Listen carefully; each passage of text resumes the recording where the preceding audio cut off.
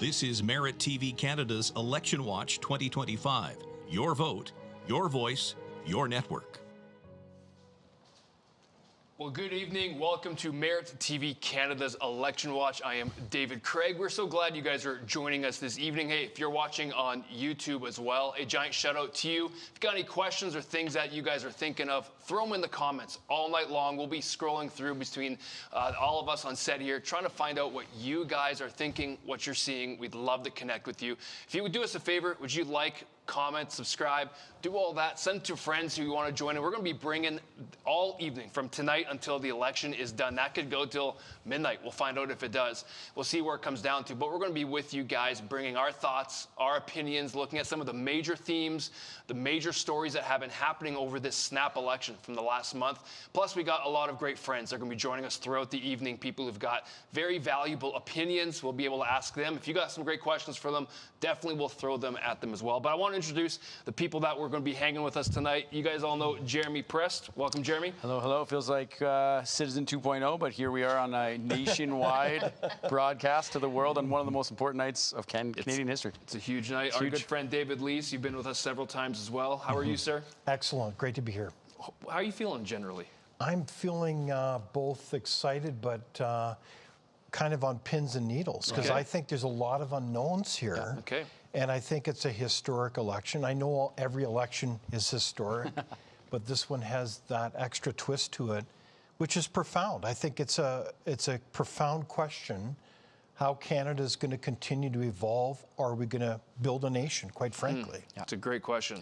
And Faytene, a great friend, and I'm really excited that you've joined us this evening. First off, thank you for coming from across the country to join us. You've got very valuable opinion and thoughts, so I'm looking forward to squeezing the lemon, the proverbial lemon, all we can tonight to see what's going on. But how are you? How are you doing? Yeah, this is a huge night. I believe this is a defining night for future generations. Obviously, we have things at stake like the federal debt. National unity? Yeah, it's a big one. It's a big one. The East-West divide, the rural-urban divide, and the bottom line is this is going to be tight tonight. It looks like it's going to come down to between 30 to 40 ridings. Our team was crunching it. We think it could be less than a 50,000 vote differential. Wow. You know, like if you just add up all the kind of the margins and all these swing ridings, it could come down to that many Canadians. So it's really the ground game. It's what's happening right now in the ridings all across Canada, particularly in Ontario, which is probably going to determine who wins, who takes us home tonight. Well, it's a battle of Ontario. Both in hockey, but also in the, but also tonight in the race. It's going to come down to that, which will be interesting to see. We're going to be joined by Brian Lilley just in a couple of minutes here, which we'll be able to get started and see his thoughts, as he's a great political commentator too. But do we want to do little predictions to start the night? Do we dare to say? I'm like scared to make a prediction. I don't really We're know. Not going to hold anyone to it, but gut sense, you guys want to? We want to avoid that Mr. tonight. Leis, what are you feeling? You mean prediction in terms of government outcome? Yeah. What do you think the night is going to unfold? I'm really at a loss. Okay. I think that I don't understand the polls. And I will tell you that I could talk about polls for a long time here, but there's a lot of issues here that don't make sense when it comes to what I'm seeing anecdotally on the ground in different parts of the country. Like there's the commitment of people within different camps is profound. And also the ground game. You alluded to that, Faytene. As someone who's gone through a myriad of elections, how people bring out the vote on election day makes all the difference. And I know that sounds kind of obvious, but that involves a lot of armies of volunteers. And I know that different parties have very few volunteers. David, so do you think the 7 million early ballots casted in the advanced polls, do you think that's a sign of anything? Yes. Statistically, if there's a high turnout in this campaign and the advanced polls, a record 7.3 million huge. Is a huge foreshadow of that.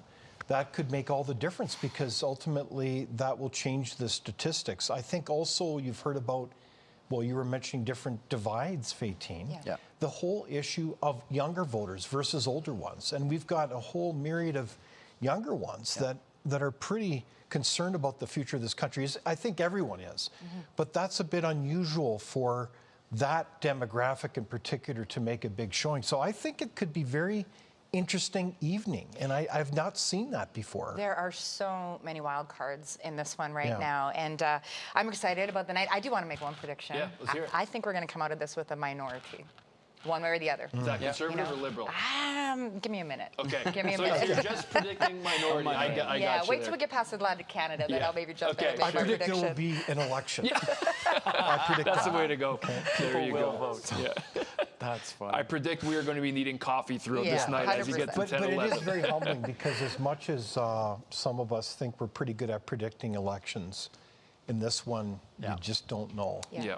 Well, that's the interesting thing, because I don't want to get too deep into the polls yet. We'll talk about those later, get deeper into them later. But there's several themes that are really interesting that have been running through. Obviously, Donald Trump and tariff talk has been a big theme that has been pretty much, I think, one of the biggest parts of the Liberals' campaign, of Mark Carney's campaign, with elbows up, about having grit and fighting against what the quote-unquote threat to the South has been. So we'll dive into that, and I'm interested down the road whether you guys think that's a distraction, whether it's legitimate, or somewhere in between.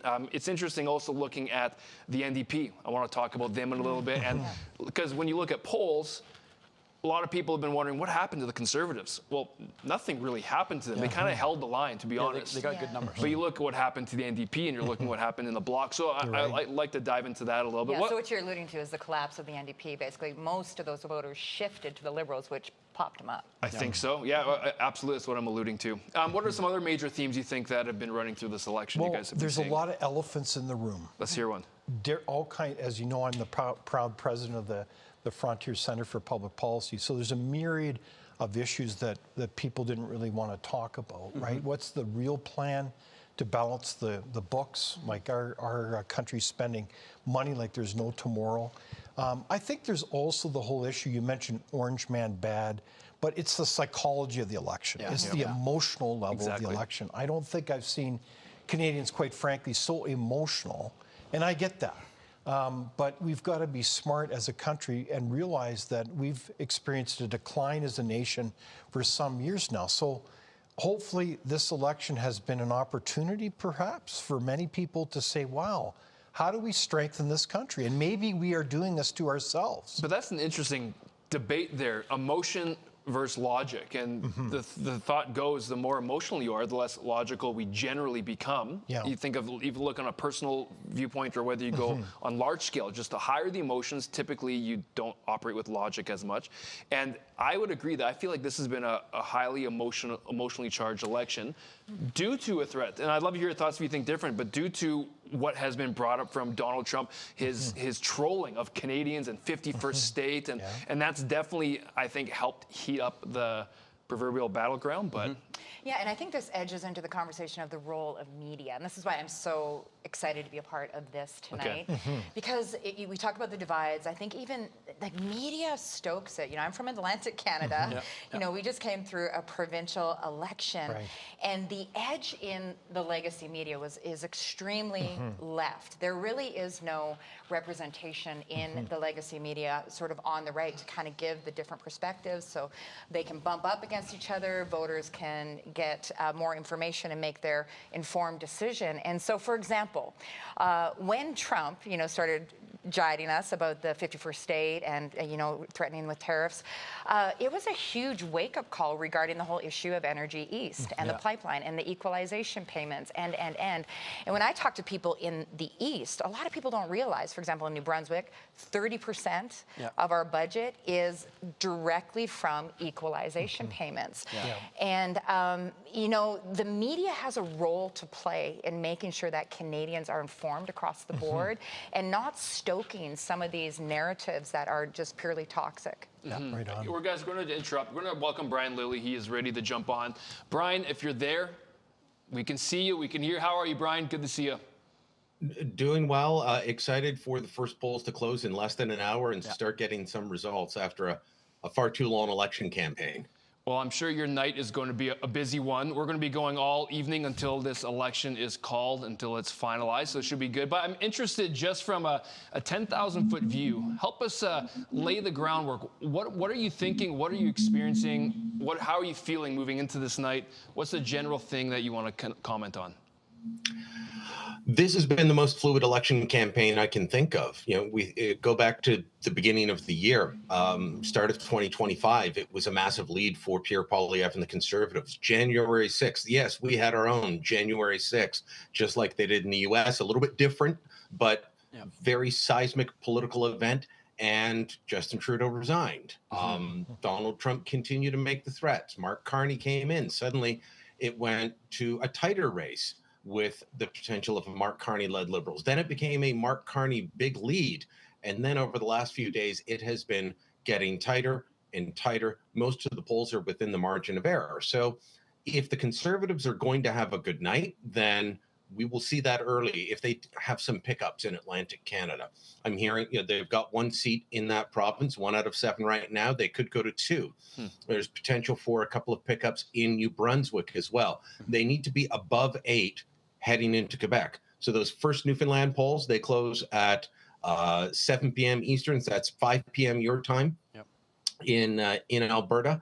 And then we'll see how things go in Quebec and Ontario.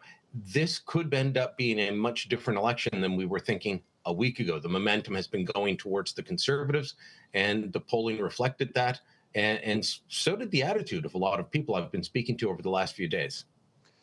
We've been noticing, I think, a similar as well. I'm interested to see, will that blue wave show up? Are voters going to come through as we close the polls today and watching it? You guys have any thoughts or questions for Brian you guys want to throw him this evening? Well, Brian, I'm really curious. If you look at the campaigns between the Liberals and the Conservatives, I haven't really seen a lot of missteps on the Conservative campaign. And I don't mean this in any partisan way whatsoever. I think they've run a pretty solid campaign. So where did the Conservatives go wrong in terms of their... Did they go wrong in their campaign, or how do you compare the Liberal campaign? The Liberal campaign has been boring, but boring on purpose. One, Mark Carney is new to politics. He's not a very good campaigner. He can be a boring speaker. He is what he is. He's a former central banker. I covered Mark Carney when he was the bank governor for Canada, and I wouldn't have described him as an exciting guy then, and I still wouldn't say he's an exciting guy now. So they ran a very boring campaign on purpose. I don't think it was a very good or effective one. And if this had been a normal election, I don't think they'd be where they are now. But they benefited off of the issue of Donald Trump and tariffs. They benefited from people who are fearful. So when you look at the 2 main motivating issues, they either center around fear of Donald Trump and what he means for the future of the country, or hope for a better future for Canada. And if you were fearful of Trump, you're most likely voting for Mark Carney and the Liberals. And if you're looking and saying, no, we need a better future for Canada, then you are most likely voting for Pierre Poilievre and the Conservatives. So yeah, the Conservatives ran a campaign that also normally they'd be walking away with it. It was that flawless of a campaign. But there were a number of people who were looking to vote for Poilievre and the Conservatives who were scared by Donald Trump and the tariffs. Older voters, 55 plus, women. And, especially on the 55 plus, a lot of those voters would normally be back in the Conservatives. We've got kind of an upside down election where the Liberals have that category and the Conservatives have like the middle, the 35-year-olds voting for them, and the Liberals don't. This is an upside down election. It's a very fluid election. It's why all the possibilities are there tonight. I've been saying for days, it really depends on who shows up, and the people who show up will decide the election and will win. So, for those who are still at home, you've still got time to go vote. Yeah, well, Brian, thank you so much, man. I know you'll be joining us later in the evening, probably around 8:45, I believe, Mountain Time. We'll have a lot more information by then, so I'm interested to see how your opinion slightly shifts. But you're right, it's a very fluid election. We're going to find out how this shakes down because there's a lot of options. But, Brian, thank you for joining us. We'll see you again later tonight. Thank you. Thanks, Brian. Interesting thing that he said about the different scenarios that can unfold tonight, hey? Is that you predicted a minority. There can also potentially be majority, but you could potentially go either way. But what I'm interested in is if there's minorities, where the balance of power is going to be held. Because that's going to be like Jagmeet Singh in the NDP. he held the balance of power for the last 2 years. Yeah. Right? Well, I think it's clear the Bloc is going to play a very important role going forward as the NDP really, you know, depending on which scenario you believe, may not even have official party status. I know. Yeah. Now, in that scenario, though, the Bloc has a significant balance of power. And, of course, what they'll be doing is advocating, as they do, for more powers for Quebec. And so... And against a pipeline. And against a pipeline. So it creates a kind of a complicated chessboard, but it does give you more impetus for provincial rights, right? Yeah. And that's one of the brilliant things about our Constitution is we put a lot of power in the provincial level. Those are the colonies that came together to create the federal government. It wasn't the other way around. So I think that's going to put a lot of wind in the sails of provinces that feel, quite frankly, not heard, like Alberta, like Saskatchewan. And so there'll be a swirl, a dynamic issue coming out potentially from tonight. There's no doubt about it. What do you think will be Alberta's stance from Danielle Smith coming out if it ends up being a Liberal government? Well, I think anyone is likely to say, well, let's take a wait and see. We're going to see how they're going to govern. But if supposing it is a Carney government, I think from a policy point of view, any provincial premier is going to be very strong and decisive around the kind of demands they're going to be looking for their province to thrive. So they'll have their elbows up. I think they'll have their elbows up. And it's a different dynamic within Canada then, as we frankly have the conflict of this last 10 years has been the story of the federal government constantly poking within provincial matters, not staying in their constitutional lane. And that's been a major dynamic, and that's likely to continue if it's a Carney government. That's their approach. No, I think you're nailing it. And another prediction I'll make is Yes, that whichever way this goes, there's going to be a massive influx of people moving to Alberta, because if we have a Conservative government, we know the province is going to go boom. You know, we're going to get that, hopefully get that pipeline built. We're going to get domestic There already is. And I'm curious, for anyone who's watching online, I'm here in the comments, and I can see all you guys' comments. Have you guys talked with anyone who is talking about moving to Alberta? I've had that conversation a lot, where people are saying, hey, we're looking at properties already. We're going to be planning to move there, which is wild to me. It doesn't feel like real. Like it just feels like, what are we living in? It's I just wouldn't have thought that this would have been a real conversation if you would ask me about 5-6 months ago. So your theories are that people are going to be moving to lands of opportunity? And that's Alberta, Saskatchewan? And also like the Conservative voters bloc. You know, I think a lot of people, one of the issues that is a sleeper issue, and I was surprised that the Conservatives didn't edge into this one a little bit more, even an inch more, and that was the parental rights issue.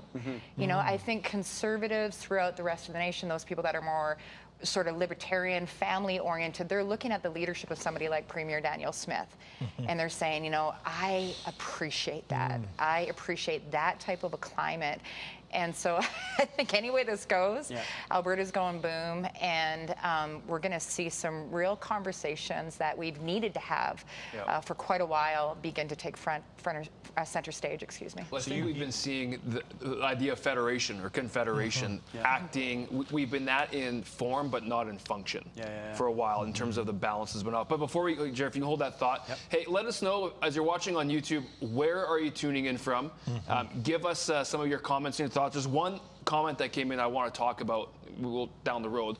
Pierre Poilievre's security clearance. There's still people are asking about that. I'd love to get your guys' thoughts on that. Before we do that, though, we had some of our team going around the country over the last 2 weeks, starting in Winnipeg all the way to Ottawa, back into Alberta, getting your voice, your vote. Citizens of Canada, what are they thinking? What are they feeling? We want to throw to that right now so you can see what we got from people across Canada and how they're feeling about the election. So just watch this.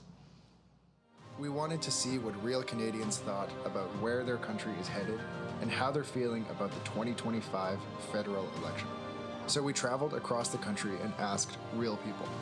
Elections are an important way Canadians can take action, and we uncovered how people are feeling heading toward the polls. This was the voice of Canada.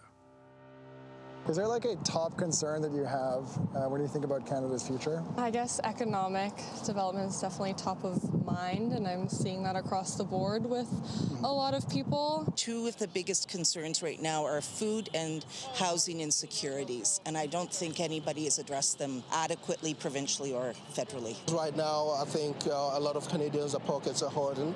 You know, I feel like we're overtasked. I feel like, you know, it should be reduced if possible. I mean, the health services are not on the level they should be, I believe. I'm concerned we're going to become more like our southern neighbors. I think that it's really important that we continue to fight for leaders that care about the population. Whoever forms government, whoever gets elected, and you have a chance to say something to them, what would you say? I will say try to listen to the people around here. So that will be awesome if they ask us like, hey guys, how you guys doing? Like you guys doing right now?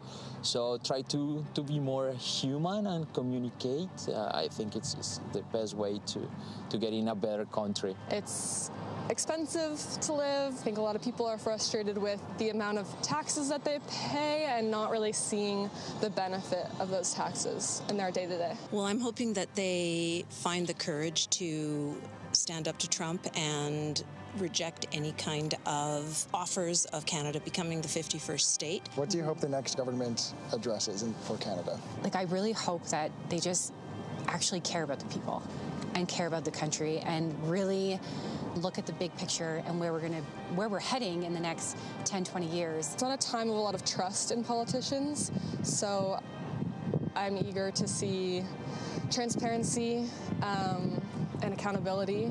Healthcare is probably my biggest one. I'm a nurse, so that's like my whole life. I would say affordability on every level. Stability, I think, is the most important concern for me, and it comes with affordability as well. I love hearing the voices of people across the country. Yeah. It helps as a way of grounding you to bring it back to, because it's about Canadian people and how do governments and nations help their citizens thrive. I was hearing the song, money, money, money. It's like that is clearly what is top of mind. For sure. The taxation levels, the debt, everything. Anecdotally, I hear, as you guys, I talk with a lot of people, and in this country, I don't think I've ever heard so much concern about the future of the country, but also the frustration within their own lives about how to make their lives work financially, and move ahead, just kind of feeling stuck. And I think that reflects that. It's gotten out of reach. Like, even we were discussing, you and I were talking about this, when my wife and I got married about 14 years ago, the first house we moved into was a side-by-side house, $323,000 all in, upgrades and taxes and fees and everything. And we were scraping together our pennies to pay for that mortgage, and we just barely did it. We saved up, and it was awesome. It was a beautiful starter home. That exact same property, I mean exact same property right now, because I live in the same neighborhood at the moment, is $640,000. Wow. Like, what has happened? That's the point I'm making. Like, it's just, when you talk about affordability, it's wild. And that's the point that the Privy Council is making as well, right? In this report that went viral about a week ago, Future Lives and Social Mobility in question, is basically unpacked that exact reality, right? And a lot of it was linked, I noticed in the report, to the cost of housing. They were talking about how post-secondary education is going to be more elusive for the next generation. You can do all the right things. You can, go to university. You can work hard, put some money away, try to make all the right moves, and still have literally zero what they call upward social mobility. So that's basically doing better than your mom and dad did, right? And the chances that you'll actually go downward are becoming increasingly increased. And so this is huge when the Privy Council is coming out and saying these sorts of things. It was a gloomy report. But reading through it, it was pretty chilling. Well, when you think of your future and where you're raising your kids and your family, you want to have the best potential future for your kids, a place where they thrive, their merit and their hard work gets them what they deserve. And that Privy Council, the Horizons Policy Canada report you're talking about, right, that came out last week, that's essentially an in-house think tank for the government in terms of advisory based on policies that have been and to help guide where we're going. And that's coming, that is a grim report of saying, some people, I was talking with Rupa Subramania last week, and her thought was, I think we're already there. It's not 2040, but she said, I think we might be there now in a sense. And you sang the song, Money, Money, Money. You need to get the bass line going on that one. But when it comes, you think of all the issues that Canadians are talking about, whether it's national security, border, whether it's food insecurity, whether you're talking about taxes, whether you're talking about healthcare, whether you're talking about opportunity. Let's look at different sectors, like you want a tech sector or you want oil and gas energy. Would you summarize that all of those stem down from the issue of economy, of money? Is that the most important issue people should be concerned about? Yeah. The reality is that Canada has, by and large, had an economy of a train wreck. We haven't pursued the policy basics well. We've gone high taxes, big government. We have done the war on oil and gas. We've done all the basics wrong. Yeah. And there's no surprise as to why we're in this pickle. How far back has that been? Like, let's move past the last 10 years. Is that also going to the Harper era, the Chrétien era? Has this been compounding, even going back from party to party? I think it goes back distinctly 10 years and beyond, right? All parties, it's a pox on everybody that we can't get infrastructure to get our oil and gas to markets and get full market price. Because if we don't get full market price, we're leaving tons of money on the table because we only got one primary customer. That's the United States of America. So we are ironically giving middlemen in the United States extra money. I mean, this is the irony. If people are uptight about the United States, which I get, we're doing it to ourselves. I mean, that's crazy. So we've got a whole series of policies that have undermined our country. One of the stunning examples of this is we don't have free trade in our own country. Seriously? Province to province, This is like a clown show. Sorry, and I'm focused with policy, but I don't know what else to say. Because that's an easy 3 to 5% on your gross domestic product. That's thousands of dollars in every Canadian's jeans. Why don't we have free trade between provinces? Well, there's a lot of interest groups. It's the classic case where you got dispersed costs. Everybody pays a little bit more, and you don't even know it's happening. So somebody's in your pocket taking the money out in a way, and you don't even know it. But it's the special interest groups. They want to keep their little fiefdoms going. Is it to protect the small markets of the individual in the provinces, or what is it? You know, there's a lot of different things, but part of it is you've got political interests that want to safeguard their own shtick in their province, and everybody just throws up their hands and says it's too complicated. And I would fault federal governments over the years. I mean, think of it, from the founding of this incredible country, that's been one of the visions, is to have, what is it again? Oh yeah, free trade right across the country, because they were all colonies and they came together in 1867. They built that huge railway across the country. They had all these fantastic visions, but it's like we never grew up or have not grown up as a nation. So to back the train up a little bit, just for people, if you guys are just joining us here watching on YouTube, welcome to Merit TV Canada's Election Watch. The economy is vital for every single part of our nation to thrive, from top to bottom. Now, people have different views on how important that is, and I want to bring it back to let's look at it in a micro example, our own homes. And I want you to tell me where that differs for a nation versus a home.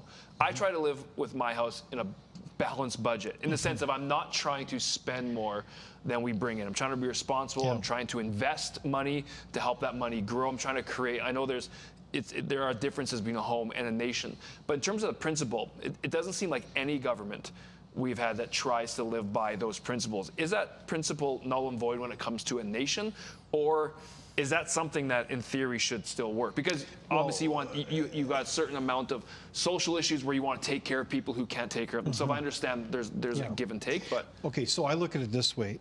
You've just summarized in many ways, David, brilliantly, the kind of mini debate that's happened among economists the last 100 years. And essentially, years ago, countries would spend so much money, provinces, different jurisdictions, and they'd say, we always got to balance.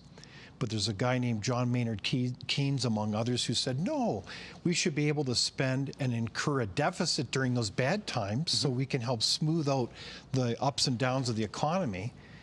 But more recently, there's another series of economists that come forward, and God bless the French, but kind of crazy economists from France, I believe, who said, no, let's have modern monetary theory, and we'll rationalize that deficits don't matter. So then all of a sudden that spending, that extra spending is on steroids, and that's music to the ears of the politicians, because who doesn't want to spend more money to get reelected? Yeah. So I know I'm putting a bit of a cynical twist there, but it's a problem. Right now, like 2024, you know, that was when we crossed the line where 100% of all federal sales tax collected in the HST now goes to service interest on the federal debt. $1 billion every single day, every week, which is a hospital a week, right? So just to dial that down for people. But to answer your question bluntly, absolutely, it's the same. You know, the amount of interest, I think what interest to the federal debt is third highest budget item right now. It is. And so there needs to be a shift, and it wasn't always this way. Can we flesh that one idea? Because we gloss over that quickly, the third highest piece on their budget. But you said a hospital a week. So the interest, we're borrowing money, we're paying $1 billion just on the interest, not even paying off the debt. We've got healthcare issues, but you're saying in theory, that's a hospital a week that money could go in terms of, obviously, if it's $1 billion hospital. So this is very significant, because ultimately these decisions impact us, because what happens is it impacts the level of services that government can provide and ultimately our standard of living. And I will tell you, in this election time, I know the voters have a vote, but there's another group of parties that also have a vote, and that's the bond holders. The people who, when the governments go and they float bonds, right, because they got to borrow the money, someone's got to buy those bonds, those promises, those promissory notes. Has Mark Carney disclosed his assets yet? Well, that's a great question. You got to have transparency, too, on everything. But ultimately, those bondholders come in, and that's starting to happen with provincial governments. You had the British Columbia just had its bond rating downgraded, and you're gonna see much more of that, I believe. Has Canada's credit rating been dropped recently from AAA to AA+ or something? I think it's AA. Don't quote me on that, but I think that's where, you know, those agencies that rate your bond and how much you're going to pay in terms of interest does relate to the example of borrowing money on your house. So how is this being ignored, though? Like, even when the Liberal platform just announced that they're going to do $130 billion more of spending in this last week, how is, like, and I'm curious for anyone who's watching online, how is this in the plan, and how is it being ignored? I think that's a great question, Jeremy. I frankly believe the chickens will ultimately come home to roost. You can't, that is not sustainable. And you've got to say, ultimately, how do you grow the economy? I believe this is one of the big elephants in the room, is how is this country going to put on its pants and grow the economy? And this is what we do. We're our own worst enemies because of these bad public policy decisions. Are people aware, though? Like, back to your question originally, Faytene, is you mentioned that this is an election of the media. Like you talked about, is the media not portraying? Like, if it's a monopoly in this country and the media is not portraying those numbers, because like I had a discussion, David and I talked about this on Citizen in depth, and I had a discussion with an older gentleman, probably 86, 87 years old, sharp man, great conversation, and he had his own business, and it was actually a vacuum. I was getting my vacuum fixed. And so brought it to him, we started talking, and he opens up the conversation, because we were talking about politics, and he just starts and goes, "You're not a Trumper, are you?" And I said, I'm a nobodyer. And he goes, "What does that mean?" I said, "I don't just blindly support an individual. I support policy and good ideas versus bad ideas." Yes, good idea. I want to see what good ideas and bad ideas. And we began to go. But what scared me was when I began to actually present facts to him, numbers. He went, "Oh, those aren't true." And I went, No, I could show you. Like, let me show you. And I'm pulling them up. And he goes, No, we're going to have to agree to disagree. And I was like, I didn't know what to say next, because I'm going, he's blatantly disagreeing with the facts that I have right in front of me, and I could show the source and the reason, and he didn't want to see it. And that, I walked away with a bit of a chill, going like, that worries me. Interesting. Because that's what worries me about the debt. If there's 130 new projected, how can we ignore that? I don't know how. Well, when it comes, and I said earlier, this is, I think, the most important issue in the election. And Donald Trump and tariffs have also come into the equation regarding economy, because they're the biggest threat from the Liberal Party and what they're saying when it comes to affecting the Canadian economy. And somehow we need to do a better job as citizens. Like, I always want to bring back the responsibility to us as citizens, because government is elected by citizens. Government is beholden to us as citizens. But in order for us to be able to hold government to what they're doing, whether it's right or wrong, is by being educated and being aware of, okay, where do we prioritize? How do we prioritize? So we're not going to solve this tonight, but how do we do a better job at explaining to people? Like, I understand where some parties come from with wanting to spend more to help people. There's got to be a certain amount of aspect of that. But the question I always go down to, and us as citizens need to ask the question, where's that money coming from? Because it's a short-term solution where ultimately we're going to fall off a cliff in the end. So it's going to, but I feel like from a lot of conversations I've been having, people just don't ask in-depth questions like that. Do you have any thoughts on that, Faytene? Well, what's coming to me is one way that you help with social services, other than paying down the debt and making sure that we're spending less money on interest payments, is to support the charitable sector. And I think it was Lee Harding who's going to be on a little bit later, and he talked about one of the sleeper issues in this election is this recommendation that was put through in December by the Standing Committee on Finance that talked about revoking charitable status for faith-based organizations. Well, our friends at Curtz, right? That's a think tank that a lot of us that live in this space refer to on a regular basis. They did a study that said that for every $1 that is donated by somebody like one of us into a faith-based charity, there is a $3.49 value in social benefit back to the direct community. So, you got to take a step back and say, listen, are we continuing to self-sabotage? It's kind of like the not developing our own natural resources, not, or selling it to the middleman and letting them make all the profit. Are some of these policies, these almost like virtue signaling policies, excuse me, actually sabotaging the very thing that is top 5 for Canadians right now? To be very clear, you're referring to a bill that's currently floored? Or is it? No. This was a recommendation that was put forward in a committee, a Liberal-led committee.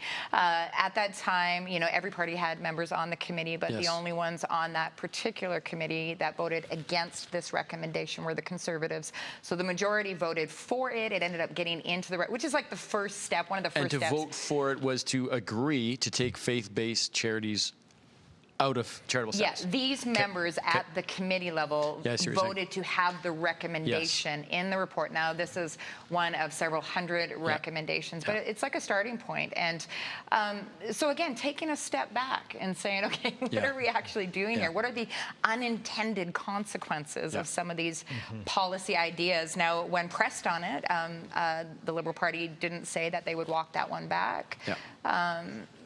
Anyway. Well, after reviewing, we were talking a bit before about the costed platforms from Conservatives and Liberals. There is a distinction in terms of how they're approaching spending and cuts. One of the things, though, that I'll be a critique of both parties on is I feel the place that Canada is in is that there was nothing in either party that really made me think there's going to be major change. It kind of felt like it's more of the same, just one is a little bit of a lesser degree. Clearly, in my opinion, the Liberals were continuing on, I think, for what the last 10 years had been like in terms of spending, investment, whatever term you want to throw on that. Conservatives are as well, but their projected deficits were about half, I believe, is what the Liberals were, give or take.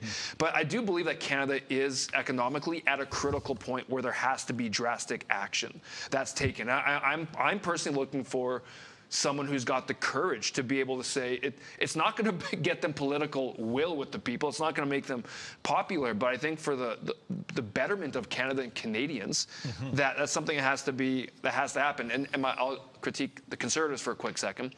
They've been in opposition for 10 years, so they've had a front row seat at bad policy from the Liberals. And I was actually hoping for more in terms of here's what we need to do. Jeremy and I always joke around because on our show Citizen, which we do right here, we always have an actual iceberg and we have a Titanic rock on our show. So every show we move it slowly towards, or are we shifting direction? We always play with, are we heading towards a proverbial iceberg or can we still course correct? And I'm still left wondering, is either party going to shift that way? We should get that iceberg on set. It's probably buried away in the back. The team can find it. Barbara Kay is going to be joining us right away. We guys are going to interrupt ourselves. Barbara, she's going to join us right now. Love to hear any questions that we do have. But Barbara, welcome to the show. I think you can hear us. Right now? Oh, wow, there you go. The joys of live television. We're just chatting with Barbara Kay here. What are we going to chat about here today? And lo and behold, we are live on Merit TV Canada's election coverage tonight. So, Barbara, thanks for taking time for us. Of course, Barbara is a National Post columnist, so we're really glad that you can join us today from Montreal. So, yeah, I mean, Quebec, wow, 78 seats up for grabs.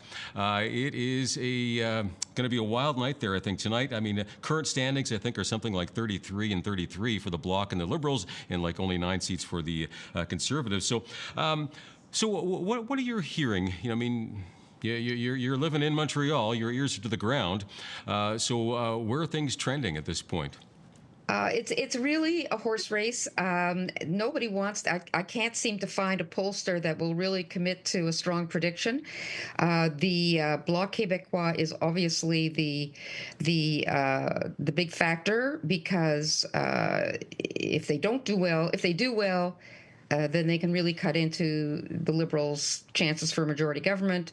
If they don't, obviously, that leads to more of a Liberal victory. The Conservatives in Quebec have never really had a strong presence. They've very rarely has there been any kind of a wave. Sometimes in Quebec you do get these waves. There was that, what was it, 2016, the NDP wave, which I knew was going to be a one-off, but it's just strange. So Quebec is actually not as predictable as people seem to think. There are a few Conservative ridings around Quebec City. They have always been. It's a very business-oriented community, and they have traditionally voted Conservative, but that's rare.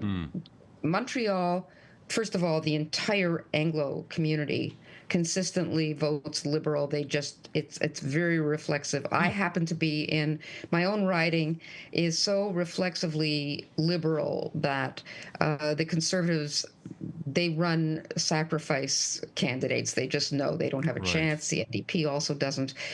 Forget about the Bloc. That isn't happening.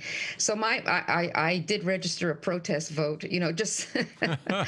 Of Conservative, because I wanted when they count the popular vote, they'll have my vote in it. But really, there's no hope there. The one riding that is interesting to everybody is Mount Royal riding, and that was, of course, Pierre Trudeau's old riding, and it has consistently gone Liberal, and right up until it's Erwin Kotler's riding, but October 7th really changed things, and now it's a real horse race. It's quite densely Jewish in the sense that I would say it's the most, I think it's the second most Jewish riding in Canada. I think the first most densely Jewish is Thornhill in Ontario.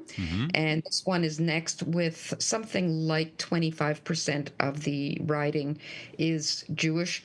On the other hand, a good deal of the riding is very diverse immigrant communities, and they tend to vote Liberal.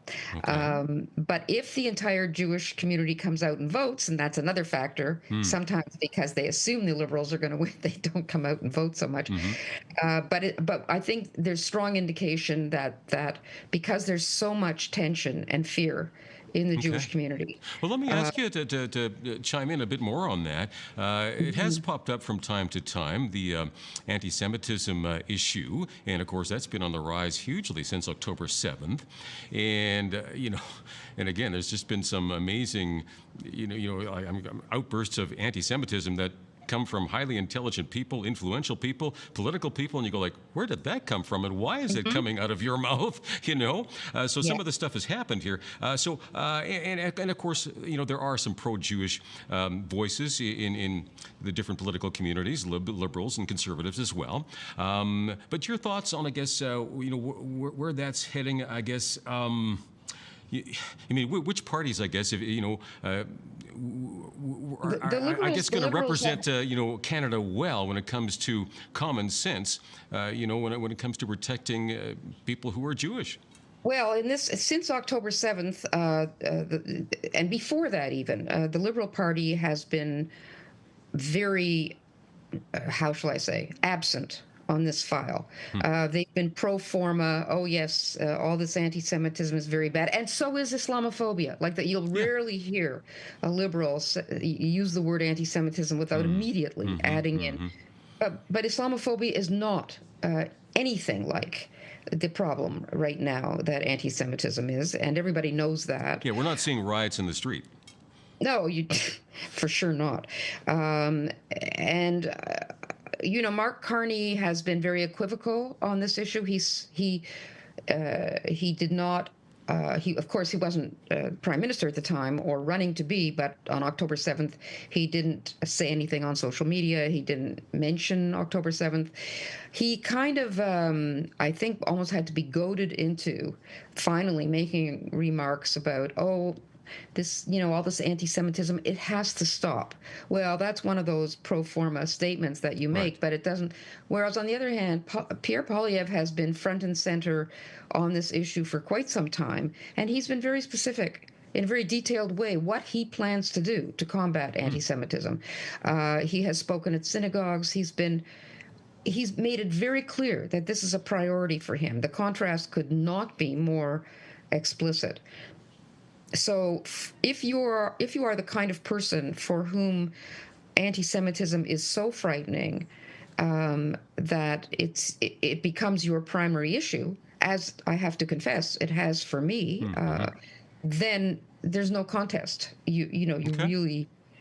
If you're more afraid of Donald Trump than you are of Hamas, then okay, fine. Then you'll be thinking. Well, it'll be very interesting to see what the turnout is from the Jewish community in Mount Royal. Yeah, but it's interesting also because the Mount Royal, if the Conservative got in there, that might be the only Conservative riding in Montreal, and that would be. I think that for Pierre Poilievre, that would be wonderful to have a Conservative riding to make inroads. Wow. Well, time will tell here. Okay. And you mentioned the Trump issue. Bad orange-haired man, right?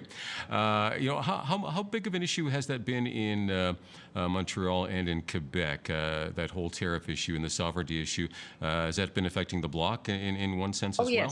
Yes. In fact, I think the Bloc would have done. I mean, they were headed for very comfortable results in Quebec until the Trump thing came up. And then all of a sudden, of course, the Bloc is still very well represented outside of Montreal. But I think everybody got a little nervous, more than a little nervous, that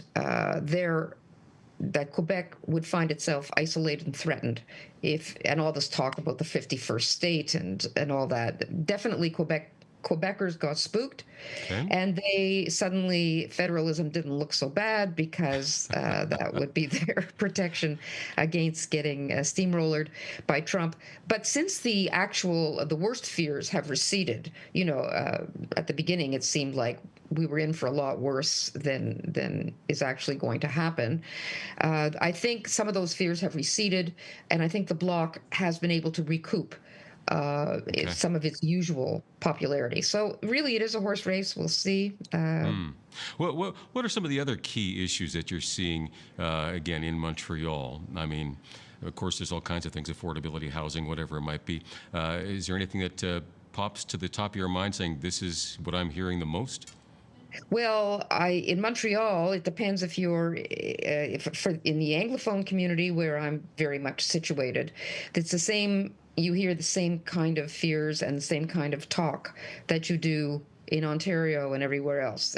In that sense, the Anglophone community, which is to say a large part of the business community, and definitely very much in lockstep with what I hear from my friends in Ontario and everything else. And all right.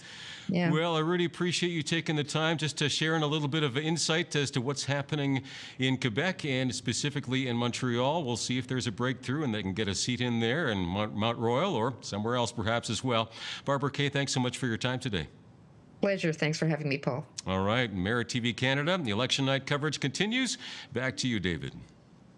Right on. Thank you, Paul.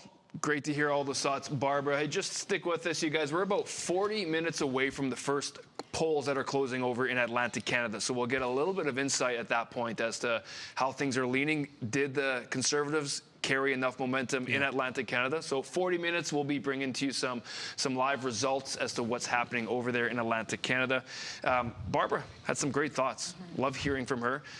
David, I'm going to throw to you a question, because this is from the YouTube audience. For all those people watching on YouTube, if you got questions, let us know. Thank you for liking. Hit the thumbs up right now. Just give us a thumbs up. Appreciate that. If you're tuning in, help us out that way. Also, if you can think of people who should be educated or should be keeping up with what's happening tonight, send them the link. Just hit that little arrow button, send it to a friend. I dare everyone to send it to like 10 people.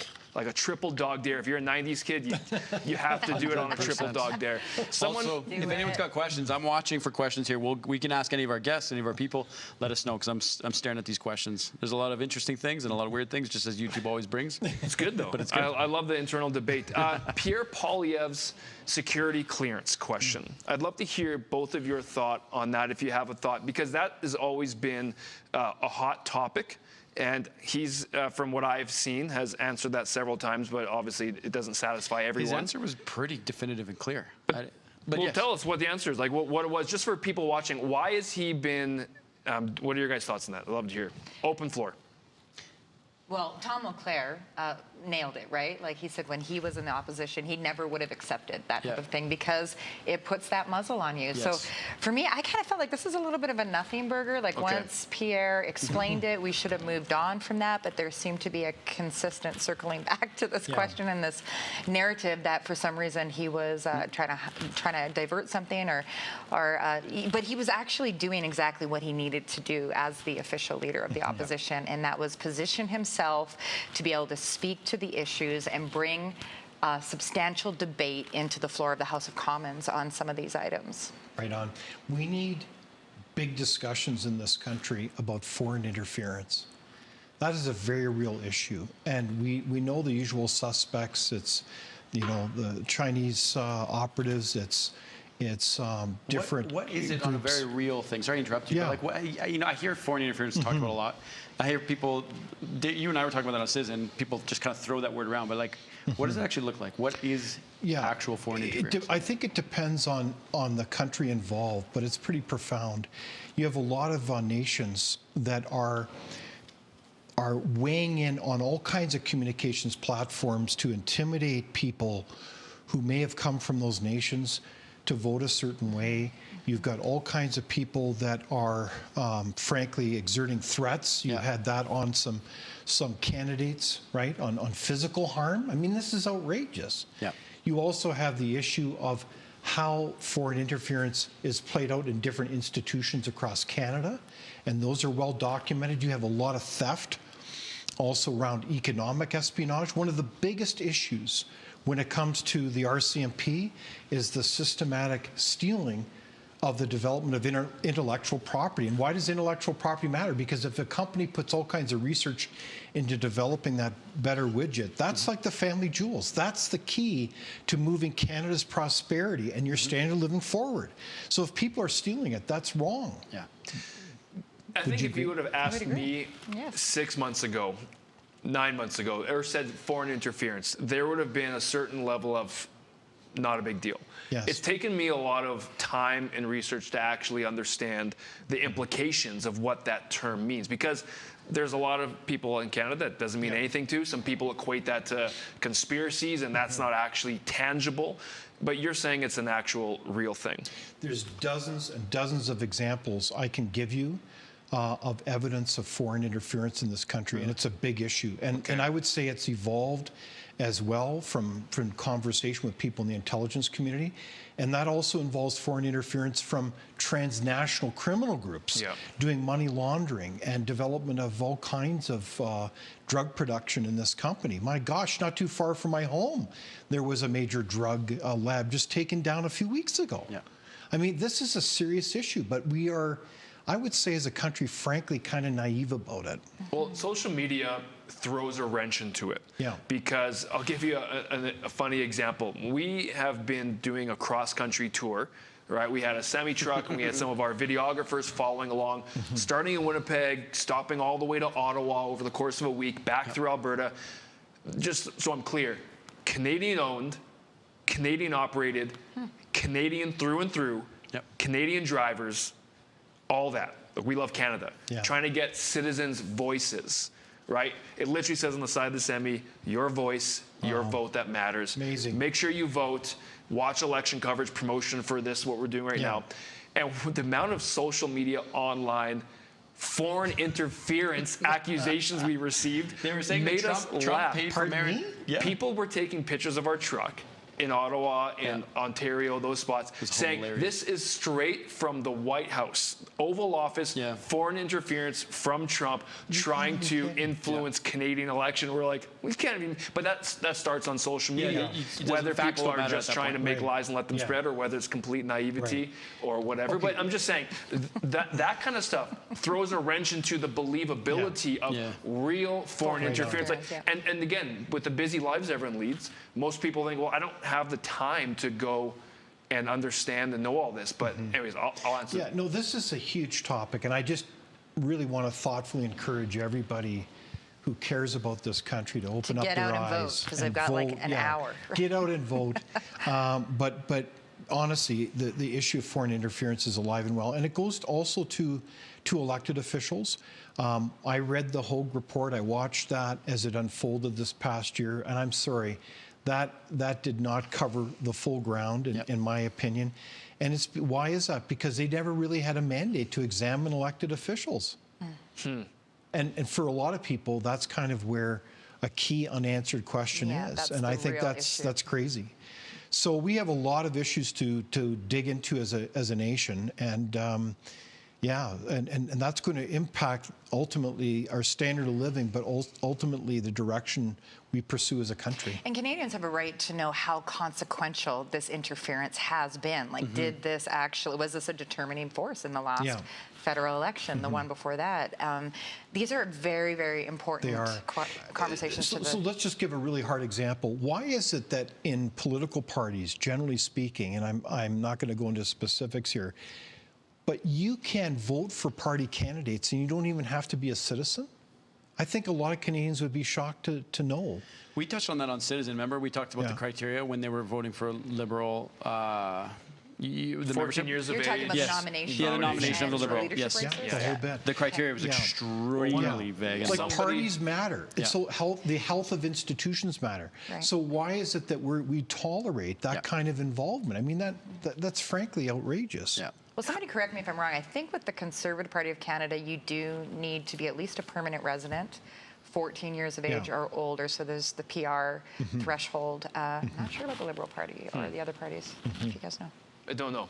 I know it's 14 on the. I believe it was 14 for that party. It's 14 permanent residents. Well, someone that we don't know, that we're not going to name, registered Donald Duck. And got registered. Got opted in for the vote. So, anyways, there is loose regulations on that too. Just want to let you guys know, over the next hour, we've already been going for an hour, and polls will be closing Atlantic Canada in about the next 30 minutes. So stick with us as we bring that to you. Candice Bergen will be joining us as well over the next hour. We're going to be going all evening. Thanks for sticking with us so far. If you're on YouTube, again, remember, let us know, ask us questions, but be back with us after this break. This is Merit TV Canada Election Watch.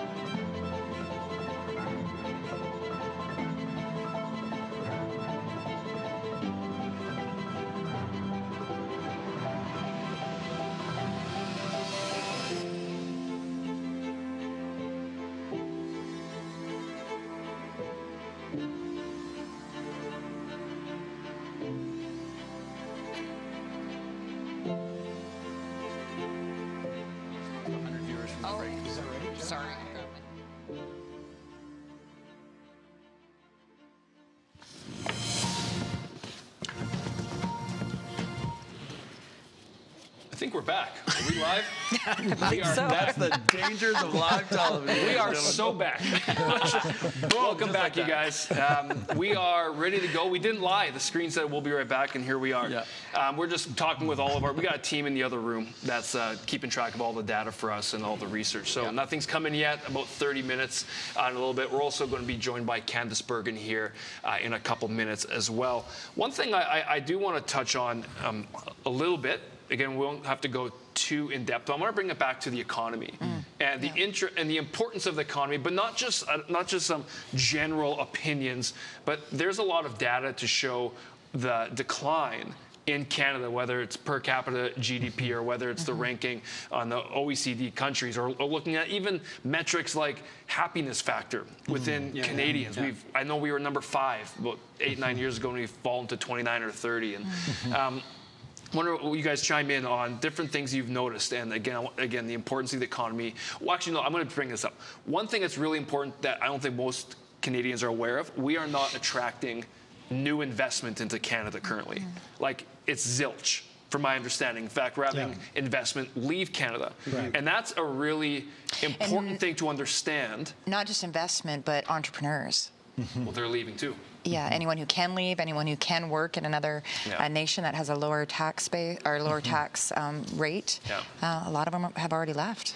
Well, this is why it's extremely important to have a robust and strong economy, so that you can keep the talent and the ingenuity that starts in Canada stays in Canada, because they're incentivized that they can build a great life. They can build wealth for them and their families. They can live how they want to live. But right now, Canada, we've been losing talent. We've been losing companies as well. And a lot of entrepreneurs are watching tonight. Yeah, I've heard firsthand from folks that have businesses that have said, if it goes a certain way, we are looking at other frontiers, which is exactly actually what the Privy Council said in this report here on social mobility, is they predicted that there would be an exodus of entrepreneurs and talent, Canadian talent. Right on. No, I share your concerns and your points, and there's just stunning example after example of information that frames up Canada as kind of a basket case within the OECD, the advanced list of 36 countries, where we're near the very bottom of performing, economies the last 10 years. So we're at 0.5% growth over the last 10 years. What's normal growth? Well, you'd have to say at least 2% per year, right? Or we're at 0.5 for a decade. 0.5 over a decade. 0.5 over a decade. Over a decade. Wow. This is a basket case. We're on par with Alabama, right? Correct me if I'm wrong. Well, okay, so there's different measures. Some of the lowest there's states. the amount of growth, so we're kind of stagnated, but also it's the issue of we use the term purchasing power parity. So it's a fancy way of saying we look at apples to apples comparisons of our income versus other jurisdictions like the United States. So if you compare Alabama, we're about, in 2010, we were about 20% less than that state, the average Canadian income. Now it's closer to 35, 40%, depending on which province. This is a huge problem. It's a reflection of deeper issues, productivity sliding, but it's the growth of the state. So most of the job growth in Canada, the last 10 years has been the state. It hasn't been private sector growth. So what you have is, as you guys were alluding to... By state, you mean government, bureaucracy. Government jobs. Government. Okay. And consultation contracts. Yes, exactly. So what you have is also a ton of deficit spending, right? So I'm not quite sure, and somebody could correct me on this, but I'm not quite sure what the current deficit is, because I'm not sure if that's been totally tabled yet, because Parliament's been doing what? Proroguing. That's a great question. So this has been a situation, but I suspect it's closer to $70 billion annually. Wow. This is stratospheric, and that's just the federal government. Then you got to add up all these other governments. So what we're doing is we're headed towards a situation that is not sustainable. Now, other people with more economic expertise can weigh in there. But ultimately, the real arbitrator will be the markets. Again, right? These bond holders, they'll be on a bond market. They'll weigh in and they'll say, well, at this interest rate, will you buy that bond, that promissory note?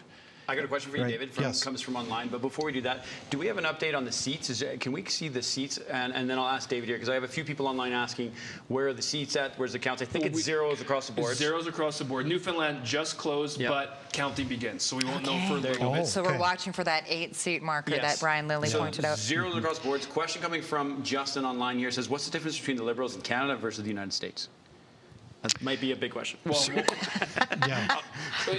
there's a lot. Yeah, we could do episodes or hours talking about the difference between the political party names and also political ideologies, or not even political ideologies, just general ideology about how you view life. But David and Faytene, I'll refer to you two. Any thoughts on that? It's hard to know what Justin refers by liberal, but I'm assuming it tends to be more left of center kind of people. I love the way you think. Yeah, okay. Or is it classic liberal, like a JFK classic liberal, or is what people call liberal now, which is far and I would say there's a lot of similarities if you had to generalize in terms of kind of a philosophy or worldview that emphasizes the notion that you have a bigger state, and that a lot of the idea is that the belief is that the prosperity kind of comes from the facilitation from the state. And also, they've often kind of developed the commonality of an assumption that our rights and freedoms come from the state. They're not necessarily you are born.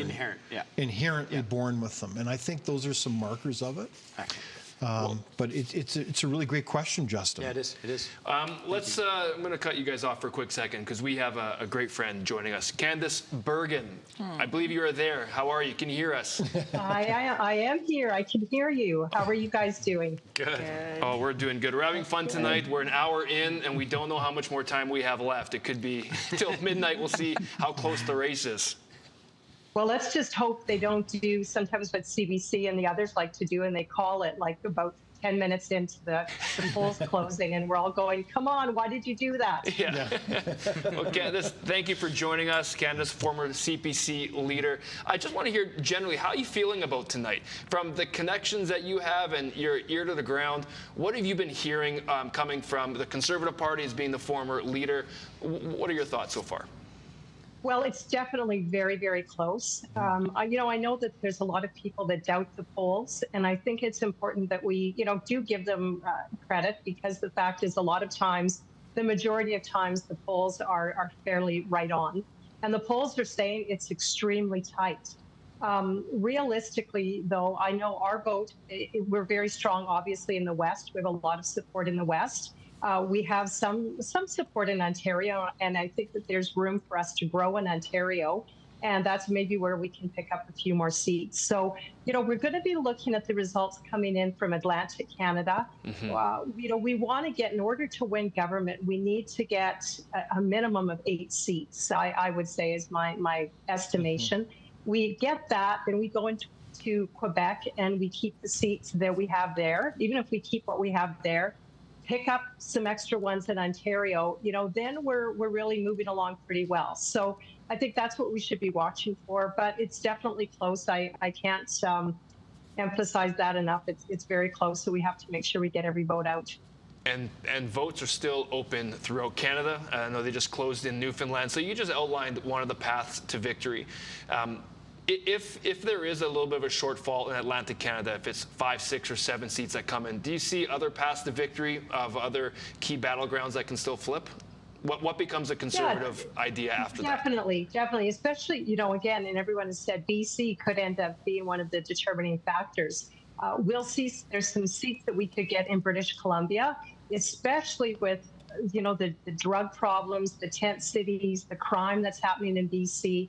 I think there's some real opportunity. And even in Winnipeg, my riding is St. Boniface. I've been working a lot on the campaign here, right on the ground, and we're feeling really good. And St. Boniface usually isn't one that we would pick up unless we're winning government and even a strong government mandate. This time, I think we could very well win it. So, we're excited and looking forward to seeing what happens right here in St. Boniface. Wow. So what's going on? You've been through several elections. What's going on behind the scenes within the ground zero, the strategy team, and Pierre Poilievre's team, Inner Circle? What's happening? Are they just resting, watching things come in, or is it still like you know, when you look at a duck sitting on water, they look cool, calm, collected on top, but their feet are going like crazy below the surface. That's a good way to describe it, because they will be going the entire time, for sure, until the polls close, getting the vote out. And then even after the polls close, there's going to be a lot of scrutineers at every poll. They'll be looking at all of the counting that's starting and ensuring that it's done accurately. So no, nobody is resting. You know, I think they've really run a good campaign. I know that there was some criticism by people who I don't know how friendly they are to Conservatives, to be honest. But I think Pierre and his team have run a very good campaign. They have stayed on a message that I believe was really important for them to stay on, and that was all of the other things besides Trump that are affecting Canadians, and that actually foundationally go to why we are so vulnerable in terms of America's threat. So I think Pierre's run a very good campaign. That guy and his wife and Anna have worked every single day. I don't think they took a day off. They made announcements every day. There was policy going on every day. And even today, I heard him on Ben Mulrooney's show. I think he probably was doing a few other things. So Anna and Pierre will not be resting. The campaign team will not be resting. Everybody will be going hard. Well, I would agree with you. I think they've run a pretty good campaign. And there's been obviously some criticism when you look at the idea of what happened to the Conservatives with the bounce the Liberals received with Mark Carney coming on. And it almost seemed like a couple of outside events that the Liberals or the Conservatives can't control. For example, the fallout of the NDP and how they're poorly polling across the nation. I think a lot of people aren't taking that into consideration. Obviously, Trump talk, tariff talk from South has been an outside force that has had an effect. How could the Conservatives do anything to balance those outside forces, or is that just an unfortunate timing with some of those things? There's not a lot. You know, I know when I was in Parliament, we would be talking about upcoming elections, and we knew that we needed somewhat of a stronger NDP, especially in certain key ridings, if we wanted to come up the middle and win those ridings. So I think that we're hoping, and I'm sure on the ground there's a lot of work going on, obviously, to identify our support. But then also, if there are people who are traditionally NDP, you know, we probably wouldn't be discouraging them to vote NDP, because that's definitely going to help Conservatives. Was there anything that Conservatives could have done? No. You know, your point is bang on. There were a couple of things that happened that were literally outside of any Conservatives' control, outside of any of our control, and that was Trudeau stepping down. I believe we were prepared for that. I mean, you look even at Pierre had been going after Mark Carney quite a bit, kind of bringing him into the narrative. So we were prepared for that. The Trump thing, nobody could have been prepared for it. And then the complete fallout of the NDP. It's interesting, you know, the NDP have continually thought that if they go after Conservatives and kind of cozy up to Liberals, it will help them. And I don't know who's telling them that that's a good idea, because it has just done terribly for them. I mean, I don't even think Jagmeet Singh is going to win his own seat. So whoever takes over the NDP, they better figure it out quickly, that a lot of their support, if it doesn't go to them, it goes to Liberals. So they need to start putting a bit more of a target on Liberals, whatever the outcome of this election, or they're really going to be gone for good. Well, I'll open the floor. You guys have any questions? Or we have time for one more question if anyone's asking. What was your thoughts on what Jagmeet Singh has been doing over the last couple of days? Like, there was a clip that went out, I'm not sure if you've seen it, where he essentially said, never trust a Liberal. And then he went on to explain that the only time the Liberals did anything, in his opinion, was when they forced them to or put pressure on them. What was your thoughts of that? Is there any tactic to that, or does he see a seat going away and just leaving it? I don't know. We're going rogue? I don't know. No, I think the tactic there is he's trying to appeal to the people that would normally want to vote for him. And he's saying to them, if you give full power to the Liberals, sort of like, I get it, you like Mark Carney, you're going to give him power. But just remember, if you don't have the NDP there, you know, you're not going to get dental care and pharmacare and all of those things. So he's kind of, I think the tactic is to give his traditional supporters permission to come back to him. Whether it works or not, I don't know, because it's pretty disingenuous. I mean, he formed a supply and confidence agreement with the Liberals and obviously trusted them under the leadership of Justin Trudeau. So he's really trying to speak out of both sides of his mouth. And overall, I don't think it's going to do well for them. And he's probably going to be having to look for a new job after tonight. Well, thank you, Candice, so much for joining us this evening. We're so appreciative of your time. Former leader of the CPC party. Well, it'll be fun to watch what's going on. Again, thank you, Candice. Thanks for having me. Great to see all of you. Thanks, All right, bye-bye. Well, as you guys were just hearing, former leader of the CPC outlining a couple paths to victory. She echoed the same thing that Brian Lilley echoed in terms of Atlantic Canada. 8 seems to be the number that everyone's looking at to ideally set up this idea of a blue wave if it does show up. So that's going to be happening in the next 15 to 20 minutes. We'll be getting data in to see how the count is happening. So you guys doing okay so far? Later tonight, we've got a few NDP, some former NDP members of Parliament and Liberal as well. So stick with us if you want to hear some questions for them. If you've got questions, let us know. Jump in the comments, and we'll let your comments go to the people that we're questioning and talking through. So please do that. Like, subscribe, jump in the conversation. Let's move to the bloc for a second, if we can do that. I'm in Yves Francois Blanchette, leader of the bloc. Whenever I watch him on camera, it's like I like his smoothness and his how he speaks. He's just very to the point, and he doesn't pull any punches. It's refreshing in the political world. It is refreshing that way. He doesn't hide what his agenda is. No, he does not want to be prime minister. He wants to as he has said, even though he's running in the federal election, but he represents the interest of Quebecers, and that's what they do. They've had a little bit of a drop in the polls as well. I remember he mentioned ideally we'd like 35 seats, but if we get 25, that's okay. That's also contributed to a little bit of this Liberal surge. Do you guys know what to attribute that to? Is why the drop-off from Blanchette to potentially, I'm assuming Carney? I'm assuming the Quebecers their vote would have migrated to Liberals in terms of polls. Any thoughts on that? I think it's, again, the psychology of the concerns about the United States from the Trump administration. But we'll see. I mean, I think the Bloc has a very strong ground game, and depends on the riding in Quebec where the Liberals will be. But I don't know. Well, it'll be fascinating to see how the Bloc turns out tonight. And I think we would not do well to underestimate them. On the same time, I think that it's one of those times where I think a lot of Quebecers, ironically, would look to the rest of Canada for a form of strength and support to be able to move their agenda forward. I mean, when you think of it, Quebec is an incredible province, a great history and culture, but it's still within a sea of several 100 million Anglophones, and that's I think strategically they're much better within Canada, but that's only my simple take on it. And of course, you're edging into the whole equalization payments conversation. Yes. And also, it strikes me that perhaps the whole protectionist mindset really resonates with Quebecers, Quebec voters. So perhaps that's kind of playing into all this. But I've been wanting to ask this question for the last little bit here, and it's about the equalization payment issue, even the Canadian pension plan. So if this rolls out tonight, and let's say that there is a Liberal government or even a Conservative minority, and that pipeline is blocked. And of course we know Danielle Smith in March, she gave that ultimatum, right, that said, hey, the next prime minister, whoever it is, if they don't do these top things, like there is going to be a surge in the sovereignty movement in Alberta. And how does that economically impact the rest of the nation when it comes to those equalization payments, those billions of dollars that are given to Quebec and the Atlantic provinces?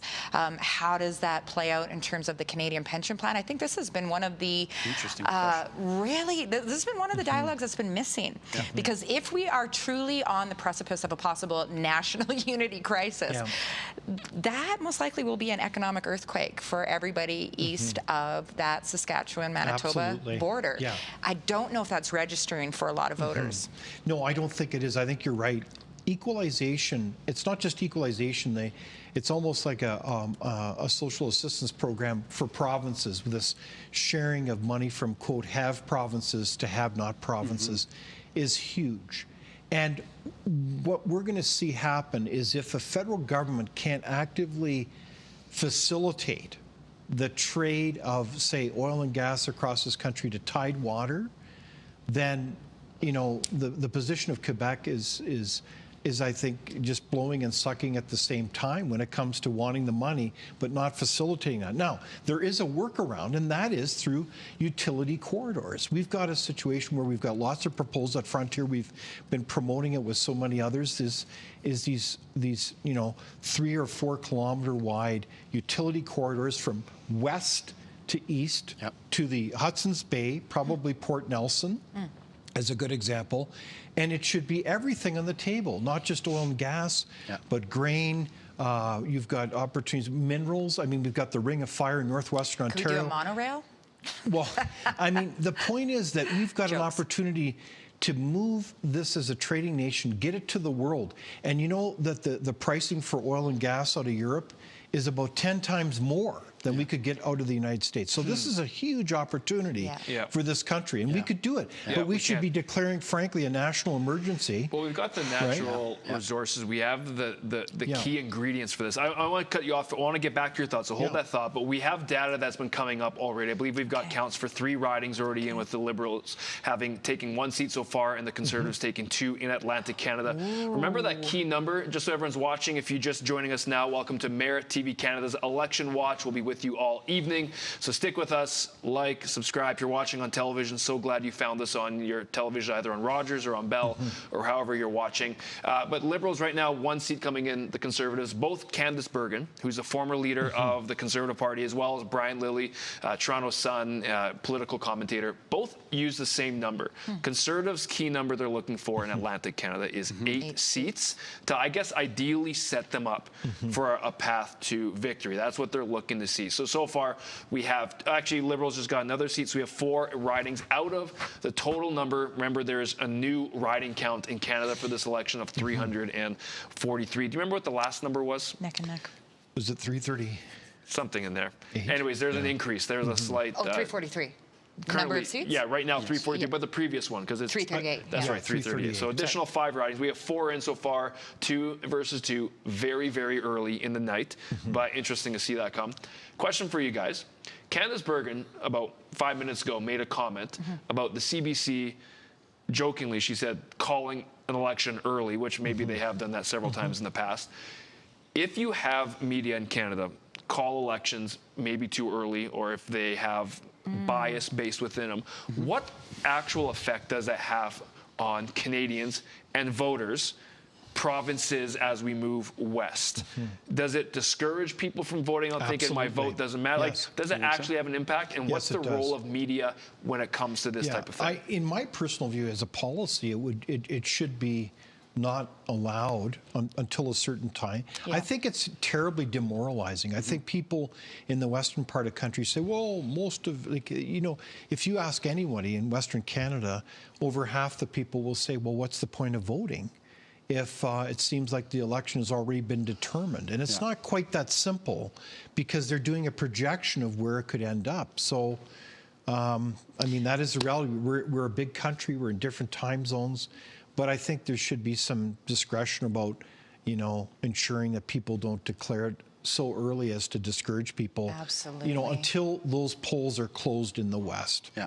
Absolutely. And there are so many toss-ups. There are many toss-ups in Alberta. I think 6 the last time that I checked, and at least a couple in BC as well. Even one in Manitoba, right? So there are, believe it or not, people do get the polls wrong from time to time. And they don't have crystal balls. So, you know, maybe that's some humility there as well. But I think that one of the things that makes Canada so special is trying to encourage people that their voice matters in democracy. 100%. So why don't we pay attention to that? It's always been an interesting issue to discuss. That's for sure. Can we go ahead, Faytene? No, I was just going to say, in the GOTV, and those final few provinces could determine the difference between a minority-majority position for either of the parties. So pushing strong right to the end is going to be critical. We're going to throw it to just in a second. Again, we had our team canvassing Canada, talking to people, Canadians, talking to, maybe you guys connected with them if you're watching and you did see our truck and our team going by. The question, we're talking about voting, we're talking about polls, but what has a massive impact on days like today is voter turnout. Yeah. Are people going to stay home and make dinner because they had a busy day? Or are they going to get out and make a priority to vote? Or do they get it done as well? So actually, if you guys are watching on the live stream, I want to answer the question for me. Did you vote? Let us know, when did you vote? Did you vote yes? If no, let us know. Be brave enough to say no. If you're a citizen, you should have voted. But I want to throw to our team as well. We got a lot of people across Canada letting us know whether they vote or whether they did not vote. So watch this.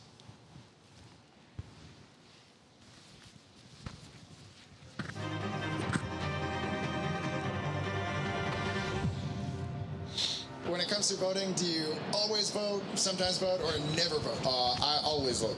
I always vote. Always vote and already have. Advance vote, absolutely. You guys are the early birds. That's awesome. I always vote. If I can, I will always do it. Well, you should always vote, you know? We vote as often as we can. Thank you. We need to be able to show them that we do care about our country as well. Always vote. And I think now, more than ever, it matters. If I'm not out of the country, I do my best to vote. I always vote, yeah. No, we don't vote. I sometimes vote. I don't really pay attention to the politics that much. I always vote. If you don't like certain things, instead of complaining, just go and vote. Always, and I take my daughter to the polls with me every time. What would you say to a person who's hesitant to vote? Am I allowed to swear? We can probably edit it out. No, I think if you don't vote, you don't get to absolutely. And if you want to write something in and put a comment on it, sure, but not showing up at the polls just shows politicians that people aren't showing up and they can run wild. My problem is that I don't know enough about each party's values to have like a really good opinion, but there's so much pressure to vote, so I do try to always vote. I've never not voted, so I voted ever since I turned 18. I've never missed an election, provincial, municipal, or federal. It's your right and it's your responsibility to vote. I'll always vote. Always vote. Yeah, I try to vote in every election because I think it's an important responsibility and civic duty that we have. I feel personally like grateful to live in a country where we can do that and participate in a democratic process. I always vote. There is a responsibility to being a citizen and living here and having the privilege of living in Canada. It is our responsibility to vote. How do you know who to vote for? How do you decide who should earn your vote? So I actually take a look at all of the party platforms, figure out which party actually best represents me and my opinions and what I need for my family, and then go out and vote for that party. It depends on the promises that they make, you know, and it also depends on their past and all that stuff, you know, but most of the time the promises that they make, they're fake. What I hear from politics is hearsay from other Canadians, and they're not really giving me much confidence in the political party, so I don't really know if I can make a good accurate comment on it. Well, based on their policies, you know, and the manifesto that they are rolling out, you know, I've listened to a lot of them, and for me, whoever has the most people-oriented policy gets my vote. If the Prime Minister were standing right here in front of you, would you say anything to them? No, I wouldn't even probably at this point know who they were. If the Prime Minister was standing right here in front of you, what would you say to them?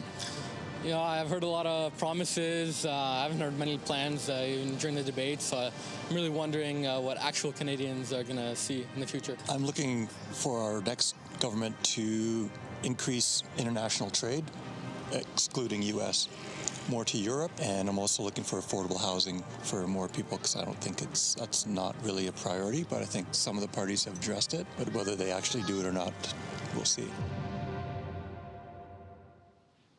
Hey, welcome back to Merit TV Canada's Election Watch. Again, we are going to be with you all night as we are about to find out whether the Liberals are maintaining their governancy or whether we're going to have a new party in. It's going to be interesting as Atlantic Canada polls are just starting to close, or they're going to be closing, I think, within 2 minutes. We're going to be getting more and more data. As you can see, the Conservatives have 3 seats right now out of there's been 5 ridings that are accounted for. Liberals have 2. Again, very, very early in the night. We're going to be joined in a couple minutes here by former NDP MP Peter Stoffer, who's going to be great to have him with us as well in just a moment.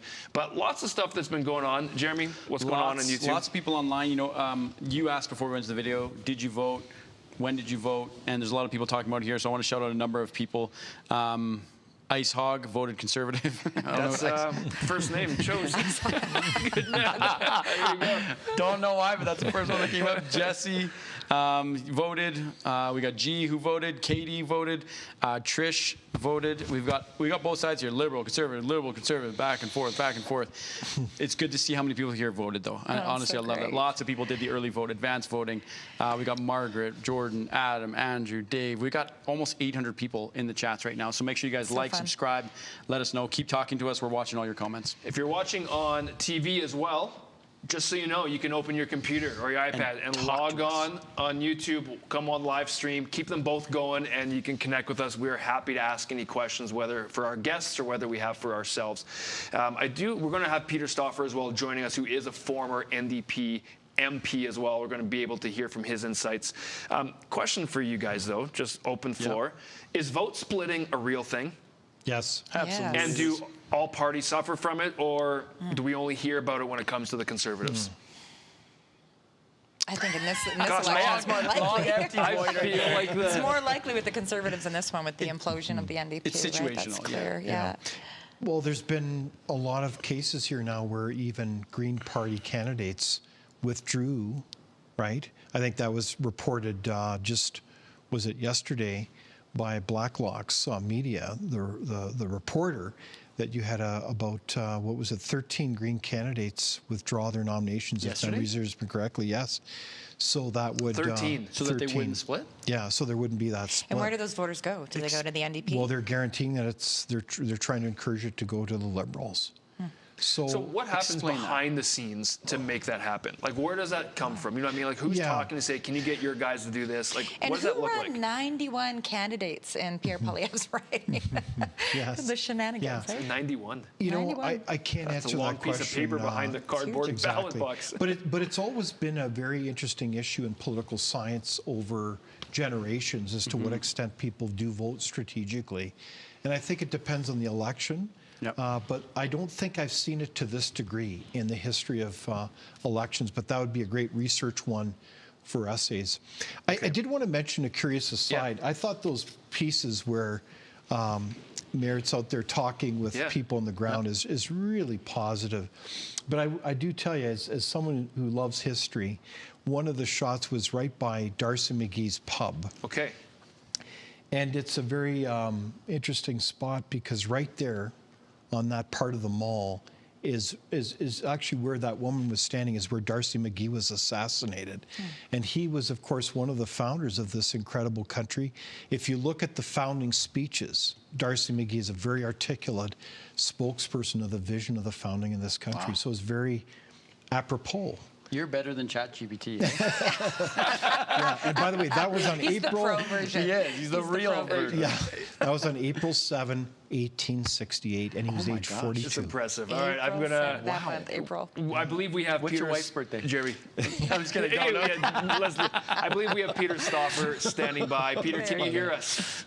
Yes, sir, I can. Hey, Peter, welcome to the program. How are you? I'm very well, sir. Thank you. And I hope all of you are doing well as well.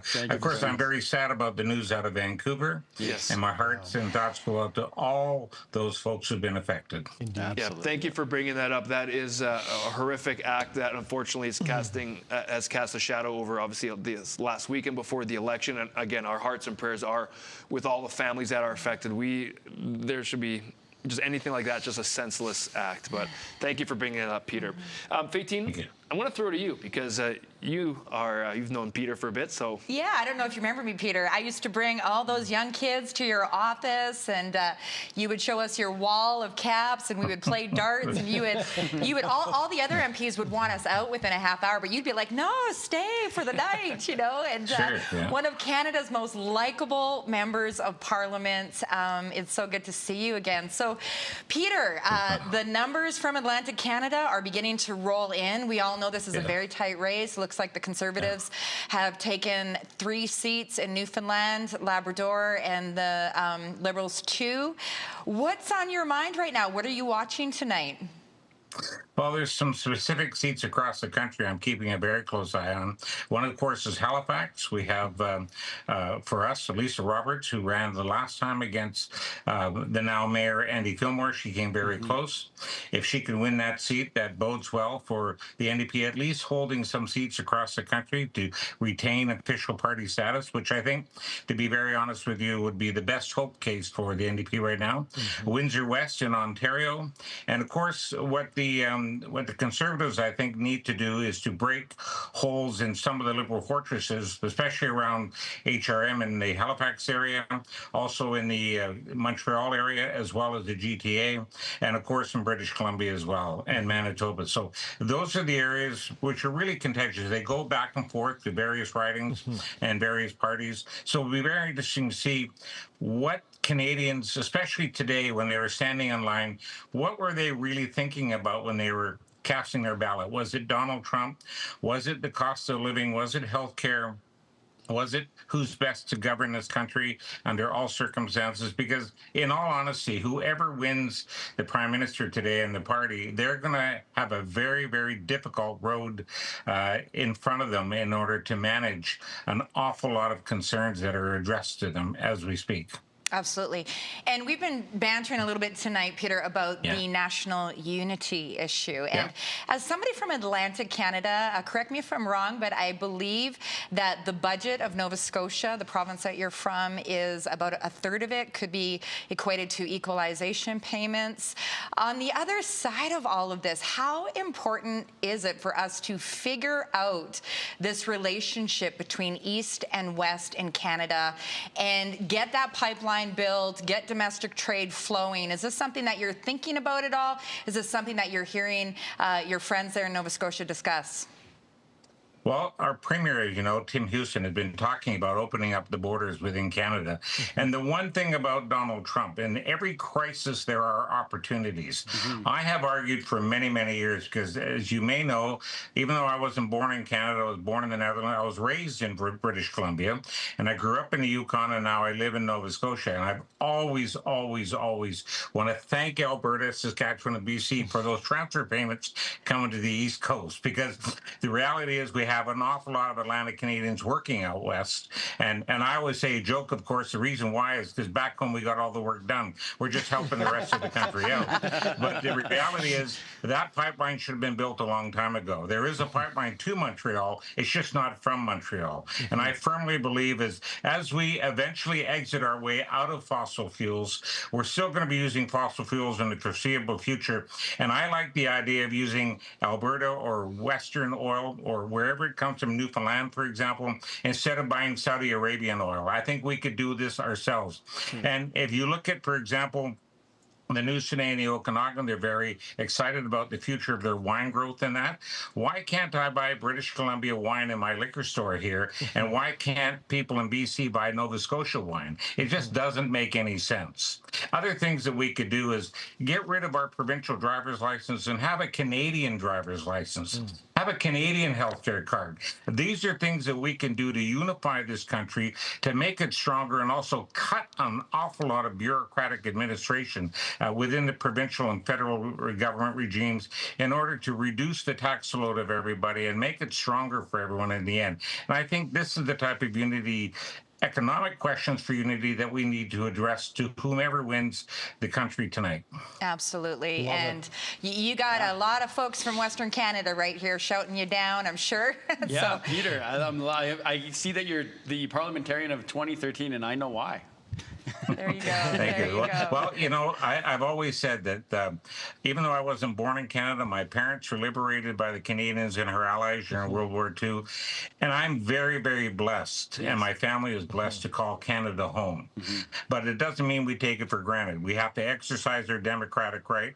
We have to look after our veterans and their families. We need to really beef up our military if we have any say in the world of what we do in terms of foreign affairs. There's many things we need to do as a country, regardless of your political party.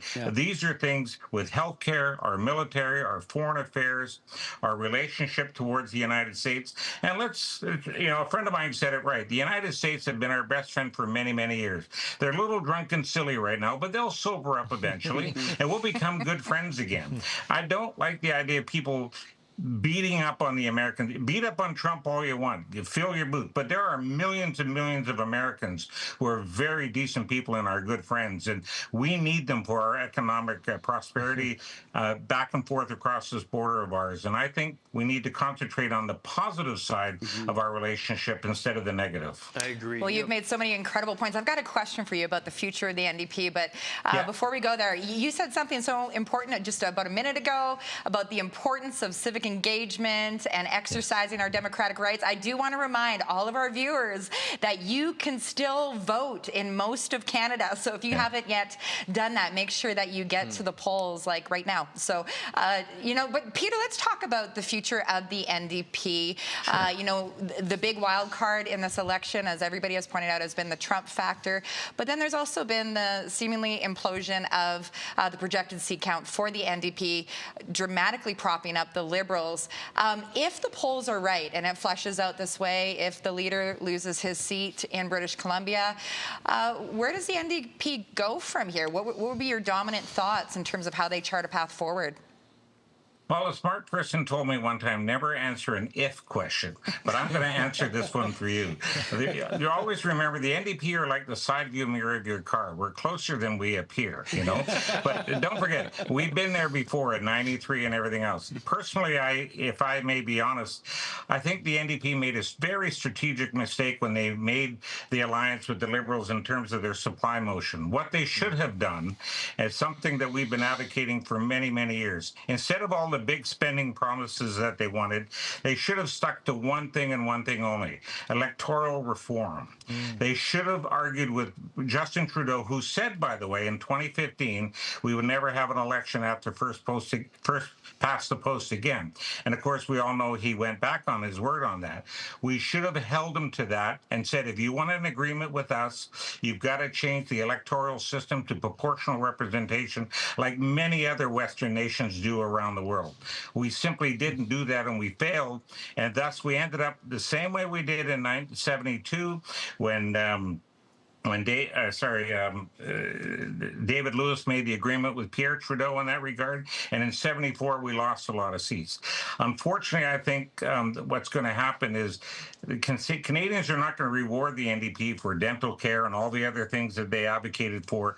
They're going to reward the Liberals with that, because they're going to say, well, if the Liberals are going to give this to us, we might as well vote for them instead of the NDP. And I think the NDP made a strategic error in judgment in that regard. But having said that, I've been a social democrat my entire life growing up in Vancouver in that area, and I believe that the NDP will dust itself off, and they'll internally look inside and realize that we need to develop, and this is something I always say from our friends in the West, we need to develop what is called prairie pragmatism.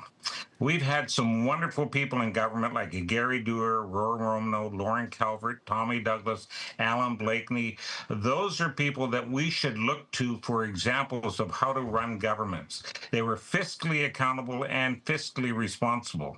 And you can't have social programs unless you have a very good balance sheet in terms of the economy and working with small business, farmers, et cetera, et cetera. So that's where I think the NDP need to focus, go back to its roots in terms of understanding where the money comes from before you start advertising where you're going to spend it. Fascinating and so insightful. You guys have any questions for Peter? You know, Peter, I do have one last question. We got about a minute left. I want to ask you just a real quick one, just for our audience that is watching. I saw this in the comments. Can you tell us the technicals? What does it mean if NDP loses its party status? What does that technically mean? Because NDP MPs who have seats still obviously keep their seat in their riding. What does that mean technically? If you don't gain 12 seats, you basically become an independent. You'll have, say, for example, the NDP get 9 seats. They're technically 9 independents. They can call themselves the NDP party, but they would technically be independents, which means you lose an awful lot of funding for research and staffing. You also, in terms of question period and on committees, you lose an awful lot of ability to the time to speak in terms of this regard. So it would not be a very good night if that happens. It happened in '93. We ended up with 9 seats, went from 43, I believe, to 9. And then we came back to 21 in 1997, which gains official party status, which is really what the party definitely has to aim for in order to have a voice in Parliament. Wow. No, thank you for that. That, I'm sure, clears up the air for a lot of questions we've been seeing coming live on YouTube. But Peter, thank you so much. We so appreciate you joining us and giving us some of your evening tonight.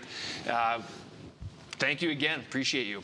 Thanks, Peter. Well, my very best to all of your viewers and your listeners, and thank you for the opportunity. I truly wish it. And, you know, we live in a tremendous country in Canada. We have some issues to deal with, but I believe collectively we can solve these issues and build it even stronger for our children and grandchildren. Thank you. Well, yes, I agree. Peter Stoffer, former NDP MP as well. Jeremy, you mentioned he was the MP of the year. 2013. 2013. Yeah.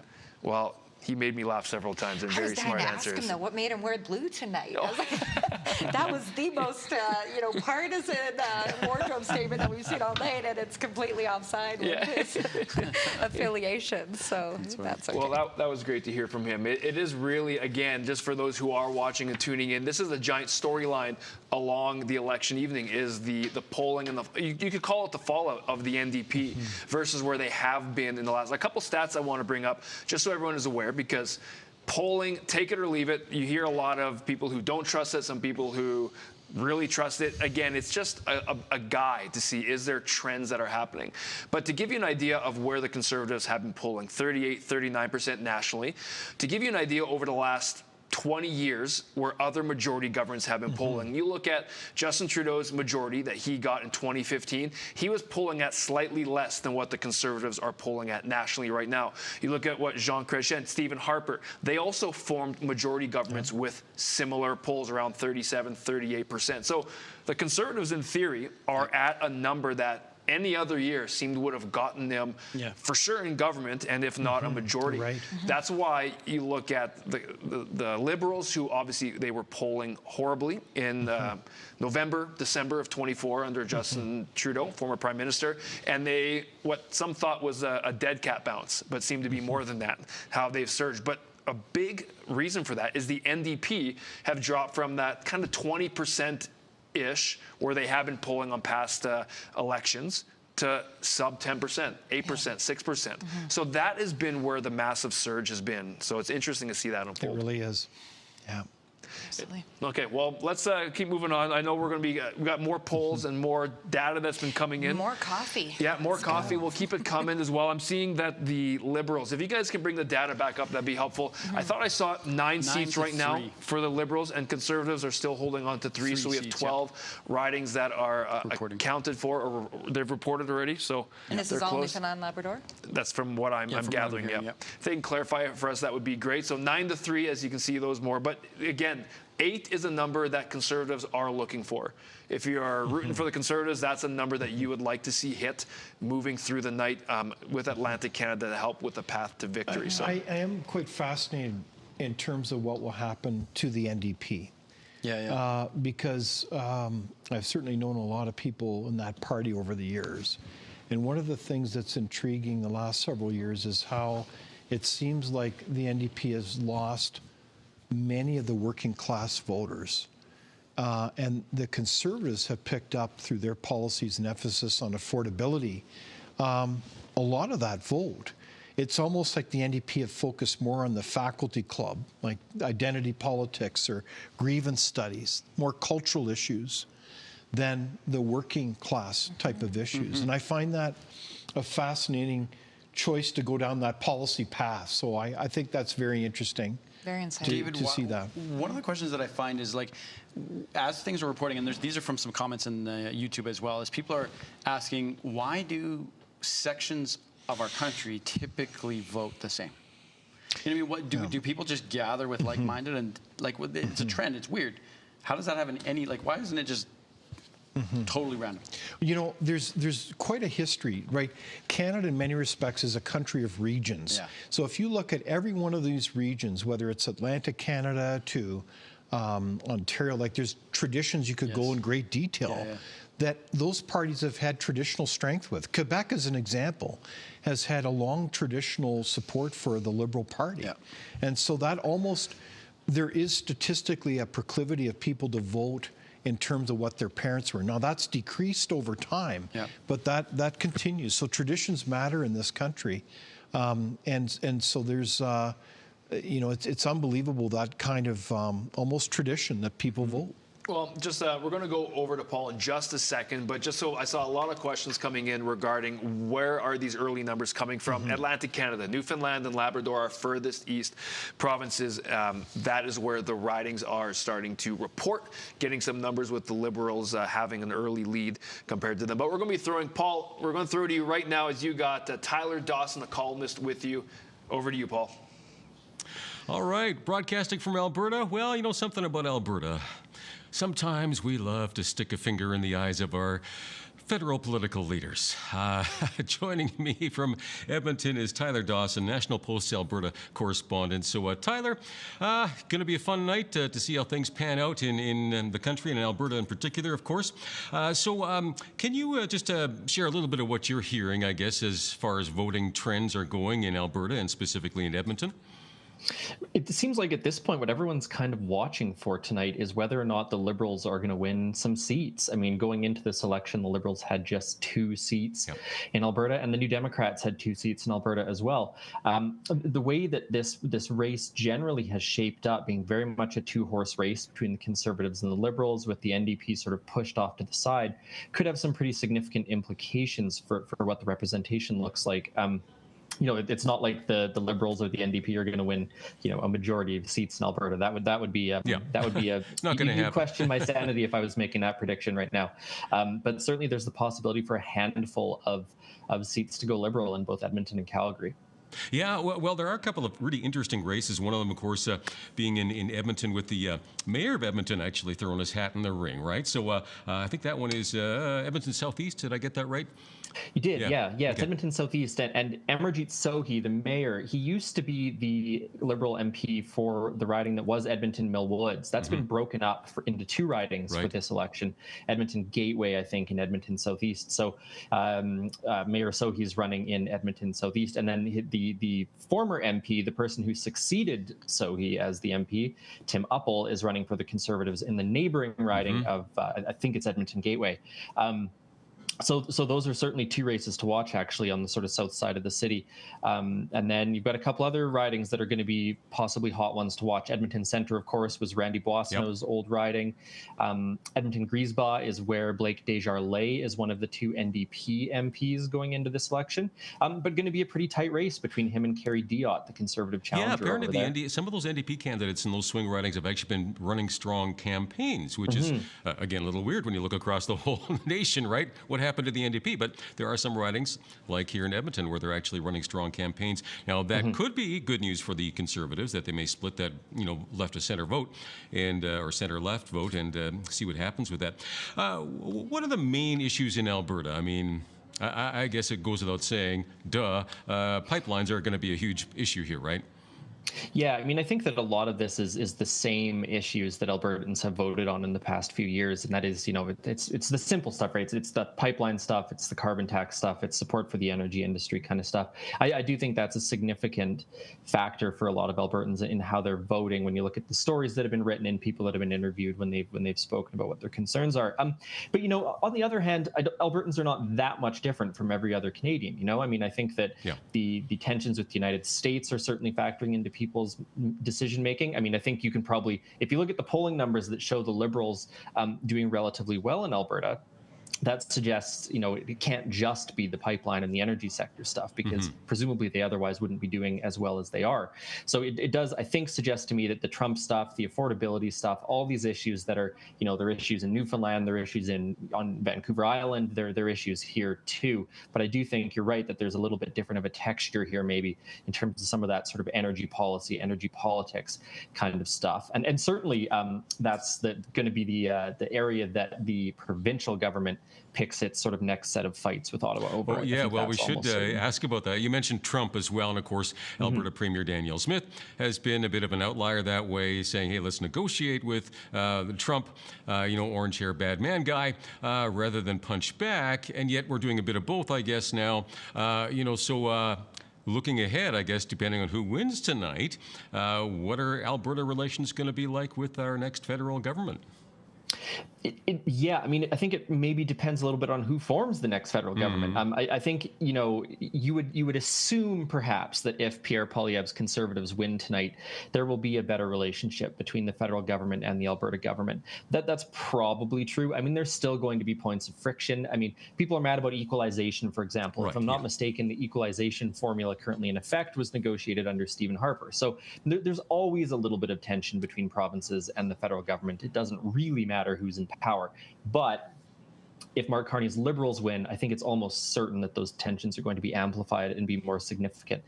There's going to be talk about the clean electricity regulations. Certainly, we're going to continue to hear about the Impact Assessment Act, which people maybe know better as Bill C-69. We're certainly still going to hear about national energy corridors. We're going to hear about new pipeline construction. Danielle Smith had put out this whole list of 9 demands of things she wants the federal government to address. Exactly. So that, of course, leads into the, she's left the door open there, talking about a referendum without directly saying, yes, it's going to be a referendum on Alberta separation. But certainly, again, if there is a Liberal victory, that's going to be front and center, I think, for Albertans. So, any thoughts on that briefly? If we could get to a separation referendum, I think it's unlikely, and here's why. I don't think the government is going to do it itself. They're not going to, like with the equalization referendum, I don't think they'll do that. I don't think they'll say, look, we have a municipal election in October, let's vote on secession. That means that people are going to need to use the Citizens Initiative Act to bring forward a separation referendum.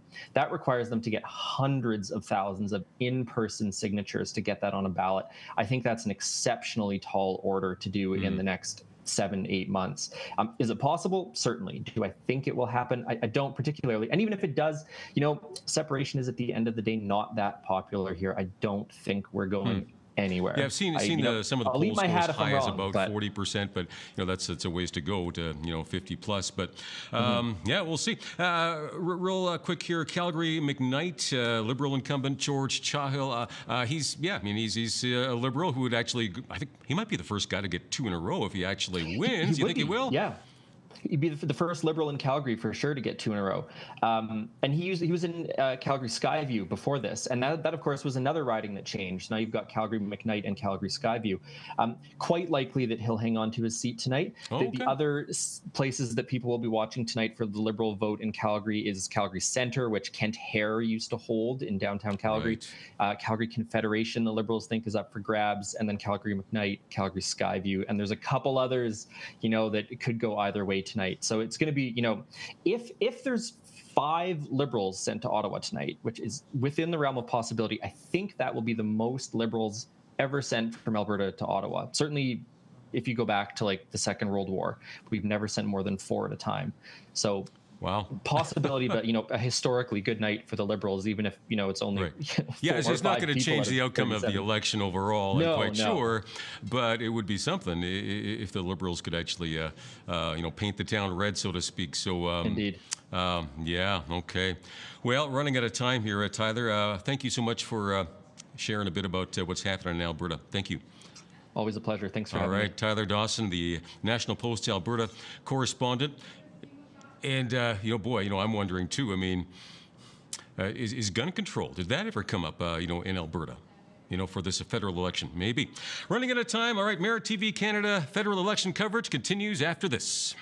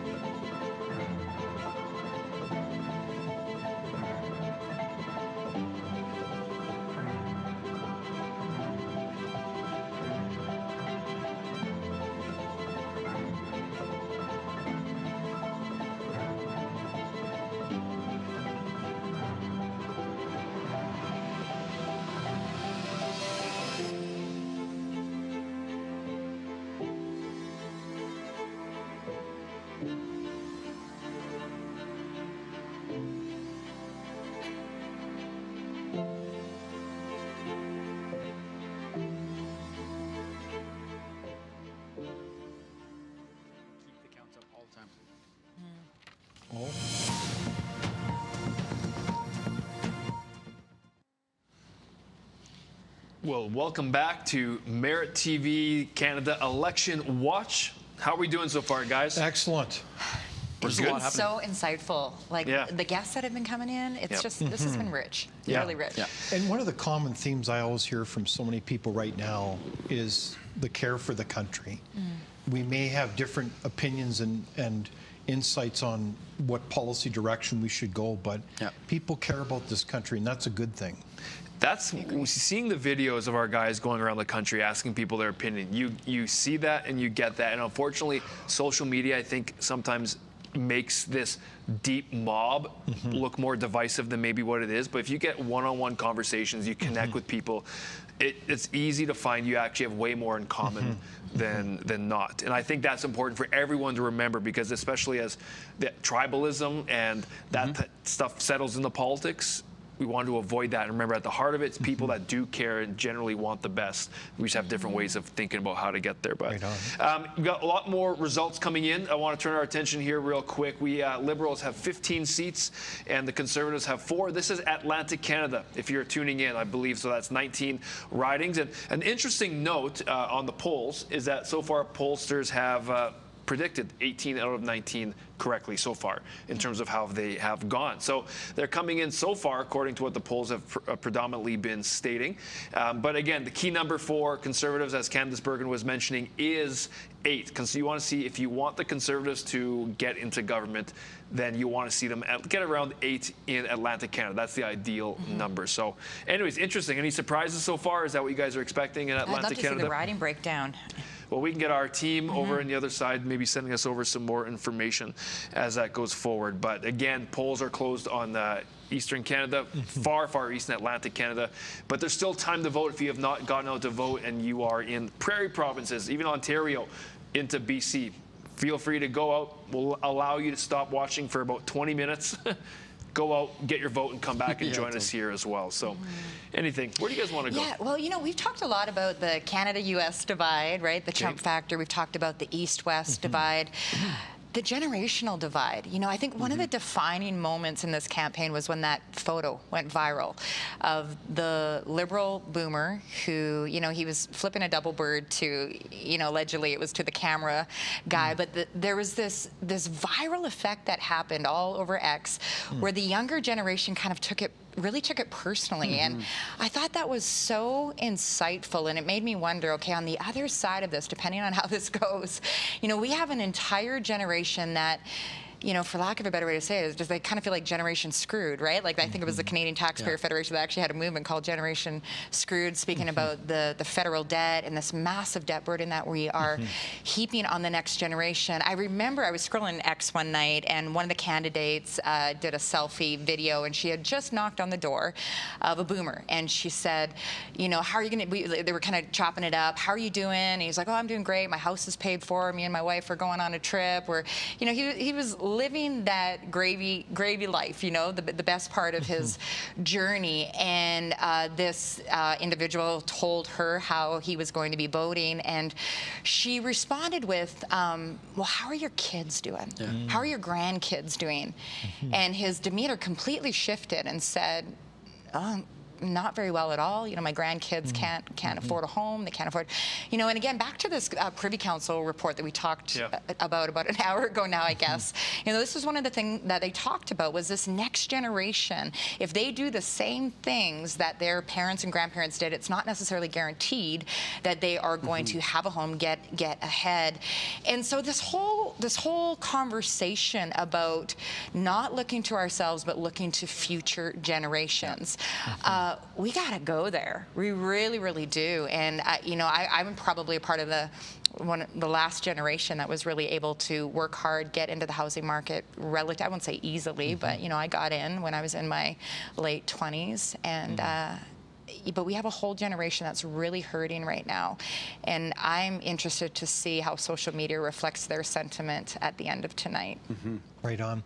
Well, I certainly share your concern about the future of our economy and how that impacts the next generation. And I just see the stats, and it's pretty grim. And And it's, again, it's a reflection, at least in my world, that we've made a lot of bad policy decisions. I mean, I just look at housing. I mean, there's no mystery as to why in some markets in Canada it's a train wreck of affordability, and it's because of the strictures on land supply. And we've got red tape. It makes, I mean, I was involved in a project. It takes basically 12 years to get anything done, and that's the redevelopment of an existing project. Yeah.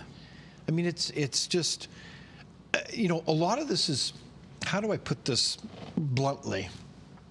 In Canada, most jurisdictions are hostile to business. And if you ask most business people, that's what they'll tell you. Yeah. And that's a sad reality. So why would you invest in Canada? I mean, and you see the numbers of investment capital flowing out of the country the last number of years has been a wave. And those are all foreshadows then of what we can offer the next generation. Again, it's connecting the dots between economic policy and quality of life and opportunity. So we should be a magnet.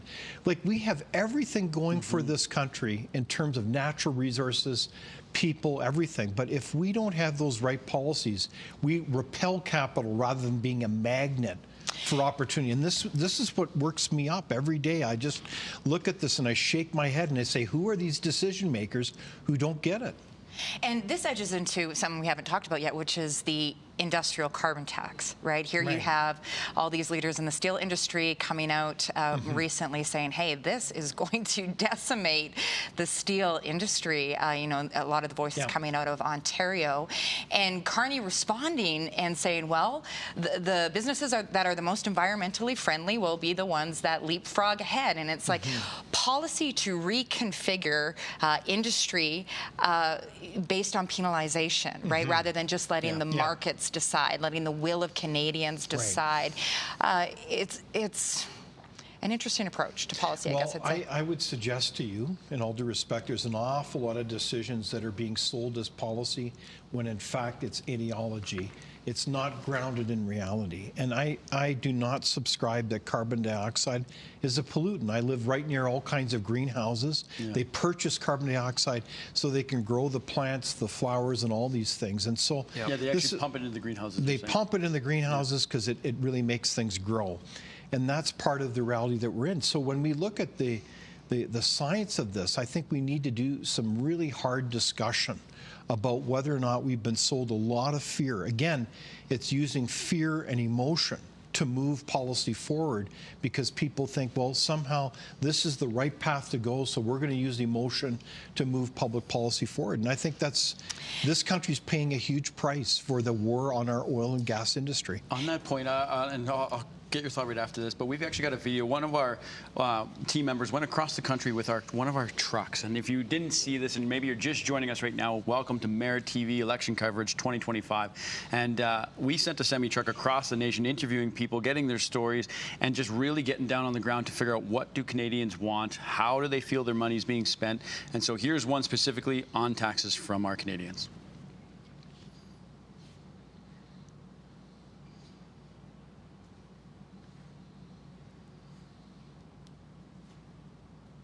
We'll take it back if it's not ready.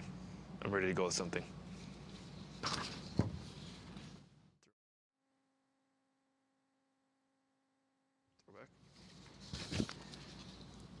All right, and we're back. We're having a little computer trouble, which is all good.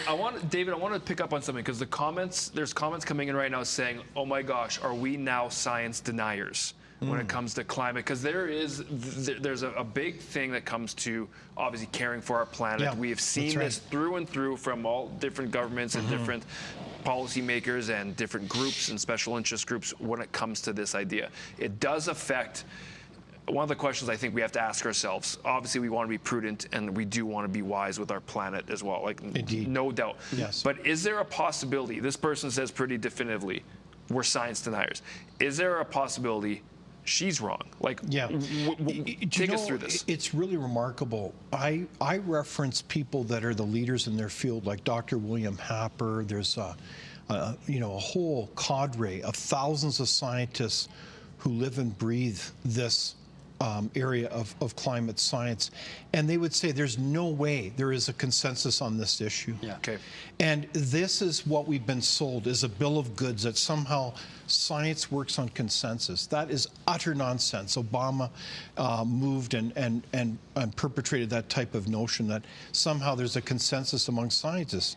No, science doesn't work on that. Science works on debate, and we don't just shut down people, in all due respect to the remark. And I get it. I care deeply about the environment, but if you look at it, you say, well, if we care enough about the environment, we need debate more than ever. And so this is where governments, in ham-fisted use of power and money, have really shut down debate rather than enable it. And shame on that. And so many universities have been part to that because they follow the money of funding. And so this is... and to be clear, David, this was one of the ultimatums that Premier Daniel Smith actually gave to the next Prime Minister, whoever that will be. It was repealing the bill that doesn't allow industries who are doing wonderful environmental work to talk about their positive environmental... That's you know, so what's up with squelching that? That's right. We need to have these conversations so that the best ideas can emerge and that truth can emerge. And so this is something I want to be clear on. That whole greenwashing bill where the industry can't, they get criminalized for even talking about their environmental record is incredibly significant and concerning because it relates to the freedom of speech, the need for healthy debate and discussion.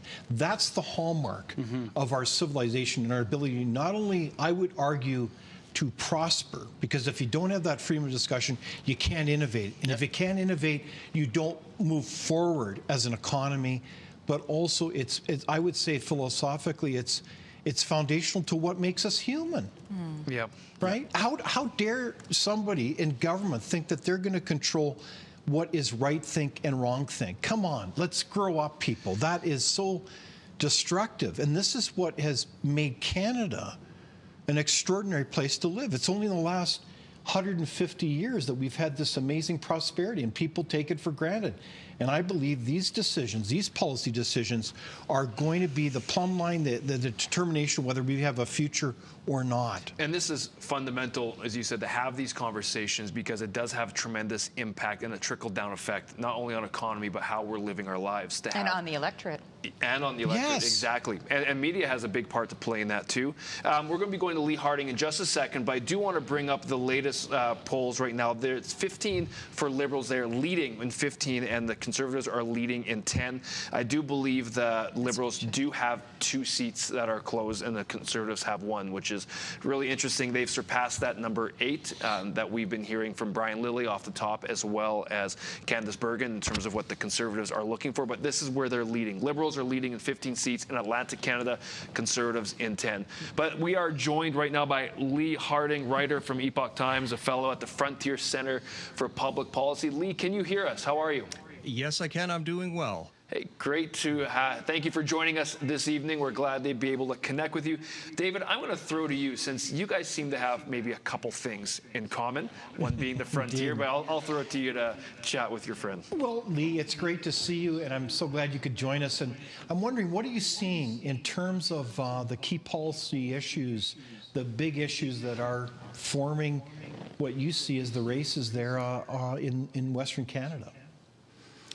Well, it looks like the concerns with Trump are a concern out here somewhat, but only in the major urban centers, just like it is in the rest of Canada. There's a big urban and rural divide. And so the let's do everything to fight Trump kind of narrative doesn't play as well out in the West.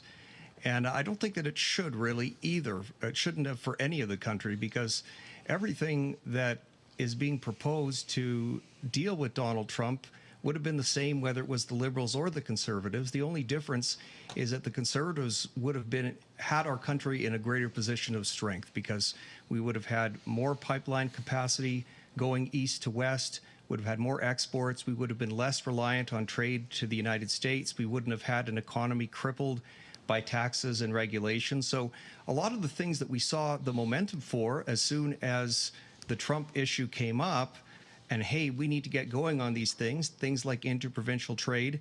This was something that the Conservatives were talking about all along. So it's very strange that the whole country went from being dominantly conservative in the polls to all of a sudden being an apparent Liberal majority in the polls so quickly, as if the last 10 years never happened. If you just put a new head on the Liberal Hydra, you cut off one of the snake's heads, and put on Carney instead, and without even having won a seat, he is the Prime Minister, and suddenly he's going to be Captain Canada. It's very strange.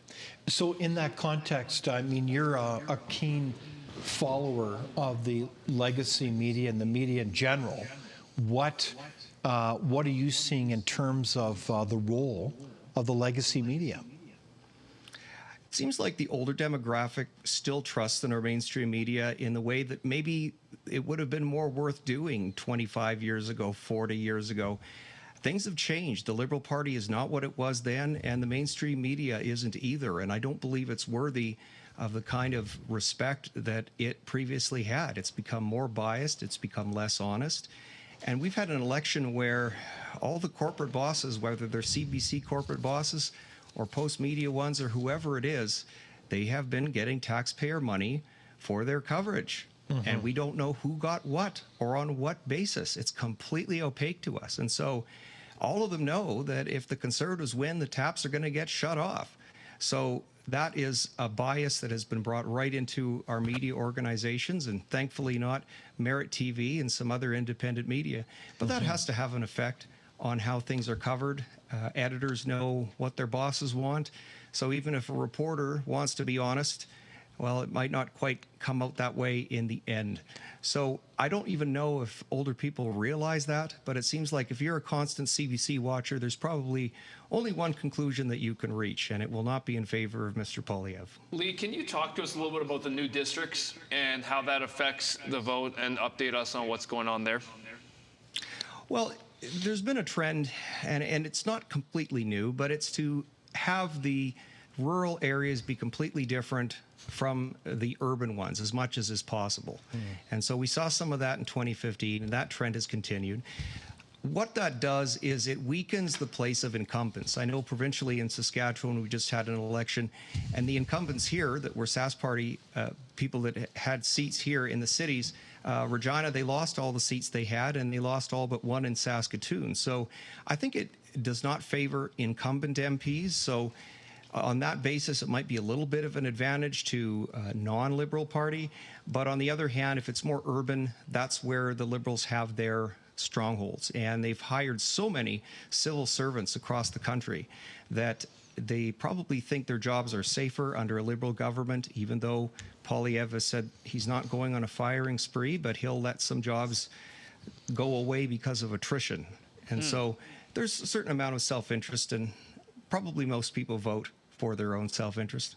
Lee, there's been interesting theme about regional divide that's been happening throughout this election. As you see, Alberta, the talk of Alberta independence, obviously Quebec, that has been around for a while. What kind of impact can the West have on this election? Any thoughts there? Is it going to have an impact?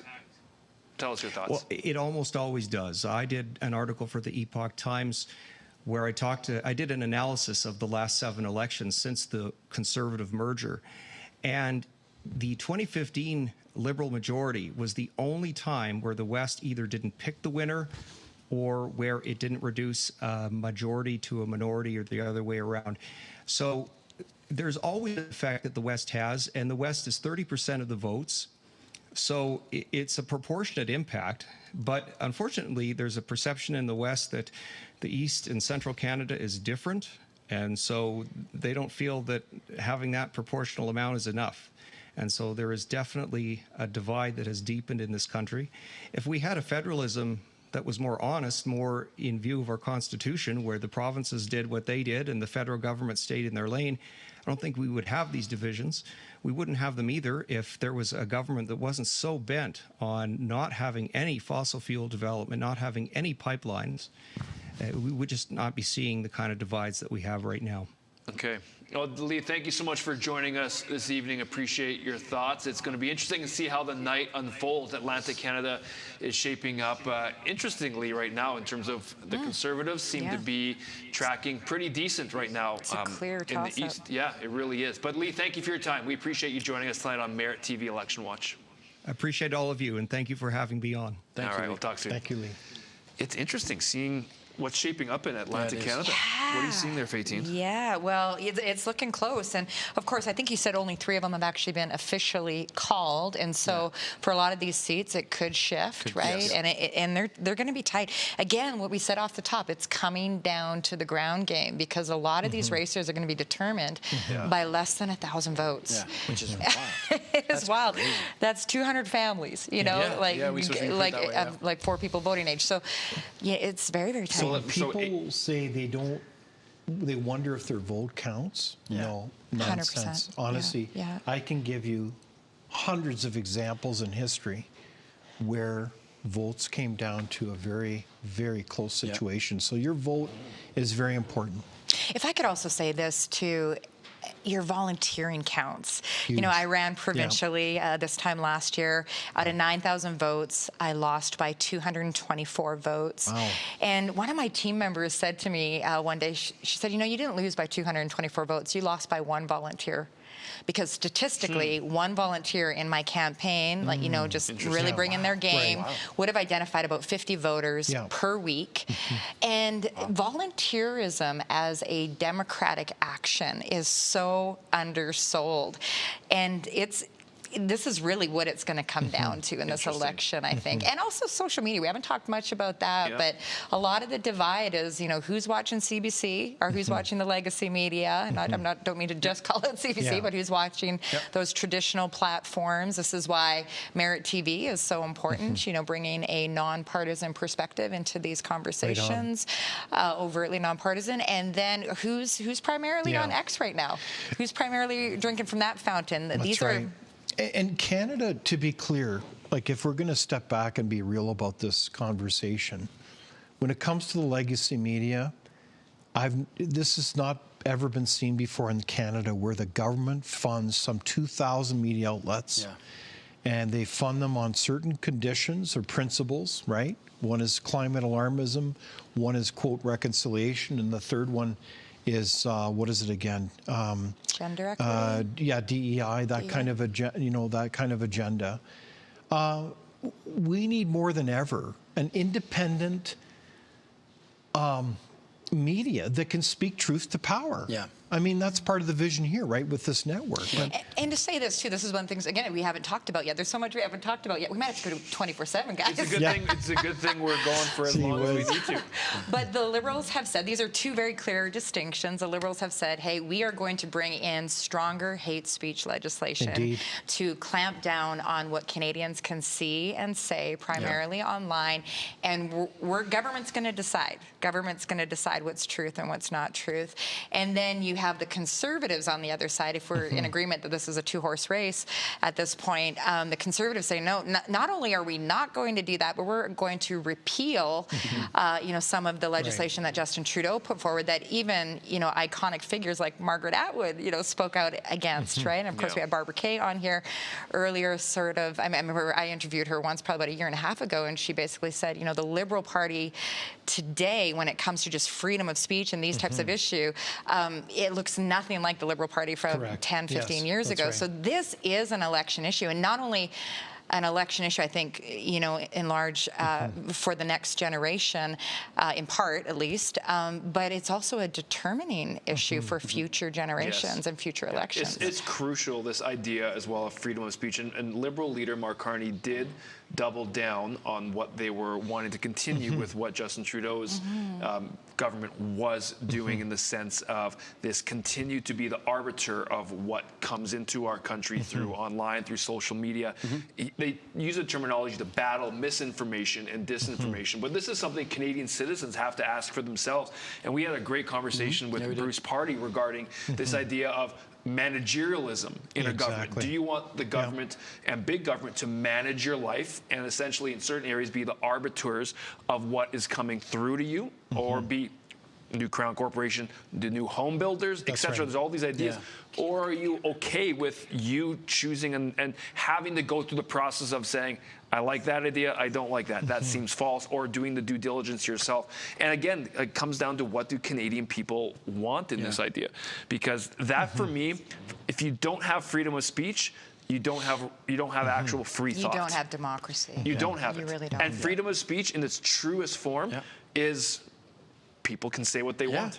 Like in its even truest if it form. hurts your feelings. Yeah, even if you're offended. And I don't care what party's policy has it. Whatever party decides to floor policy that suppresses speech, I will be against that. I don't really care which party does it. For you. I mean, part of this is so brilliant about freedom of speech and that whole grand tradition is that if you care about rooting out bad ideas, you need healthy debate more than ever. And this is what people totally miss. And we've got to be teaching this in our schools. It goes back, I think, to an earlier question, David, that you asked, well, how do we kind of up our game during elections? Well, we got to teach civics in the schools. And it just, it's galling that we don't make that a priority. That's absurd. And let alone Canadian history. If we don't know our history, then we're cooked as a nation. And that's one of the things I think that has been revealed this election is we don't have as strong a concept of what it means to be Canadian, right? Like you go back to the right honourable leader of the Bloc, you know, frankly, this week saying, well, you know, there's no such, help me with the phrasing. He said, Canada doesn't have a strong sense of nationhood, whereas Quebec does. This Canadian does. And I agree with him and disagree with him, right? You know, I get it. Quebec has a very strong sense of identity, but I believe Canada has a very strong sense of identity, but we just don't teach it. And this is, hey, go jump in real quick. Hey, for those of you who are tuning in and watching, welcome to Merit TV Canada's election coverage. If you're watching on YouTube, shout out to you guys. Let us know, where are you watching from? I want to know and see in the comments, myself and Jeremy. We're checking, we're monitoring, we're watching the good comments, the bad comments, the debate between all of you, which I wish I could jump in. I wish all of you were here in the room. We could have just a grand old debate. But if you got any questions or general comments, we'd love to tackle what you guys are seeing on the ground as citizens of Canada. The vote is in your hands. So we'd love to hear what you guys are seeing on the ground as well. I'd love to hear this whole question about defunding CBC, okay, because this is another major contrast, okay? This is where you have the intersection of democracy, civics, free speech, media, but also government waste, right? Possibly, right? $1.4 billion going to CBC. Here you have the Liberals saying this is an essential Canadian service. This is essential to the protection of Canadian identity. And you have Pierre Poilievre, the Conservatives, saying like there's no way that this organization, which has been bought over this past decade, that's how they would present it, is truly representing all Canadians. And then the bombshell, I don't know if we're going to have them on, I think we are, in the Canadian Taxpayer Federation, you know, whistleblowing on the massive bonuses to the CBC executives. You know, a lot of Canadians don't know this, that the head of CBC gets paid more than the head of Canada. You know, she gets, with bonuses, over $550,000 a year. The Prime Minister gets $400,000. Should the head of CBC be getting paid more than the head of Canada? These are, I think, probably important questions. But it's all related, again, to the context that the state has gotten so big, right? So you need the right balance. You need the Goldilocks principle. You don't want it too big or too small. We know we want a great country, and government needs to be a partner in that. But when you get a government that big, it becomes, they're setting all this regulatory rules, so it's very complicated to establish a business and thrive. But it's changing the culture. If everybody works for the government, you don't have the same culture to be able to have those discussions, because you're going to be generally carrying the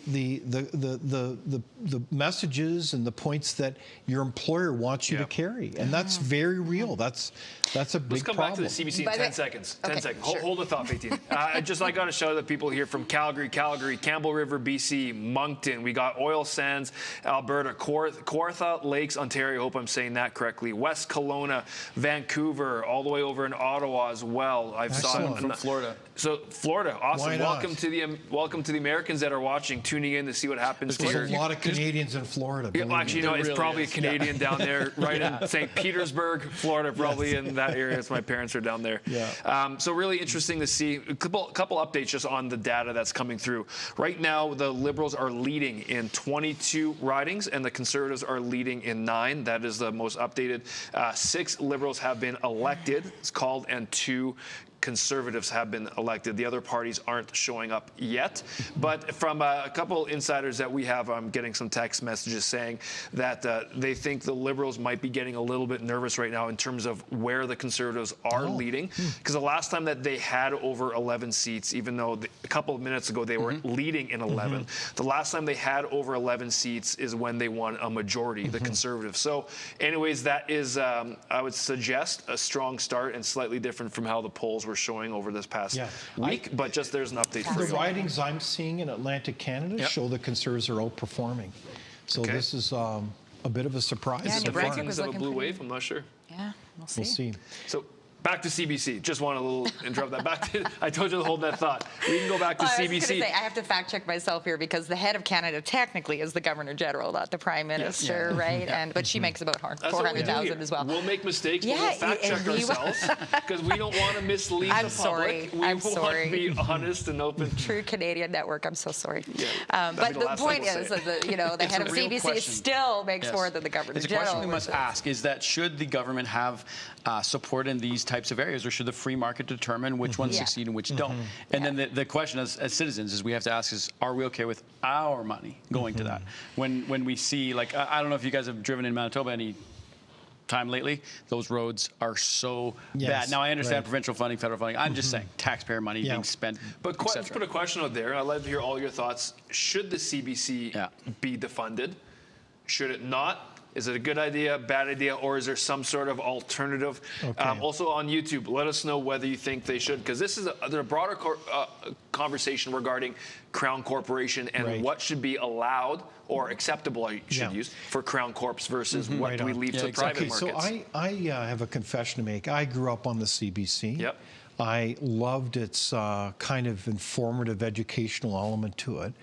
And I'm not sure exactly when it lost its way, in my humble opinion. I think that the CBC has played a valuable role. And I don't know if you know the history of it, but it was set up in, what was it? Was it 1926? I'm trying to recall. To protect from the Americans, right? To guard over Canadian content. This was the issue, is how does Canada, British North America, establish a vibrant, great vision and culture that is unique to itself? And so the CBC was set up under Bennett, the Conservative Prime Minister of the day, to answer that question. And I think, there's a lot of merit to it. And pardon the pun, but we have a situation where you can say there's a lot of exciting models for media, one of which is the not-for-profit model. Have people donate.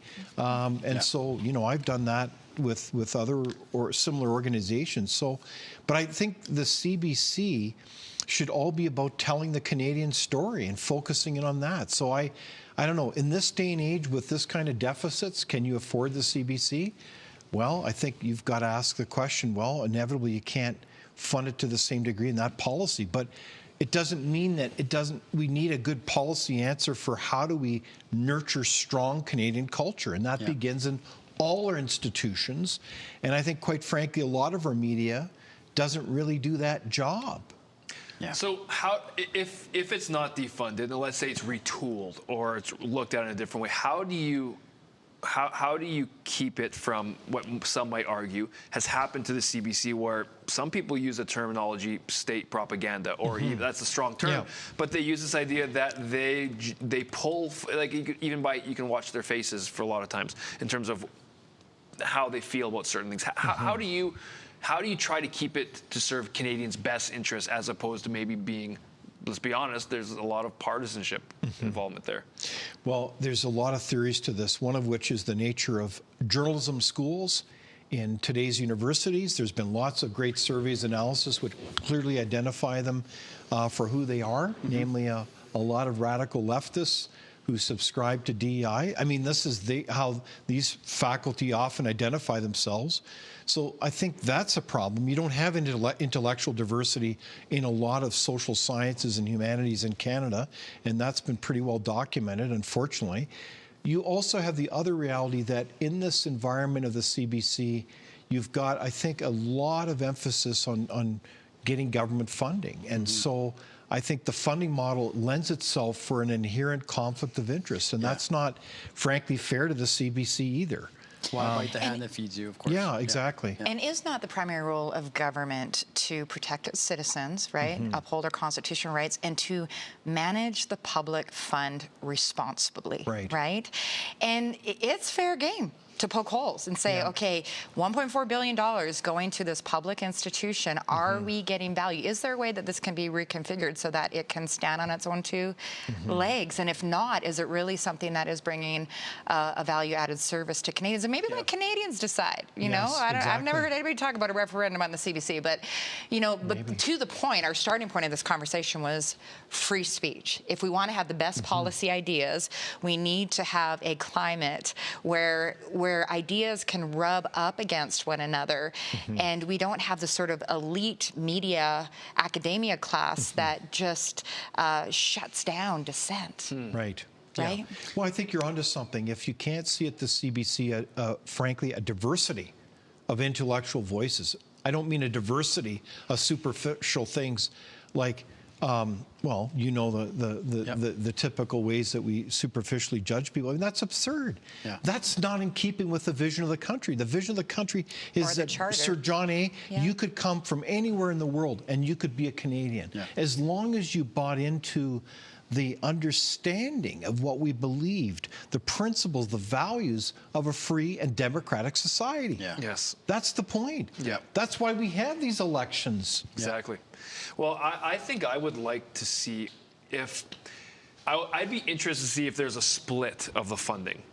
You pick 3 or 4, or let the market choose for itself 3 or 4 other major media companies that represent. If one company doesn't want to try to be balanced, at least be open of, we generally lean this way. Here's my opinion. Here's what we think. But then allow funding for other companies to represent other voices and other political leanings in Canada. So at least you have a balance across the whole market as opposed to... And an honesty. Like let's be honest, everybody has bias. There's nothing wrong with bias. But when you try to mislead people and saying, I don't have bias, but you're completely operating under bias, that's a problem. But when you say, hey, I typically lean this way, here's my thoughts on this, and you're at least intellectually honest about it, like, and you can have that integrity, I think that would benefit Canadians from CDC if you could actually see multiple companies that private, like I'm not a general fan. I think crown corporations are necessary in maybe some industries, but and David, I'd like to see that. This is an election issue, and I want to remind our viewers from British Columbia and from the Prairie provinces, you can still get out there and cast your vote, and some of these races are going to be very, very tight. Well, Polymarket, I'm not sure if you guys follow Polymarket, but if you're betting, as of within an hour and a half ago, you had 80% for Mark Carney and the Liberals, and 20%. It is now neck and neck. It is 42% and 52 and 46%. Where is the smart money going? The money's dumping and changing if you follow that. But it's interesting watching what's happening in Atlantic Canada, because at the top of the show, if you're just joining us, we had Brian Lilley right off the hop who mentioned a certain number, and that was echoed by Candice Bergen, former leader of the Conservative Party, wanting to see 8 seats out of Atlantic Canada. That means that they feel hopeful in terms of their potential path to victory. Right now, as you're seeing on the screen, the Liberals, they are leading in 21 ridings, where the Conservatives are leading in 11. And I haven't got updated information about how many's actually been elected, but the last was, I believe, 6 for the Liberals and 2 are actually elected for Conservatives. But the lead is, it's interesting to see what's happening in Atlantic Canada. So these policies matter, in my opinion. I think they matter to, frankly, whether you can have a high-performing country, let alone something that's part of civilization. And I'll give you a good example. If you don't, again, pursue the vigorous debate, healthy debate, then you're giving up on your pursuit of truth and things that are based on evidence, rather than just, saying, you know, we're going to create a narrative and either you buy into it or you don't. And if you don't, we're going to vilify you and demonize you. That's horrible. That's totally contradictory to what citizenship means. So that's where my hope was that in this election time, we'd have more of a debate about, frankly, what it means to be Canadian and the values of animating that kind of respect for healthy debate, even though we may disagree, because we are still on the same team. And if you don't get that and you're losing that, then citizenship is becoming frayed. And I think that's a huge challenge in this country. And for any whoever it is that forms the next government is got to take head on is how do we unify this country? Because then we got nothing. Yeah. Well, I disagree with you. What? And that's one of the best things we got going. It is. You guys, we're going to welcome a great friend to the program. Bruce, can you hear me? You're standing by, I hear. Bruce. I can hear you. Mr. Bruce Pardy, professor of law at Queen's University, executive director, Rights Probe. It's great to see you again. How are you doing this evening? Very, very well. Do you believe in freedom of speech, Bruce? That's my question. Do you believe in freedom of speech, Bruce? So I didn't catch the last thing you said. Sorry, do you believe in freedom of speech, Bruce? Well, He just laughs. I believe we ought to have it. I'm not sure I believe that we do. There you go. Exactly. Bruce, let us know first off from 10,000 feet, what is the vibe in Eastern Canada? How are you feeling? What are you seeing this evening as Canada goes to vote? That's a lot of uncertainty. I don't think anybody really knows what's going to happen. On the other hand, we could say that we kind of do know exactly what's going to happen because we are retreading old ground. Yes?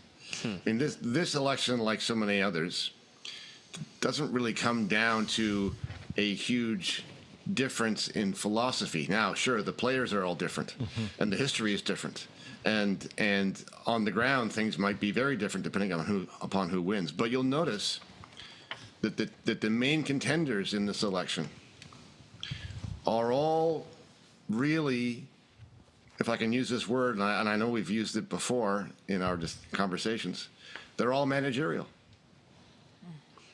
The Liberals are the epitome of a managerial government, and the Conservatives, although maybe slightly less so, are still going down that path. If you look at the kinds of solutions they've all suggested for the kinds of problems that we have, they're all hands-on government managerial solutions. Like take anything. Take housing. The solution to the housing crisis that the different teams have proposed is a solution that government leads. It's a government program in all cases. It's government money in all cases. It's government directives to other levels of government to fix things and do things and take this off and put this on. And that is not the way an economy works. And it's not the reason we have a housing crisis. So we have learned very little as a country. And I think this election demonstrates how little we have learned and how little progress we're making in actually attacking the problems we really have. Interesting. I'd love to hear your thoughts on, because let's be frank about it, it's a two-horse race right now. We're looking between the Conservatives and the Liberals. I'd love to hear your thoughts on Mark Carney's approach to this election and his vision for moving forward with Canada versus Pierre Poilievre's vision moving forward. Where do you see similarities, but also where do they differ? Well, this election, as it happens often with elections, is actually probably in the end about a very small number of questions. And getting back to David's observation that we never really had a chance to debate what being a Canadian meant, I'm not sure that's true. I'm not sure that this election hasn't demonstrated that what people think, or what a lot of Canadians think Canadian means, is not American. Yeah. and that's basically all. That's basically all it means. Yeah. Which is why, Trump has become a factor in this election. And the way the two parties tried to deal with Trump says a lot about where the headspace of the average Canadian voter is. Right? So all Trump has really done is point out the problems in this country. And he's right about a lot of them. And instead of taking that advice and dealing with the problems, Carney has used it as the thing that to unite the country, all this elbows up nonsense. to try and rally Canadians around the flag suddenly. The flag is now a good thing instead of a bad thing as it was during the Trigger. Yeah. When they've been denigrating it as a post-national state for how many years, Bruce? Exactly so. And Trudeau, of course, said this very thing, that Canada is a post-national state, has no identity. Yeah. Apparently it still does. It has the identity of not being American. It's a knee-jerk reaction born of our historical origins, I suppose. But Poilievre has had his own problems dealing with that, and part of the diagnosis that I've heard about how his lead evaporated was that he didn't pivot fast enough to the Trump question. I don't know if that's true or not, but it certainly has some may have some validity to it. But it is discouraging how these kinds of questions have such an effect in this kind of an election, because they are really substanceless, and are not about the actual problems that this country has. So we just carry on as before, and haven't really gotten anywhere in this election. Is that not the foundation, though, of Westminster system of governance and parliament, is that managerial aspect? And if proposing to want to break away from that idea, meaning having more control of our own future instead of a government that manages, does that, first off, how do you do that? Secondly, is that a complete retooling of what Canada has been built on over the last 150 plus years? Well, I would love to see a retooling. I mean, a complete retooling. Absolutely the case. But I don't want to equate the Westminster system with managerial government. I mean, managerial government does exist inside a Westminster system, but the two things are not equivalent. And you'll see managerial government in the U.S. as well. And they don't have a Westminster system. Okay. So it's not just a function of the Westminster system, but the Westminster system has certain disadvantages that the American system does not have. So they're in a lot of trouble too, but they're trying to work their way out of it. And we haven't even started with that yet. We haven't even accepted the idea that it's a problem. And if you like, that's one of the differences about where these two countries are right now. The Americans, or at least a slice of America, has recognized that the deep state is a problem and they need to fix it. That's one of the main things that threatens the security, the prosperity, the freedom of America. Exactly. That is just the recognition of that idea is an accomplishment. We're nowhere near that in Canada. What we've been offered is different versions, different strengths of managerialism. And they're doubling down on the same idea that they've been using for a long, long time, which has caused all the problems that we have.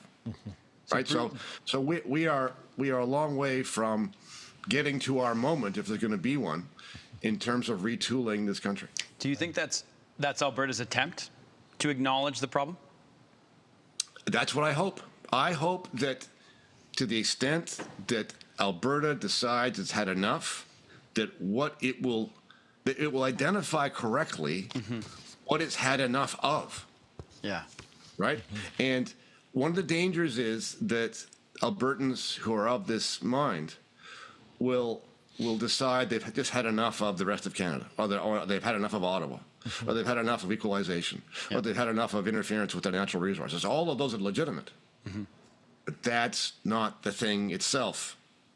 If you want to constitute a different kind of country, a freer country, then you have to recognize that the source of your restrictions, and that is the managerial state. You'd like to retool Alberta to function in some other kind of way, a country that is not dominated by a managerial state. Well, interesting, Bruce. I know you're going to be joining us again later in the evening, and we'll have more information to see how the election day continues to go. So we're going to have a bit more information to see how is Canada deciding. But again, Bruce, thank you for joining us so far, but we'll see you back later this evening. So it's not My pleasure. See you later. See you later. Thank you, Bruce. Okay, see you in a bit.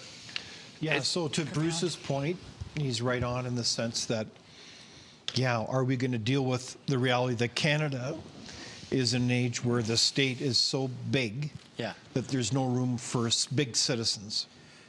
And this is the problem.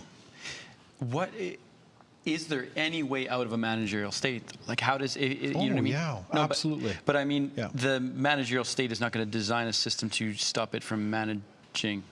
You know what I mean? You're right, Jeremy. There's huge resistance to it. But I'll just give you one example. Let's take the school system. Yeah. We know that there are other examples, I would argue, that are based on empowerment of parents to choose what education is best for them. Absolutely. So the money stays with the parent, and you choose what school. Like, how would you argue against that kind of innovation, that kind of that's empowerment been our experience model? as parents. We homeschool our children now, yeah, and that's what we're doing. Wow, wonderful. And so that, to me, are like just very positive, energizing examples of how public policy can enable, empower this. And we don't need a huge education bureaucracy.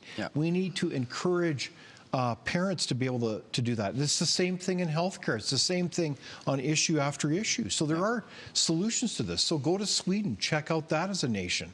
Have they, as life ended for them as they know it on the planet? No. They have some of the highest standards of living and quality of life in the world. So let's dare as Canadians to think bigger and learn from other nations. How would that be?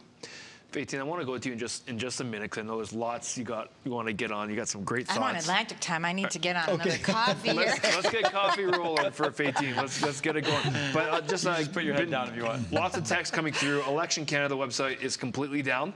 I'm not really sure what that means. It's just overloaded. It's overloaded. It took about 5 minutes to load one page. Overloaded? Well, that's my guess. I can't even load one page. I know, but why would it be overloaded? Because I'm just wondering why. But people are trying to figure out where to go to vote. Yeah, well, I guess so. Well, I'm sure there's other spots you can find out where you can vote. So there's no excuse on this time, though, you need to have that completely beefed up. But Elections Canada website is down.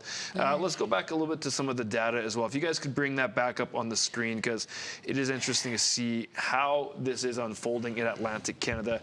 We're at 6:51 Mountain Time. So what would that be? That's at 9:51. Or 10:20 in parts of Newfoundland, I believe. So we are seeing Atlantic Canada close and everything being counted. Right now, Liberals, they are leading in 22 ridings. Conservatives are leading in 10 and so they've broken that 8-seat tape. They have broken, so far, they are holding the lead in more than 8 is what they were hoping for. So it's going to be interesting to see what, as we start to close and see what happens in Quebec and see how that unfolds, whether you have the Bloc voters show up and whether they actually do better than what the polls were expecting, because the Bloc have dropped off a little bit in relative to what the Liberals were in Quebec. So that's obviously strengthened the Liberal polling in Quebec as well. So that's where we stand so far on the evening. Still a lot of country ahead of us. Anything could happen. A lot of country. That's true. I think it might come down to BC. We might be staying here till midnight, y'all, or a little That'd bit be later. so interesting, though. So there is a chance the legacy media may not call this early after all.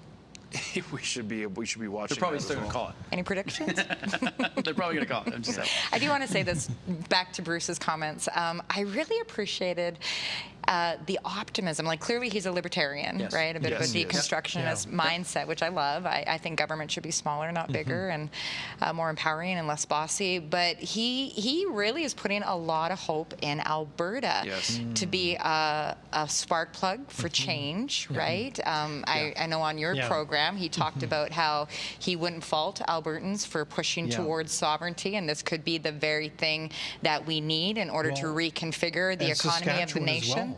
In fact, the polls, I just saw one yesterday that seems to indicate an openness to that kind of vigorous discussion about is the Constitution, is the Federation working for them? And Saskatchewan is even a little bit higher than Alberta. Well, let's get back into that. We're going to be going to the break in just a little bit, but right now, again, we had a team that was going across Canada for the last week and a half. If you saw the Merit TV Election Canada truck, let us know in the comments. But we had some of our team asking all the Canadian citizens, as many as we possibly could, what their thoughts are. One of the big issues is taxes.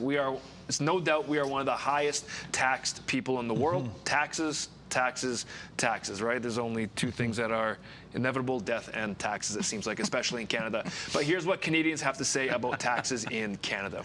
That's right.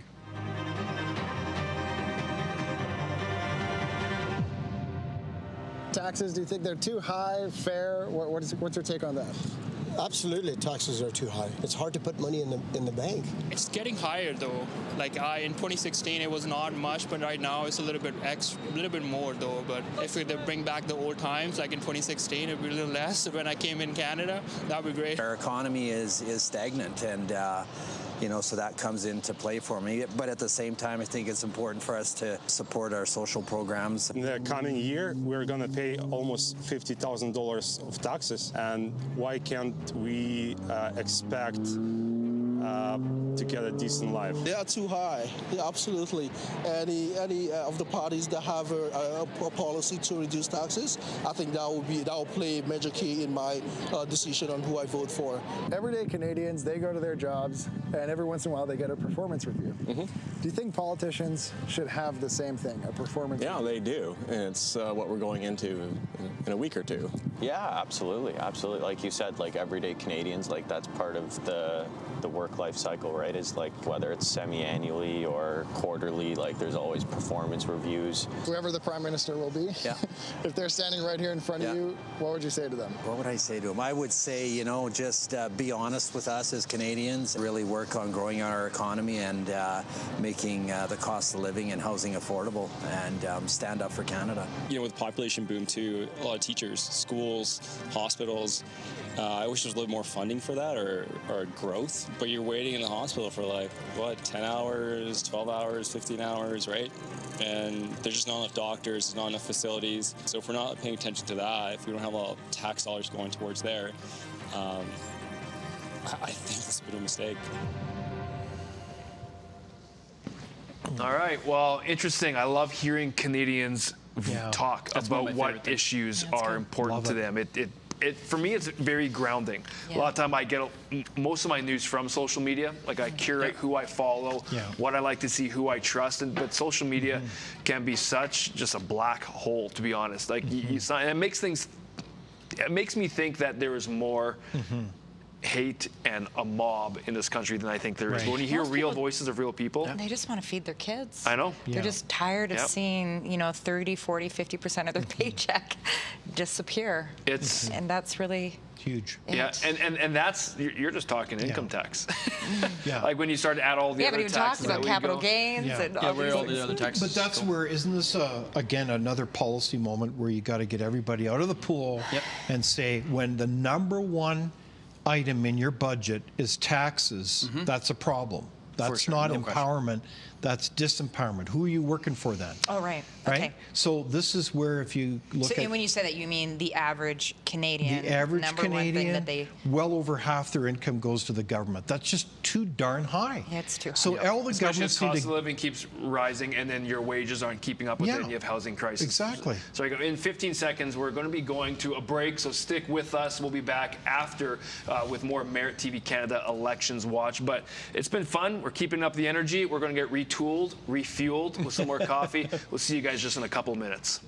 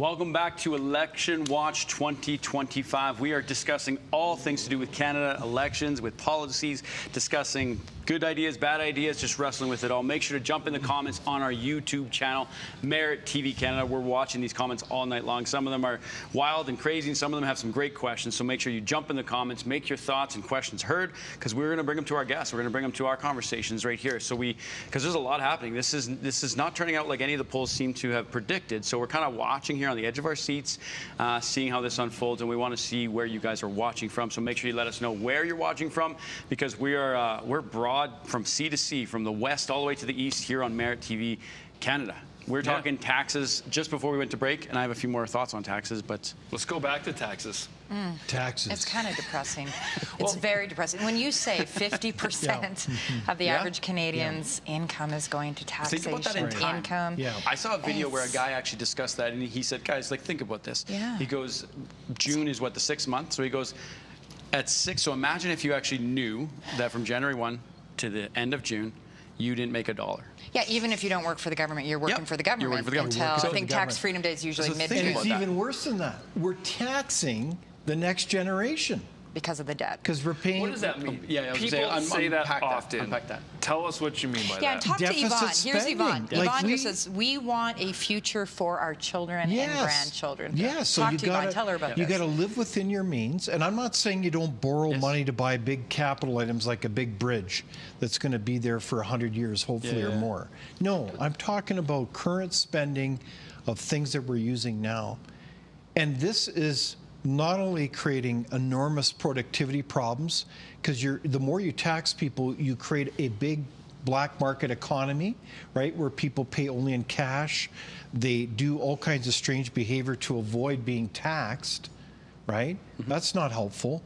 But it also raises a moral issue, to put it bluntly. How is it reasonable to tax the next generation to such a degree that we have a honking big debt that the next generation is going to have to pay off? It's heartbreaking. Going into COVID, this is according to the Canadian Taxpayer Federation's debt clock website, the average Canadian's portion of the federal debt was about $17,000. So this is just half a decade ago.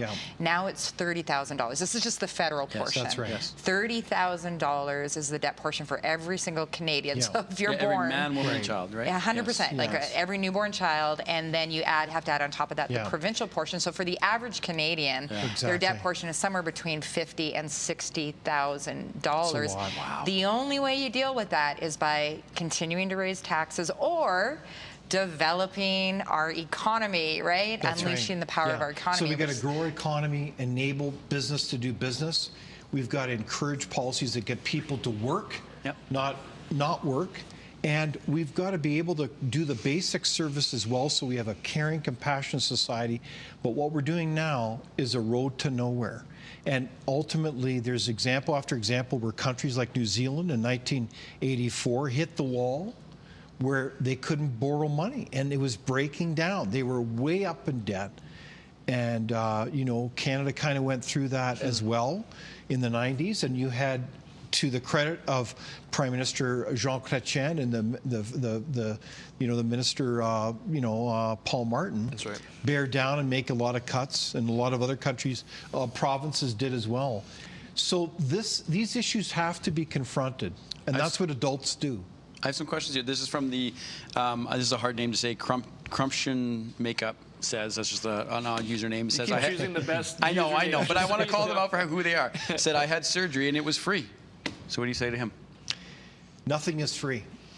Yeah. Somebody's paying your bill for your surgery, and the question then is how to design a system that best allows you to get the health care that you need. And we know that the challenge with Canada is that we are the second most expensive healthcare system in the world. We're at the bottom of OECD countries, like advanced countries in the world, in terms of performance. No one's copying us because it's in spite of having great people in the system, it's a lousy system. And the proof of that is the people that are on waiting lists for years in chronic pain. And that isn't compassion, my friends. That is cruel.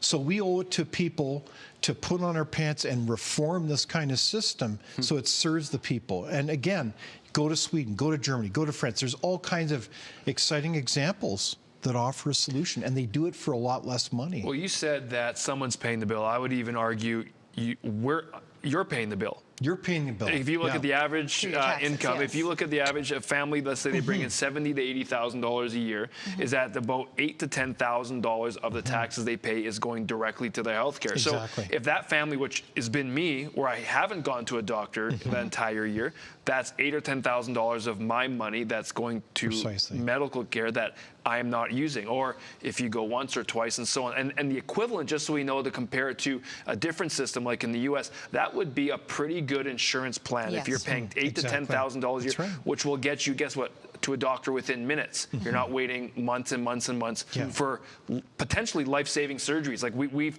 connect with countless people who are going to different countries to get surgeries they need. Why? Because we just have an overrun healthcare system. And obviously there's a provincial federal duality there as well. But it is important to know that our taxes going to work properly? And when you talked about being taxing the next generation, and if we like quote unquote government programs, we want certain ones to do well. Like there's a certain balance you need.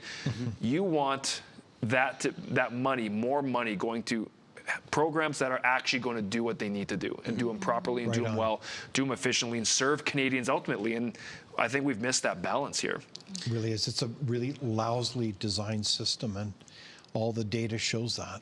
Well, and I think, again, back to the honesty factor, you know, when we talk about needing to reconfigure the healthcare system in Canada, it's almost like this sacred calf, right? You know what I mean? That it's like sacrilegious to talk about this if you're a Canadian, but we have to be honest if it's not working. Like we've been in... You know why that is? Because the interest groups, the special interest groups, have a stranglehold.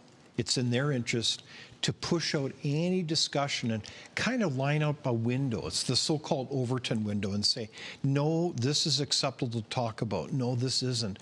So they'll say, no, you're a denier, you're whatever. No, you need to have, again, that open discussion. And if a lot of public policy, I would argue, in this country has been captive or taken captive so that all kinds of issues are seen as sacred cows. And how does that serve Canadians? That's always the question. Who is serving who in this country? And an easy read of the court, again, back to this Privy Council report, right? You know, I'm listening to you talk about people who are going overseas or maybe to the United States because they can afford it. They can afford to pay for a surgery in Florida or whatever, so they go there. And that's exactly what this report talks about, that if we don't course correct, if we don't reconfigure some of these things, we will have a society that is increasingly polarized, where the wealthy have access to these types of things, whether it's post-secondary education, medical care. They also talk about the bartering issue and how tax evasion will become an increasing phenomena, where people will start bartering a lot more, gardening more, bartering with their neighbors because they have to survive, right? And if we basically, bottom line is this report from the government of Canada itself, the Privy Council says if we continue on the same trajectory, the only good news is that we will maybe own nothing and be happy, right? Like they're saying people will find other ways to define happiness. They won't define it by, you know, climbing up the social ladder, but they'll define it in other ways. And well, interesting it's something times. You got to realize that other nations have gone through this. I mentioned New Zealand. It was a Labour government at the time. Sir Roger Douglas, the finance minister at the time, turned it around, and they used this type of policy to empower citizens. There are opportunities of hope here. So like, I don't want to give the impression that it's all gloom, but ultimately the chickens come home to roost with these kinds of policies that lead to nowhere. They're dead ends. So do any parties currently running, do they propose any changes, great changes that you've noticed? Where's the Liberal stance? Where's the Conservative stance that they offered? I'd say, like, as kind of Bruce is alluding to, it's kind of the status quo, and there's different flavors to it. Now, it doesn't mean that, like, there's obviously policies that are significantly different, and you've got to look at those. But I think what we're asking is the opportunity to do much more, to be better, right? That Canada, why can't we be the best country we can be? Gosh, I sound like an armed forces commercial here. but sincerely, why this country has got everything going for it? Why can't we be the wealthiest, freest, best country in the world. No, we have been punching below our weight, and I think we all know it. And you know, and this is what I love about the spirit. Like when I hang out with you guys, and you know, there's a fight for the nation that I'm feeling rising in Canadians, and it's, you know, sometimes that can be you know, labeled as populism or you know, but maybe it's just we want a better future for our kids. Absolutely. You know, maybe it's just that we miss the Canada that was. And you know, again, back to free speech. This is why these conversations are so valuable, right? And okay, so this is something, I don't know this for sure, but I have a sneaking suspicion there's an awful lot of Canadians out there. And I suspect they know that they're being sold a bill of goods, that a lot of political leaders aren't really telling them the full truth of what's going on here.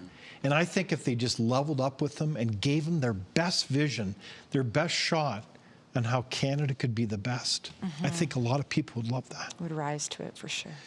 Yeah, I'm one that I love Canada. I think Canada can still have its best days ahead of it. I agree with the sentiments that you guys are stating. Yeah. When you look at what is in Canada and the potential that's there, and the biggest crime is to not serve the potential that we have. And and it's wonderful. Like that's why it's great to get together and be able to talk and have these ideas. And you know, even if we're wrong or we've got it, at least we're coming to the table open and respecting each other and having the conversations that need to be had, because we all ultimately want the same thing for Canada. We want, absolutely, and I do believe in a strong nation. I believe that Canada can be and should be amongst the strongest nations in the world, that can be a leader in so many different areas. I truly believe that. But a couple things, guys, just, sorry, did you want to add to that? I want to add one thing, and that is, I think a lot of Canadians here don't understand our relationship with the United States as it relates to the economy. And there's a lot of different dimensions, but I'll be really quick. They don't understand the United States sees their relationships with their allies, including Canada, primarily through a security military lens. And so if you don't play around the military table as a NATO ally and carry your weight, and everybody knows, right, going around this table, everybody knows that Canada doesn't pull its weight when it comes to its NATO contracts, period, full stop.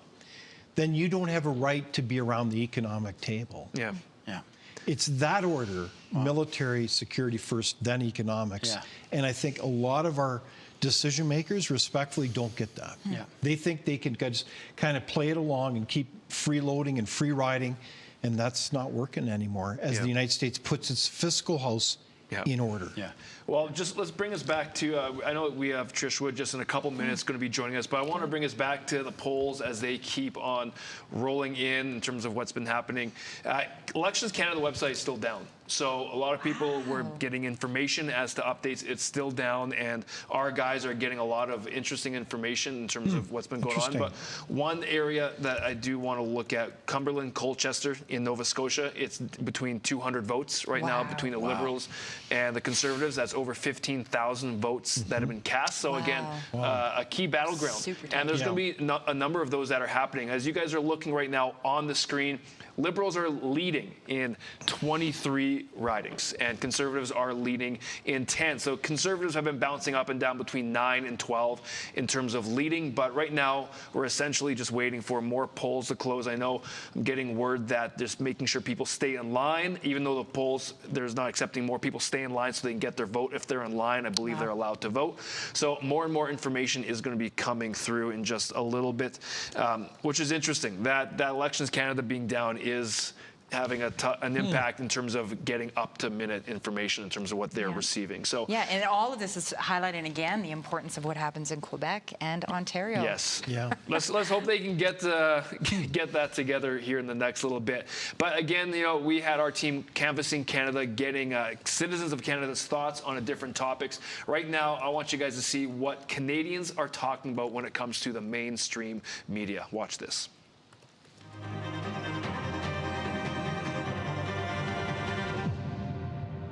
So on a scale from 1 to 10, where would you place your trust in mainstream media?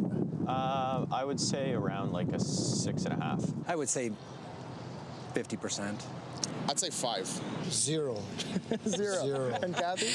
Little faith in media. You know, I listen to it, but I also like to go to other sources, you know, obviously, you know, look on social media and just sort of do my own filtering. You have to think of mainstream media and just media in general as like a business with their own interests in mind, and it can be hard to trust what's out there these days. Do you think the mainstream news is a great source for people to get information on who to vote for? That's like saying, should you ask your neighbor like what you should eat for dinner? It's like their opinion is based on what they like and what they see as practical, and so sometimes it might fit your life, but sometimes it doesn't. And the other thing is, it always comes with a bias. I feel like those voices are like less valued these days. A lot of people are getting their news from social media instead of real journalists, and real journalism unfortunately is struggling to find funding and attention from younger populations. I think for me, right now, I'm looking at all sources of media, so I'm trying to look at the political spectrum, see where all the different media outlets lie. That way I can kind of piece together my own picture. I try to stay neutral because I know some media have like an orientation. So usually on social media, that's where I really like get information for elections or party or whatever. I don't totally depend on the mainstream media for all my information. I get bits and pieces from there. You know, it adds up to my overall opinion, but I don't just rely totally on it. So I wouldn't discredit what they're doing, but I do also fact check and do my own research just to make an informed decision or opinion. I sort of get my news in drips and drabs. I don't have like one platform that I go to for all my news. I think that's kind of a dangerous practice. The media and the press is, of course, really important to holding politicians accountable and to kind of disseminating information. It's really important to check the credentials of the media outlets that you're looking at and to make sure that what you're seeing in the reports are actually backed and fact-checked. Media is instrumental. That's pretty much where I get my information from, to be honest. It's kind of my main source of information, trying to use different types of media from both perspectives, or I guess all perspectives. Consistency in messaging sometimes gets lost, so it's good to have the options, I'd say, is the most important part. Welcome back to Merit TV Canada's Election Watch 2025. Today is Election Day as Canada continues to go to the polls. We've been having a great time for the last several hours here on set with y'all, bringing on what's been going on, some of the main themes, joined by lots of great friends and guests so far. And we're joined by a friend as well, Trish Wood, who is joining us. Trish, are you there? Can you hear us? I am here, and yes, I can hear you. How are you? We're doing so good. Welcome to our election coverage this evening. Thank you for joining us. I'd love to hear, first off, how are you feeling generally about the night, about Canada? What's your 10,000-foot view going into today? I would say nauseous. Okay, that's good. That's funny. On a bunch of fronts, regardless of the outcome, obviously there's one outcome I prefer, but this campaign has really put our country into a very, very strict kind of relief. People are mad at each other. You'll recall, I think there was a lineup to one of the Carney events. 2 women got into a punching match. Oh. We've got Mr. kind of double give you the middle finger person smiling while he was kind of verbally abusing Karim Assad. It's just, I've never seen anything like this before in 35, 40 years of watching elections. And I think the media has done it. But I think the media has done it at the behest of the politicians. I think dividing us into groups that hate each other, which is almost a cliche, but we've actually seen it happening this election cycle, is what they do for politics now. And we certainly saw it with the invocation of Trump derangement syndrome at the beginning of this when the Conservatives were leading and the Liberals got to get that little takeoff point there because a lot of Canadians hate Donald Trump and they're mad at America for voting for Donald Trump. So they switched to Carney as punishment for Donald Trump being elected. So we are really divided. And I think it's media, I think it's politicians who are doing it, and it's very, very dangerous. And whatever happens tonight, this needs to be fixed. It needs to be priority one. And I haven't heard a single politician say what I just said. They're not talking about it. So, Trish, delightful to see you, and I like your analysis that you're onto something. So in other words, are you saying that a lot of Canadians are kind of falling for kind of an emotional argument rather than, well, we're all elbows up, but we're not heads up. We're not using our minds to think through the real issues that Canada faces? I think it's true. I mean, remember that somebody put feces on the face of a Wayne Gretzky statue because he's friends with Donald Trump. I mean, think about that for a minute, how ugly and horrific that is. I think that this is a bit of a carryover from COVID-19. I don't know if it's a mass hysteria event. That's probably too strong of a term, but I feel that the fire hose of propaganda we were drinking from during COVID has caused some cognitive impairment in the brains of people. I really do think that. It's not hyperbole. I'm saying that. And I think that people, for instance, some voters for Carney don't seem to be able to accept negative data about him. There were quite a few stories that broke that were critical of him. There was the plagiarism scandal. There was one about Brookfield supporting a deal for Jared Kushner that looked not that great. It's a whole bunch of stuff that should have had a bit of a landing and didn't. It's not landing with his voters. And I think that those people, many of them were probably also extremely COVIDian, that they decide on something for emotional reasons, they create a reality framework about it, and no amount of fact-finding is ever going to change how they think about it. I think that that's what happened here, and it's really unhealthy for democracy. So Trish, you're the host of, what is it called again? Oh yeah, Trish Wood is critical. Yeah. Are you saying that Canadians are losing their critical thinking skills? It's almost like we're falling for a narrative, and that lens creates the reality of what we want to see then. Well, it's the opposite of democracy, isn't it? And I think part of the problem is that people live in reality silos driven by whichever media they consume. This is the other problem we've got to solve. We've got to train people again to behave in such a way that they can listen to information that they don't agree with and still accept the facts that are attached to that, right? Like in the olden days, we had 3 channels and they didn't differ that much, and we all kind of listened to the same stuff. And my mother was a socialist, my father was pretty right of center, and nobody ever came to blows about it, right? Now there are silos, and you get your information from one side or the other, and there are morality frameworks around those facts so that if you don't believe in certain things, not only are you wrong, but you're a bad person, right? That's where we are, and we have to fix it. I don't know how we do it.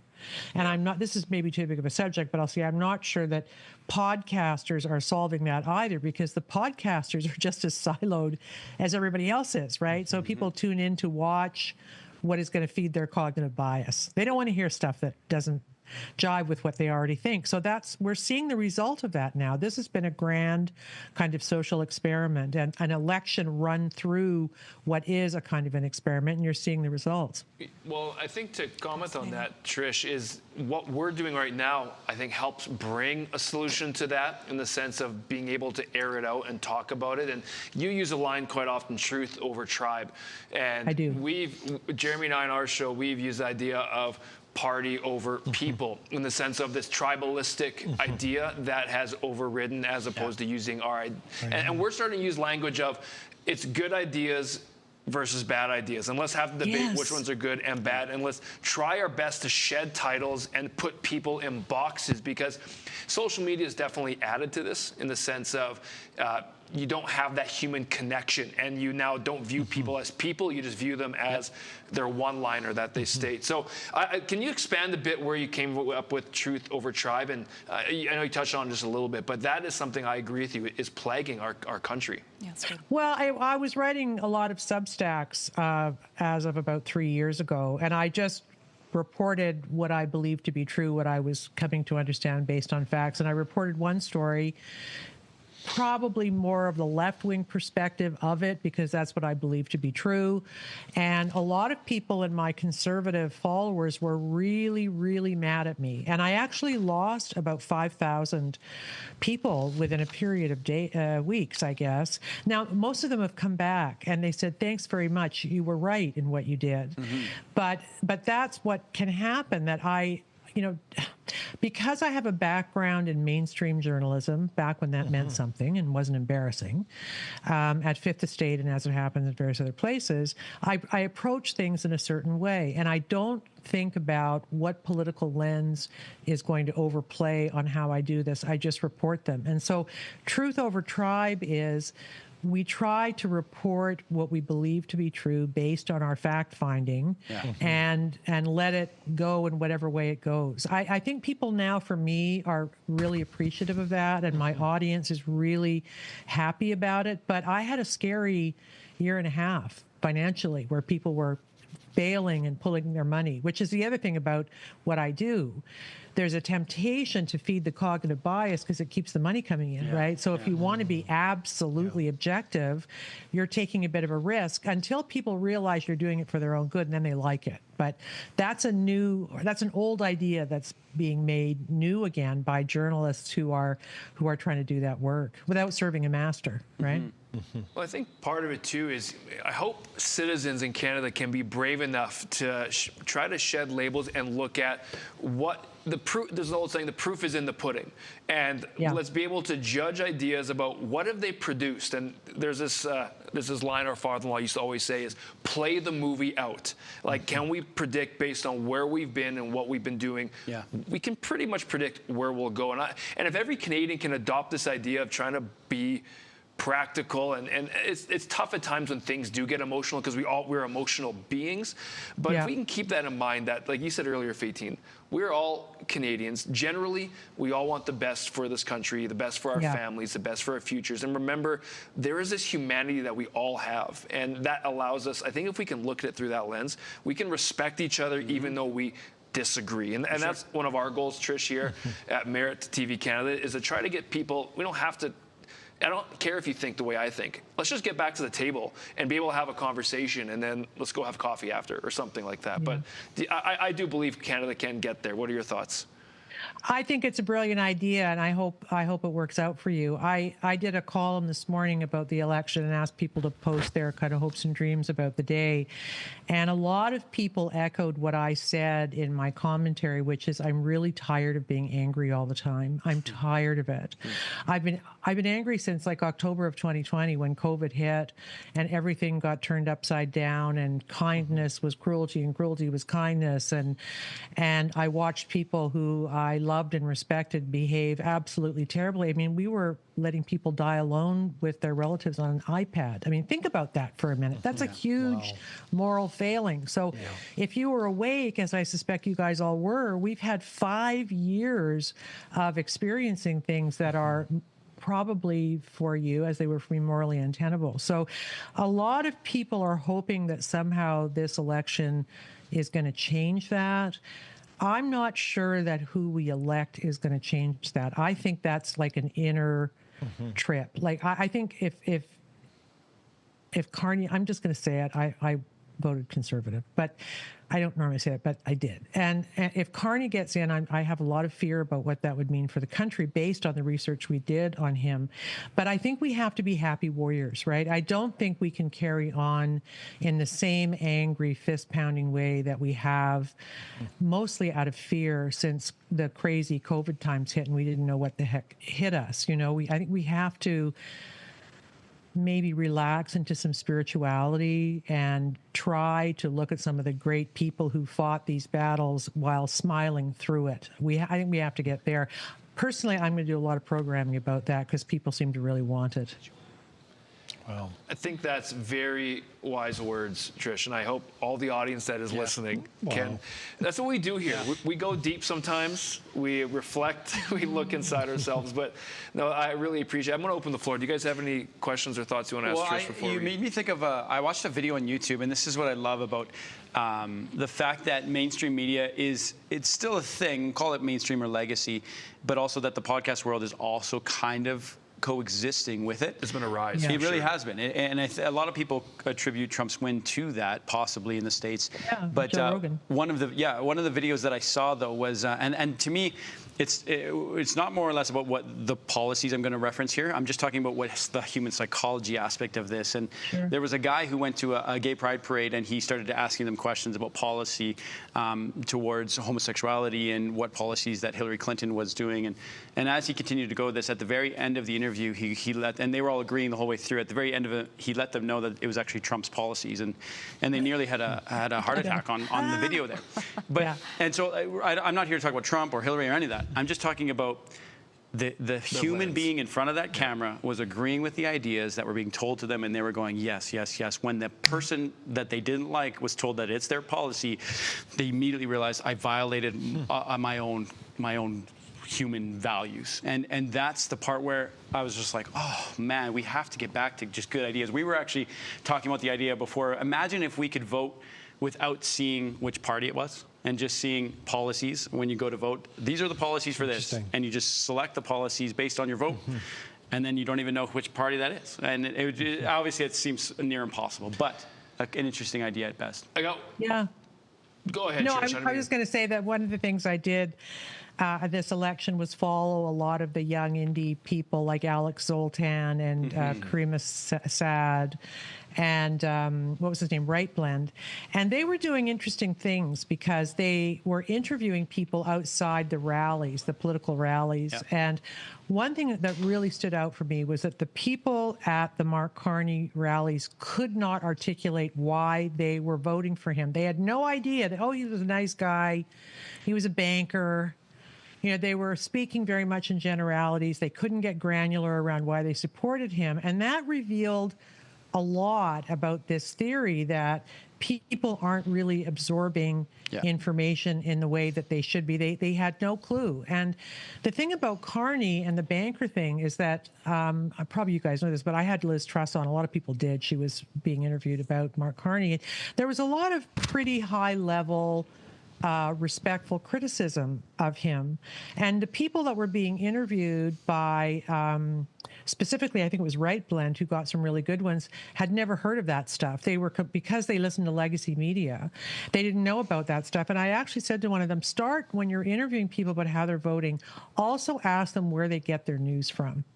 Who is the purveyor of the information you're using? And you'll see a connection between listening, let's say, to CBC, which was super not critical of Carney. I mean, I just really think they dropped the ball on that one, versus somebody who might be listening to a show on the other side that's more critical. That's really weird, because it goes back to my point of two different information silos. But the other thing I witnessed too that I thought was quite dangerous was on the night of the English debate.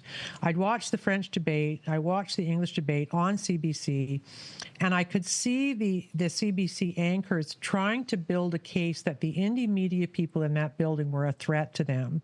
It was veiled language, but there were these kind of strange implications that things could happen. They accused Ezra Levant of starting the problem at the back. It wasn't him. And on camera, Alex Zoltan had actually filmed it with somebody else who'd done it. So what I'm trying to say, I'll try to be less long-winded, is that it's not just that legacy media or cartel media is what I call them, is being kind of replaced, but they're fighting back against indie media in ways that are not ethical by trying to kind of raise a bit of a threat level about them. The way they did with the Freedom Convoy, by the way, right? They're kind of indistinct little smears that they use, and none of the things that they said, because I checked them on the day I recorded my show, were actually true. There was no violence at the English debate at all. And somebody, I think it was Rosie Barton, hinted that there had been. There was nothing. So that's another problem, is that there's a lot of dirty fighting around who you are supposed to listen to. And the other thing that legacy media said that was interesting is that they said, we don't like that on the French debate night they were asking specific questions. They said, we decide who the questions are. So legacy media sets the agenda, and the people who are actually representing maybe a more populist side are not supposed to be asking hard questions in that way. So I think we have to watch that too. And I also think we have to worry about what's going to happen censorship-wise, depending on who the next leader of the country is. I think we've got a big problem there. Yeah. No, thank you so much, Trish, for your thoughts this evening. And I know a busy evening going on for everybody tonight, but we really appreciate you joining us for a little bit. Again, thank you for joining us. Thank you. All right, we'll talk soon, Trish. Thank you. Bye. Great thoughts there. I love where that conversation went. Wow, what a gift she is to the nation right now. And for anyone who wants to continue to follow her, you can follow on her X account at Wood Reporting on X. Yeah, well, she's done a lot of great work as well. Kirk Lubomov. How you doing? Welcome, my friend. Hi. Have you guys met before, Kirk and Faytene? No, this is the first meet. Nice to meet you. Well, you guys should know each other. You guys are both smart people. Before we get to you, Kirk, I just want to talk through a little bit of updates of what's been going on through the Canadian election. I know there's a lot of data that has been coming through. Just a reminder, of the 343 ridings, it's a race to 172. If somebody gets there for a majority, that's one of the questions. Minority, majority government, what's going to happen? In 2021, last election, the Liberals, they did have 160 seats. Conservatives had 119, and the Bloc had 32, and the NDP had 25. Obviously, a big story is the Bloc and the NDP are going to have significantly less, especially the NDP, significantly less seats than what they have. A couple key ridings, swing ridings, I do want to bring our attention to was Long Range Mountain. Do you know where this is, Faytene? I think is out in, is it Nova Scotia, I think? Help me. Long Range Mountain, the Conservatives have the lead, and they had it pretty handily where the polls, it wasn't marked as a swing riding, but the polls did have it as Liberal, which is very interesting to see. So that's another one that seems to be confirmed? Going the other way. No, it's still leading. They're leading. Cumberland, Colchester, I'm not sure if I mentioned this before the break or not, but Conservatives are leading by 1,000. That was thought to go towards the Liberals. So interesting. We're seeing a little bit of momentum. Updated stats right now, as you can see, the Liberals are leading in 26 ridings, Atlantic Canada. Conservatives are at 14, which is well over the threshold that we were kind of watching of 8, in which Candice Bergen, former leader, was stating that would be a number they're watching. Brian Lilley also mentioned that for the Conservatives too. So Liberals currently leading in more, but I think the Conservatives are showing a little bit more strength than predicted. And we have not yet broken the tape into Quebec. We have not. Not yet, no. Still waiting on that information. So, doing great. Faytene, just want to give you a little compliment. My dad just texted me. Said that you and David are fantastic. Oh, thank you, Dad. So, you didn't say anything about us? No, not me or you. Cool. So, take that as what unless you just said David, I could apply that to my name. Anyways, Kirk, thank you for joining us, man. How are you? It's good. So, for those of you who don't know, Kirk Lubomov, he's been with us on Citizen a couple times, and I know you've done a lot of consultation and behind-the-scenes work when it comes to politics in Canada. You're involved in tech. Still a bit of a mystery man to me as I figure you out. But as I said to you when we were having coffee a couple weeks ago, I do really respect your opinion and your thoughts, and I think you have a great brain in how you analyze things. But anyways, what's going on election night? What are you seeing so far? You got your ear to the ground. What's going on? Well, the East has really showed up so far, so it's kind of looking good. It's almost a little side. What is looking good to you? Well, they're getting seats. There's a lot to Conservatives. Conservatives? Okay, sorry, I'm just not the Liberals. That's your opinion. Yeah, I think they're looking good. They're getting to, people are showing up for them as good as they probably could have expected. Yeah. Which is an unfortunate statement as it is, because really after the last 10 years of this Liberal government, this election shouldn't be as close as it is now. And now that we're coming into Quebec, I think there'll be a lot of interesting stuff happening there, because this could be a do or die, really, part of the election. Blanchette really showed up strong during the debates. I think he has a good pulling, and if the NDP can get, there'll be a lot of strategic voting from the NDP towards the Liberals. So essentially, there's two things to watch for, right? Is that NDP vote, where it's going, and how Blanchette showed up at the debates. I think he did really good. And if he can pull out some votes in Quebec, this would be a good one for the Conservatives. What do you think has contributed to the NDP not being strong? Well, their leadership. Yeah, their leadership is just awful. Jagmeet Singh has really sold out the party for his pension. I want him to tell us what he really thinks. I know. straight to the point, Kirk. I like it. Whatever. The NDP were polling really good last year when Jagmeet had the opportunity to put his party in the best position they could have possibly been in years, and instead he made excuse after excuse after excuse and essentially killed his own party into the ground. His latest excuse into last week was that if he would have triggered an election then, the Conservatives would have got supermajority. You know, I guess he has his pension to think about for the rest of his life now. So, but it's a weird excuse because it could have been a total different Canada if the NDP even had more votes. If they had more seats in Parliament, right? If there was an election, even with a supermajority Conservative government, it would have been a total restructuring of the Liberal government. So we could have faced a total different country. And yeah. It's very interesting. I wonder if that's going to go down as one of the worst political strategic decisions, because Jagmeet came out and said specifically that he knew what he was doing and he was willing, he did not want to, essentially, I'm paraphrasing, but put Canadians through that majority Conservative. But at the same time, he's obviously not going to be leader, in my opinion, after this election anymore, right? He might not even win his seat. Exactly. Which is but one of the best things to come out of this election. Is that not even like if you can be fired, a fireable offense as a leader of a party to throw your party under the bus like that? Is that how it's going to be seen, you think, in the NDP world? Oh, he'll step down the next minute if he loses a seat. Yeah. Well, you'll have no choice. Yeah. But the weird thing about through this whole process, you know, to now is nobody at the party cared. Like, you know, everyone in the NDP was totally fine with it. And now there's, you know, it's more a grassroots movement to strategically vote not for the NDP, but for the Liberals to make sure that the Conservatives don't win ridings. So the current election, the sway is not even within what the NDP does, it's what the grassroots movements on that side does. So it's kind of interesting because it doesn't really happen too often. Well, let's keep this going. I just want to welcome a friend to the program, Robert Falcon Ouellette. Welcome. Hey, can you hear us? Can you see us? How are you?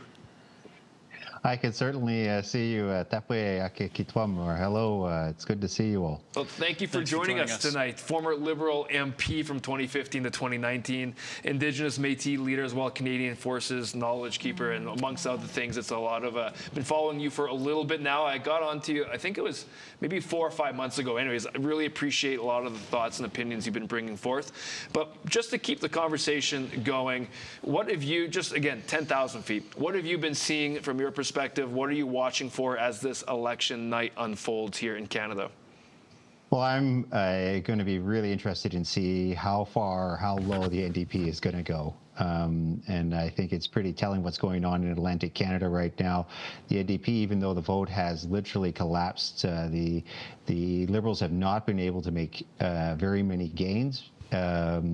In spite of that collapse, meaning that there is a strong desire for change, but there's also a strong resistance to perhaps a few other leaders as well. So both of these leaders, perhaps are a little bit polarizing. So that's kind of what I've been paying attention to. I've also been noticing that there's been a lot of change in the last little bit about how some of the leaders have been discussing a lot of the issues. In the beginning of the campaign, we saw Mark Carney not talking about the environment, really not talking about Indigenous peoples. And at the end of the campaign, he was. And I'm someone who's been involved in politics for a number of years and watched people always do things deliberately. And I think in the beginning of the campaign, they didn't think they might need to, or they didn't want to see if they had to. They could get away with not talking about those issues. And by the end of the campaign, they were talking about Indigenous issues.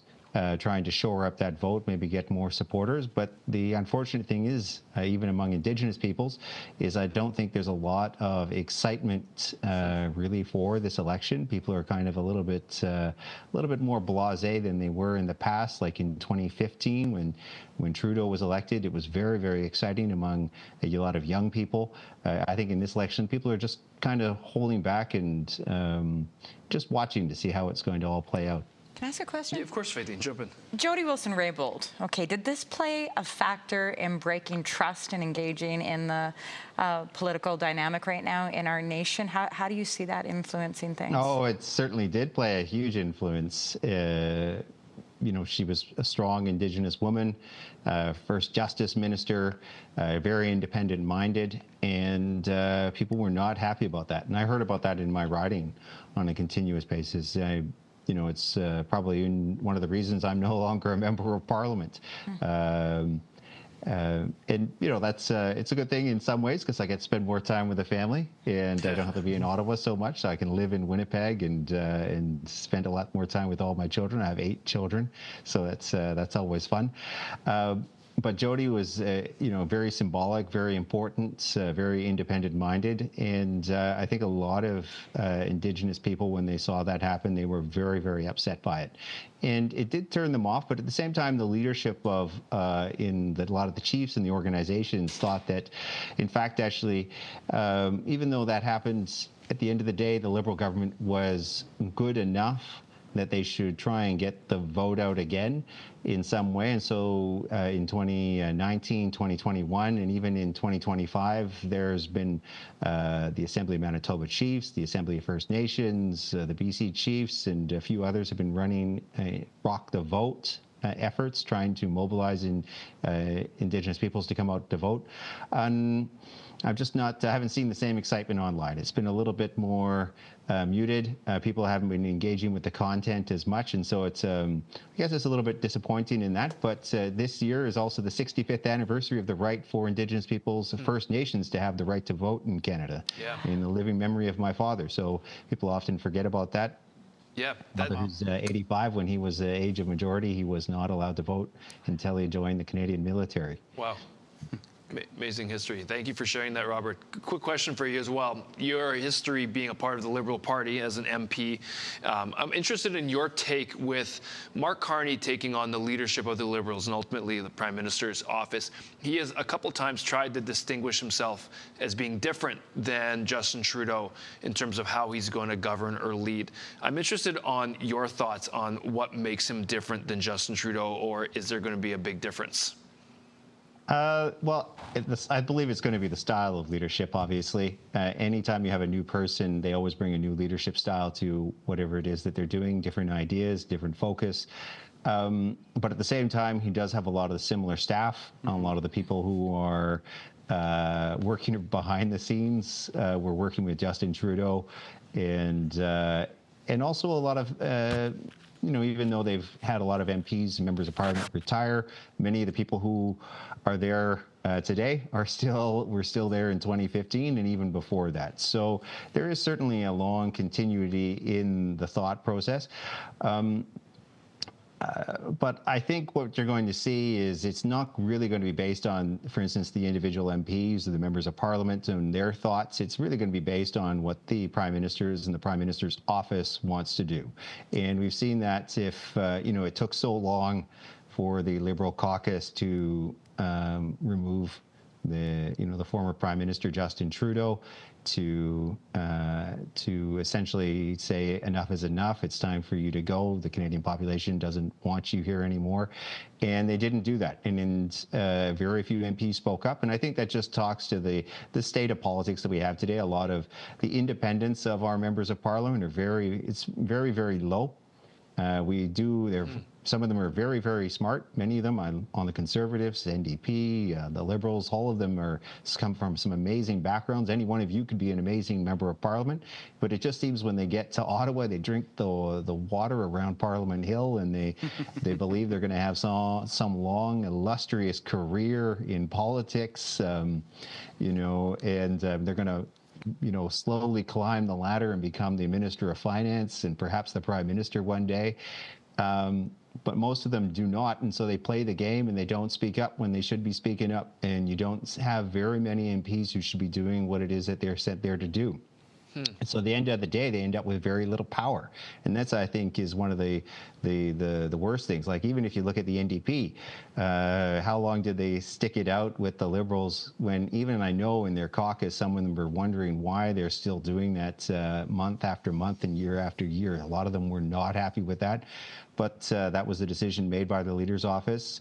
And the same thing with the Liberals and even sometimes the Conservatives. Though the Conservatives, I will admit, do have sometimes an independent streak. They did remove a few of their leaders when it was time after the election. And I suspect after this election, there will be some movement on the national scale, not just a new Prime Minister, whichever way it goes, but whoever on the opposition benches, we're going to see a whole new cadre of leaders coming to the forefront, and hopefully they'll allow some more independence among the members and elected members of their caucuses. Well, I think one of the things you're speaking to is just, I think it's great to see Canadians continue to get involved. And even if they come to Ottawa with high hopes, I want to encourage people to get involved in politics, to get involved, whether it's voting or volunteering. Like Faytene, you've worked a lot with volunteers and continue that way. Obviously, you've run policy conventions. Policy conventions. It's all very important to be involved and we've talked about what it means to be a citizen and to actually, semi-serious and joke around, but being worthy of the title of citizen. And what does that mean? It's not just a privilege, there's a duty and a responsibility that comes from that. But Robert, thank you so much for joining us this evening. I know it's a busy night, lots going on, lots to watch, but we really appreciate you joining. More. Yeah, takoyaki kitwam. Hi. Yeah, thank you. All right, thanks, Robert. Can I add something on the Indigenous file? Yeah, of course.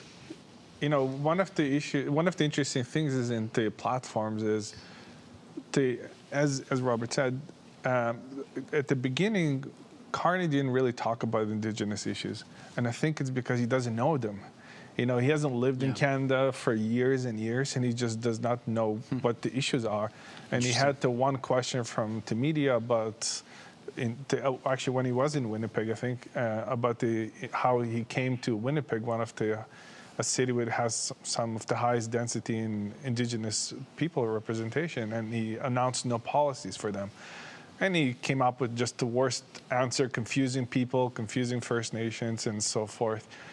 And I think they stuck with the party a little bit, because if you look at the Liberal platform, they have a lot of stuff that's broken down specifically for Indigenous people, right? So if you're Indigenous and you're looking at the Liberal platform or Conservative platform, the Conservative platform had this like 2-3 lines for Indigenous, right? And the Liberal Party had a lot of stuff broken down there, like monetary-wise for Indigenous people.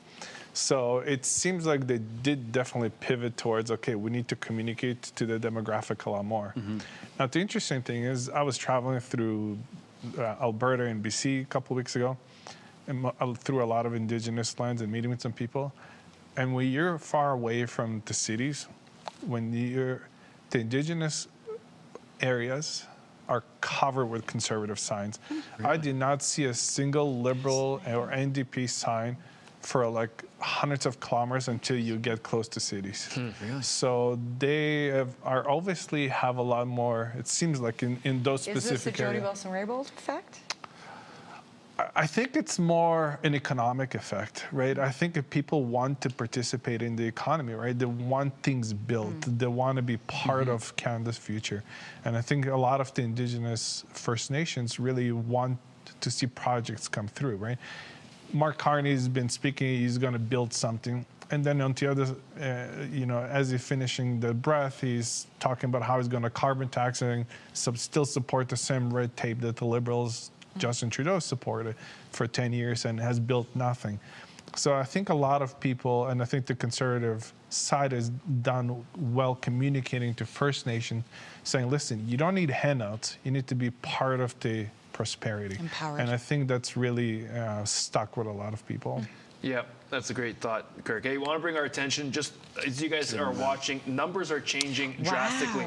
Yeah. We've had Quebec and Ontario polls start to close over the last 20 minutes. If you guys can bring those numbers back up, that'd be great. It's showing Liberals are leading in 63 ridings. Conservatives, 46, 47. They're at 51. Actually, just updated again. 73 for Liberals, 51. Conservatives, according to our numbers, NDP have one that they're leading in. The other is the Bloc in Quebec right now, from what I'm being messaged right now. The Bloc has got a lead in 10. So that is interesting to see as Ontario. I wonder what's going on. What do you guys think is, Kirk, you've consulted with a lot of these guys. What's going on inside the headquarters of Conservatives or Liberals at this point? Is this closer than what they were expecting from Atlantic Canada through the eastern provinces, or do you think this is on par? I think they should be very happy with Atlantic Canada. like I said, it's going to be very interesting to see what the bloc happens in Quebec. The Ontario ridings have been, you know, you look at the polls as you know, as good as they are, which they haven't been really too good, but they've been kind of all over the place with Ontario, and some of the parts that Conservatives need to win has been trending towards them, even within different polls that you know, the Conservative really pissed off about originally, but they're still trending towards them, which is a positive statistical sign. So, and right now everyone is kind of showing up to how Conservatives want. It's kind of looking good. I don't know. Yeah. We're a little early. I mean, still, because it's a lot of it is not voted in votes yet, right? But it's not won seats yet. But it's well, it looks like the bloc is kind of looking good. The bloc voters are showing up in Quebec, which is I know the poll is allocated for them not polling as well, hence more Liberal seats. But from what we're seeing is that the bloc voters are showing up. You mentioned Conservatives. If you're a Conservative voter, you should be happy with how Atlantic Canada performed. The thing is, we got to remember, Canada's essentially a Liberal society, right? So it's always there's so much risk and heavy breathing on the Conservative side because we kind of win by flukes more than anything, right? What do you mean by that, win by flukes? Like I said, Canada's a very left-leaning society. You know, when Trump was saying you're going to be a 51st state, I'm like, you'll never have a Republican government if Canada joins. We just don't vote as conservative as the U.S. does. So when the Conservatives compete for the election, compete for the seats, it's essentially always from a losing point, right? So the reason they're even essentially trending this high leading into this election is just because people are pissed off. They can't afford food, homes, they can't find a job, the economy, everything just got so bad and that's essentially when people switch votes. So this is what the Conservatives are dependent on. But we always go into election from a losing position, and we now trying to win, you know, with what's happening in Canada. So. Fascinating. Well, it's looking like your prediction might come to pass, Jeremy. That's going to come down to BC. I can put words in your mouth. BC. It's going to come down to BC. Is that? I said that about an hour ago. I think in past elections, you've seen MSM or CBC, mainstream medias, start to call elections over the next 30 minutes from now if it wasn't past elections, but I don't think they're going to be able to because it is turning out to be a tight race. And I'm not sure if you were sitting on the set when we talked about poly market, if people, how much you put into that, but Liberals have been dropping on poly market and Conservatives have been holding there. So very interesting to see these results unfold. So, wow. Yeah, and Vancouver Island is looking really good for the Conservatives too. It could be a sweep there. So, there's a lot of good stuff happening in this side. So many wild cards. It is, yeah. We got about 1 minute until break. There's a comment I want to throw out because we're watching your comments as you guys are on YouTube. Also, if you're watching on television on Merit TV Canada, you're either watching on Rogers or you're watching on Bell, as we have our distribution on their networks as well, and there'll be others that will be launching in the near term. But someone made a comment which I do want to talk about. It says we don't need. It's from Bob Jones. We don't need a mini Trump in Canada. I'm assuming he's talking about Pierre Poilievre. Kirk, you have 45 seconds, you have 30 seconds if you can. Is there any truth to that statement about Pierre Poilievre and Trump, or are they entirely different? I think a lot of Conservatives wished Pierre was a little Trump. There's nothing more than a CBC talking point. It's absolutely astonishing that that's even a consideration for people. Canada's going through the worst decade in most of people's history. And the fact that this is not what the real focus is quite astonishing in itself. You were right on time, man. That's amazing. I was getting ready to jump in, but you respected that. And we're going to go to a short break. Stick with us as we just take a little refuel and retool. We'll be back after this Merit Election Watch. Thank you, Kurt. That was all.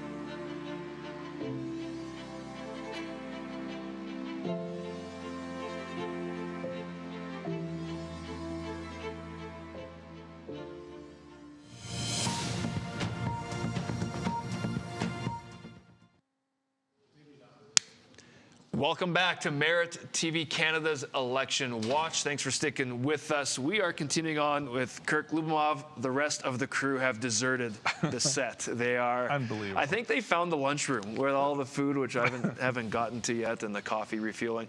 Hey, if you're watching on YouTube, shout out to you. Thanks for hanging with us. Again, we want to get to your questions.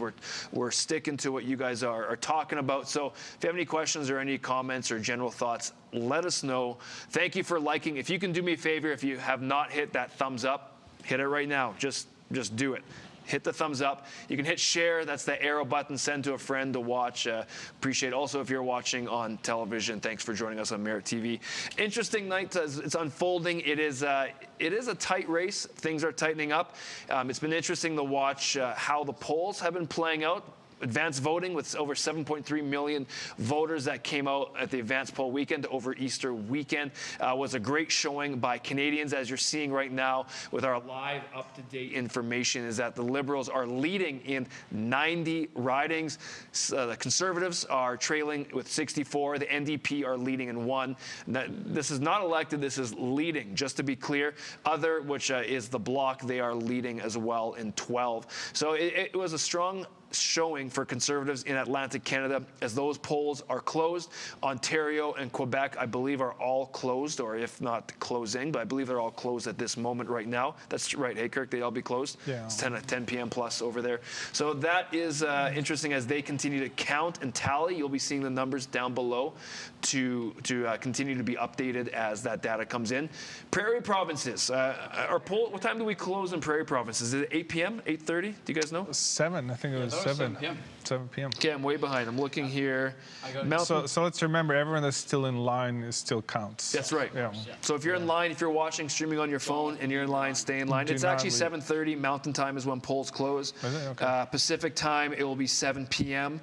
As well as in Saskatchewan, 7:30 p.m. is when they do close, and that will be depending where you're in Saskatchewan. So they closed 30 minutes earlier in BC? I guess so. Yep. Yeah, interesting. Well, no, I'm talking about the local time, though. Yeah, it is 30 minutes early, 7 p.m. local time in BC. So, anyways, lots going on. Jeremy, you joined us. We've got Brian Lilley and Bruce Pardy actually joining us again. So make sure you guys stay tuned for that, especially as things unfold. I'm really looking forward to Brian's take on what's going on. We're seeing some things that just weren't predicted at all. So I'd really love to hear his thoughts on it. And David, if you want to join us, come join us, man. Come on back, David, if you want. Come join us. We're getting relaxed as the night goes on. Faytene is taking a much. She earned a good break. I haven't earned it yet as well. Welcome back. Good to be back. Did you get refreshed and retooled? Oh my gosh. So what are you thinking when you're looking at the numbers right now? 95 Liberals leading, 74. Any thoughts come to mind, or is it still we don't know? I think mathematically there's a possibility of kind of a conservative minority government. It's a kind of a threading of the needle here, but it's not impossible.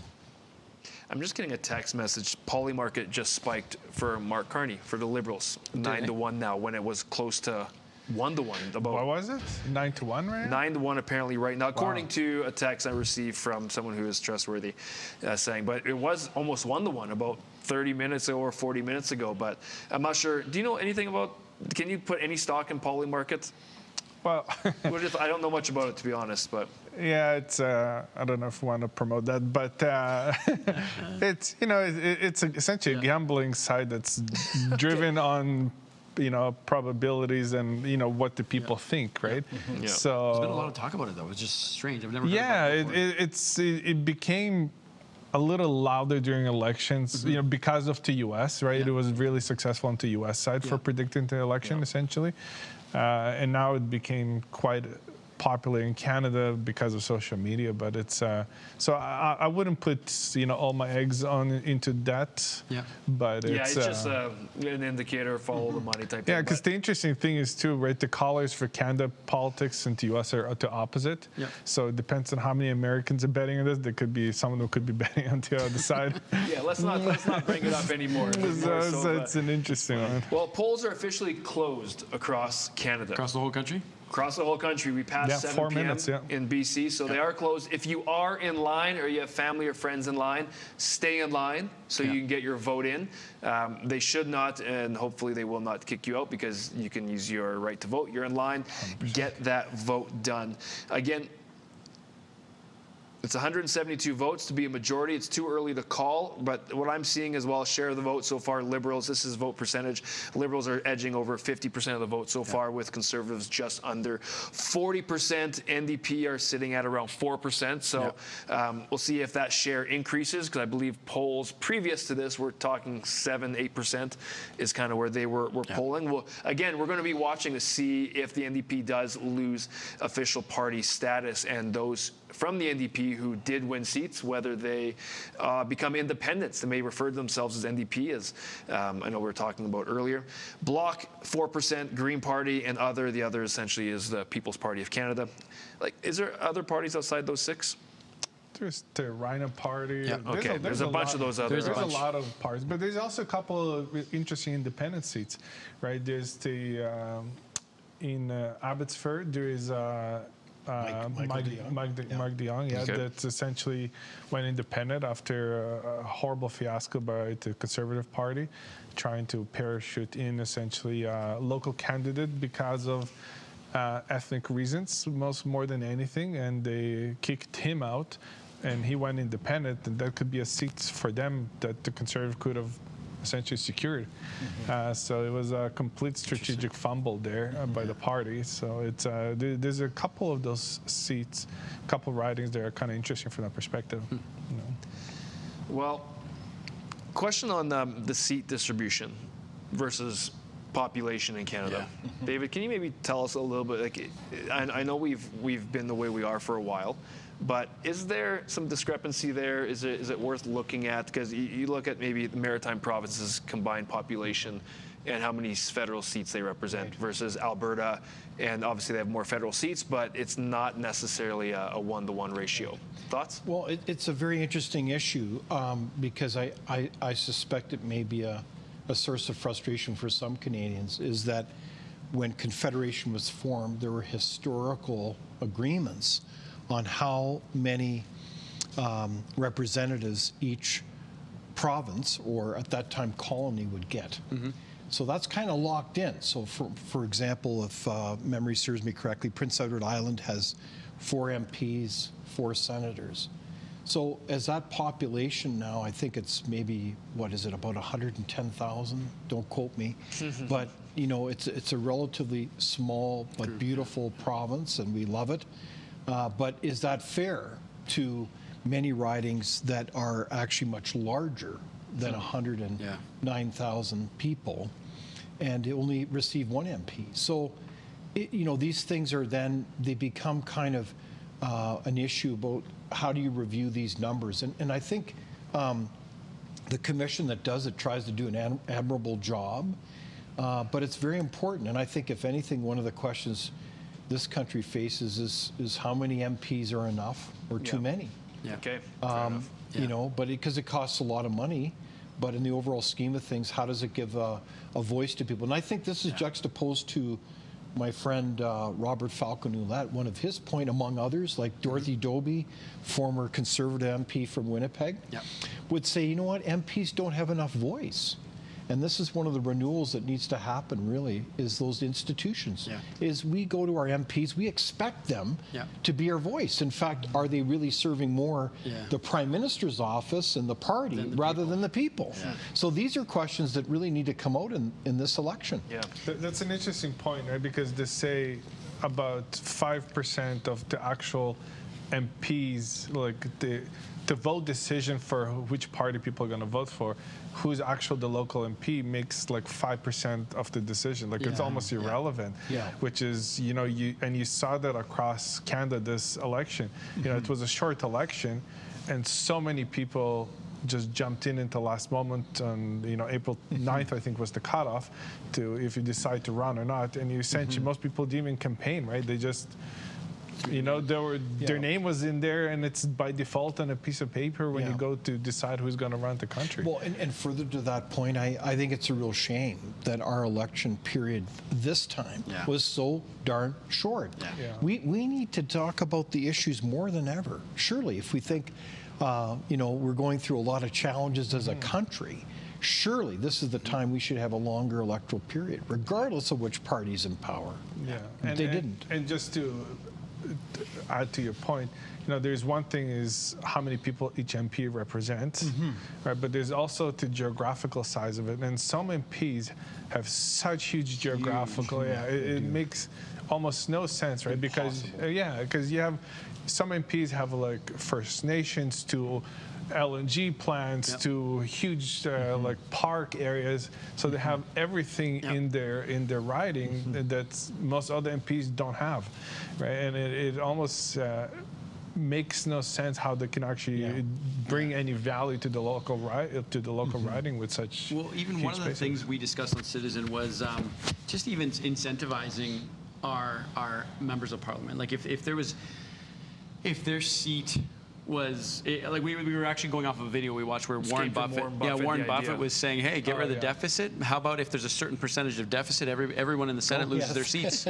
And I was like, or their pay, but you incentivize a healthy nation based on their election, like and that they're not able to run again. And I was like, gosh, man, a small tweak like that would be a radical change. I think that going down that direction, I think the most important tweak we can have for politicians is fiduciary duties. Yes, they're one of the only profession that can spend someone else's money without fiduciary duties, and that is completely shameful. This is the only reason we have committees and dog and pony shows is going through all the stuff. Is you know, if we had actual fiduciary duties for politicians, like it'll be a total different. So country. Are you getting at the whole notion that there should be kind of like a feedback loop, accountability, if you will, so that if they don't balance or meet certain financial plans and targets that they promise, right, then they get penalized? Before you answer that, hold that thought for 10 seconds. Bruce is back on with us, Bruce Pardy. Bruce, we're just going to let you jump in the conversation as well. Kirk, I'll let you answer, but Bruce Pardy, so glad that you joined us. Again, you were on earlier this evening, but anyways, you're part of the crew here. We got a good conversation going. Kirk, go ahead. Yeah, so there's two things, right? So there's one is the financial accountability, right? Essentially the balance sheet accountability. And there's the other aspect of it of money going missing. You know, like why do we need to sit through a whole bunch of, you know, the current essentially ethical penalty is $500 and a slap on the wrist, and maybe you don't get a coffee break because you got stuck in a committee for a couple of hours getting questioned for 5 minutes by, you know, a few people. So it's a completely absurd, right? It's, you know, in any other profession, you can't find a couple $1 billion. You know, you'll be in jail for the rest of your life, right? But in politics, somehow we don't have that. And I think that equation does not work, right? Because it's someone else's money, right? And every aspect of it, it's the average Canadian pays for it with inflation, with higher taxes, et cetera, where you talk about incentive, where essentially politicians walk away with a pension after 5 years and you know, a high 6-figure salary, and it's like, well, yeah, screw it up. Well, I guess better luck next time, you know. Have at it. So it kind of doesn't work, you know, if you think about it. But I think your point is well taken. If you don't have accountability, so with Bruce Pardy, and we've talked about this before, if you have a managerial state that is kind of serving itself, I mean, a characterization of that is there's no accountability. So how do we start getting accountability on these things? Bruce. You have to design a different system. Oh, we don't have audio, Bruce. Oh, we'll work out your really? audio here, but okay, I'm not muted. Okay. Keep going, Bruce. Yeah, I think Bruce. it might be our problem. I don't have him in my ears, or we can't hear him on set here. Just so you guys know. We got We're good. We're good. Okay. So you have to have a different system to have accountability for the managerial state to have accountability. You need a different system. But to the moment, Alberta and Saskatchewan, your time is now. The Liberals are going to win. That is what the numbers now suggest. The Liberals have taken seats from the Bloc and the NDP. They have more seats now than they did last time in certain areas. Okay, so that's confirmed. Right? And I mean, it's not a final thing. I don't have the magic ball, but from what I can tell, the Liberals are going to win. I don't know if it's majority or minority. The Liberals are going to win. And the story that's been being told over and over again from the people that I've been listening to is that if the Liberals win again, then it's on. And by that I mean that Alberta and maybe Saskatchewan will have decided they've had enough. So the lesson here for Alberta and Saskatchewan is the rest of the country does not agree with you. Now, I don't want to be too extreme with that. It doesn't mean that the Conservatives haven't been elected anywhere else. That's obviously not true. But the resolution that many Albertans and people in Saskatchewan have come to, that the situation that we're in is flawed. That view does not seem to be shared by much of the rest of the country. And so, if there is ever going to be a movement, a real one, and a one that actually makes progress toward the goal of saying we don't like the way things are, it's almost now or never. Because we've just been through an election, not finished yet, but if it goes the way it's looking like it's going, this was an election that you would have thought, given what's happened over the past decade in this country, right, to our productivity, to our prosperity, to our freedoms, to all kinds of things, you would have thought that this would have been the election where people would have said, well, let's try something else. It looks like that's not going to happen. And so it's in other words, it's now, folks. So Bruce, I take it that, the brilliance of this Canadian Federation is that we do have a lot of power at the provincial level. So I take it your point that now's the window, the timing, ultimately we'll kind of see how this unfolds. But how Alberta and Saskatchewan will likely be at the forefront of saying this isn't likely to work if we can't pursue our policies, for example, in the resource sector. And we have a federal government that insists on blocking that development. That's really, I don't want to be too overly dramatic, but kind of an existential threat to their future. From a policy perspective, then what would you do? You'd have to confront this now. I think that's your point, is it not? Yes, I agree with you, David, but I would maybe go a little further in this sense. This is not the first time that Alberta in particular has said, we're not happy with the way things are, let's reform this, or let's do that, or let's adjust this. And those attempts have up till now always been met with indifference. I don't think that's in the table in the cards now. Why would you try to do that again? I think that if those people in Alberta and Saskatchewan are really serious about how they feel about this, then you need to think about negotiating from the outside instead of the inside. Right.